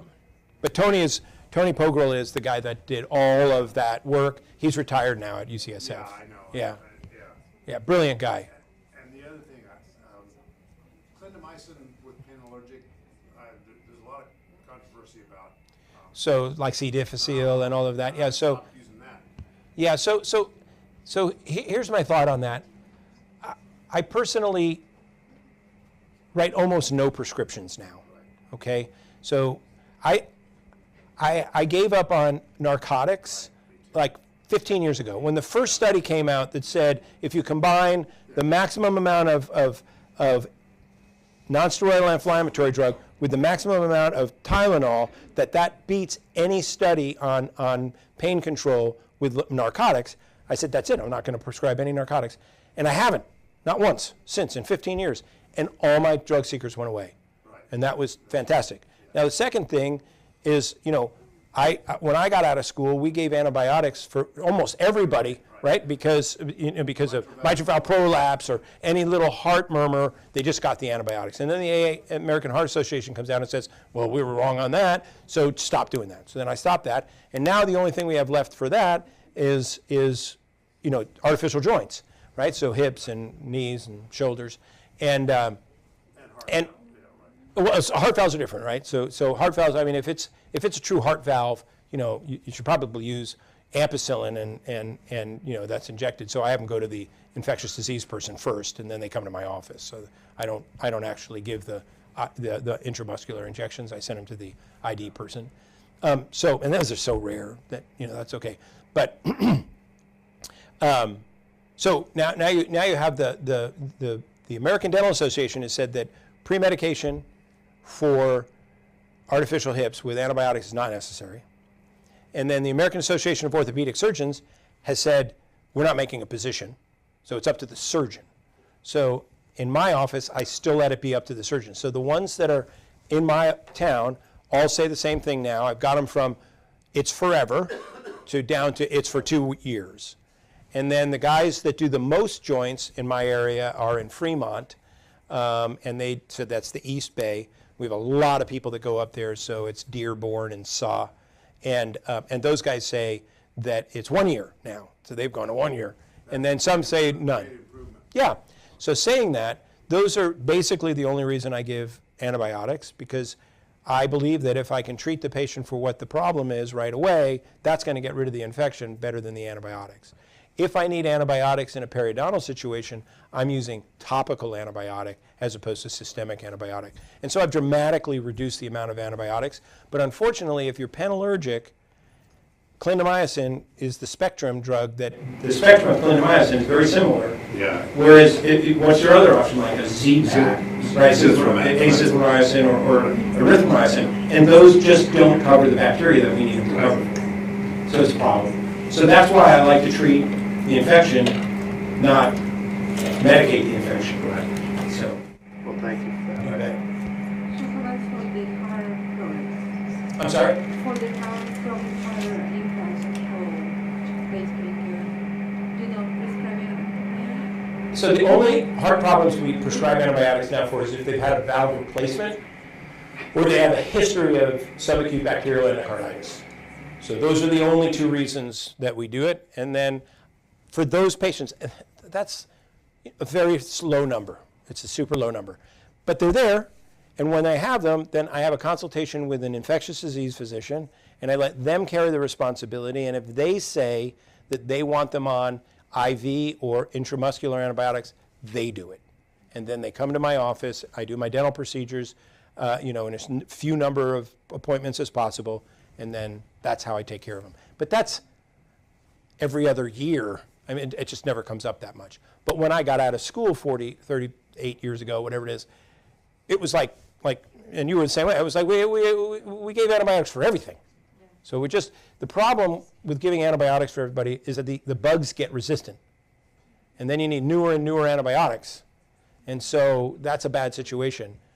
We want to try to limit that, and that goes across medicine.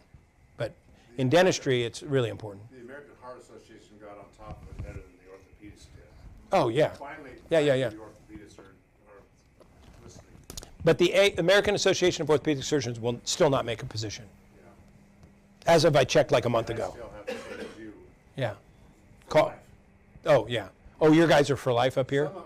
I know which ones they are. So, Right. Yeah. But I still make them commit to it with the facts. Oh, yeah. Yeah. You follow up with the paperwork. Yeah, absolutely. Any medical consult. Stop using clindamycin. Yeah. So you use erythromycin or Z-Pack. Z-Pack. Yeah. So what we're talking about is if you're penallergic, then you can't use amoxicillin or penicillin, and so the next choice is clindamycin. That is a good antibiotic for the bugs that we treat. The problem is it causes gut problems, and it causes something called C. difficile, which can be fatal. Well, it can be fatal. It can put you in the hospital. Doesn't happen often, but when it does happen, it's a mess. And so saying that, I had this problem here, and now I got this problem here, and that's a problem, right? So he's saying that he doesn't use clindamycin anymore, and I don't have to use antibiotics very often, but when they're penallergic, I still use clindamycin. Because the next choice is erythromycin or its derivatives like Z-Pack, which is azithromycin, and that drug doesn't really cover the spectrum of bugs that I really needed to cover. So you're not kind of doing what you needed for, so it's like you're giving them something just to give it to them. So anyway, but that's that. Anybody else? Awesome. Well, listen, Thanks for having me. Santa Rosa is a beautiful place. I'm going to tool around a little bit before I go home, and I hope you got something out of this, and I really appreciate you spending your Friday with me. Thank you. You bet. Thank you.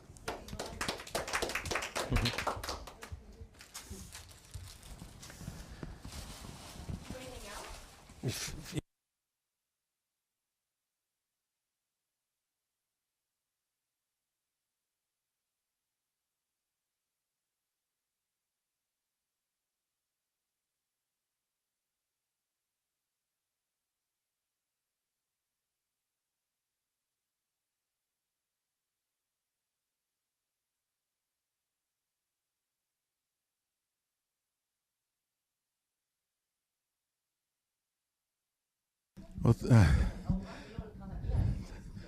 thank you, Doctor. Thank you for everybody who's attended online, and we will be showing this on our YouTube channel, and you're also available on our website, redsdentist.org. And I appreciate everybody signing in and communicating. I hope you all enjoyed the program. Thank you.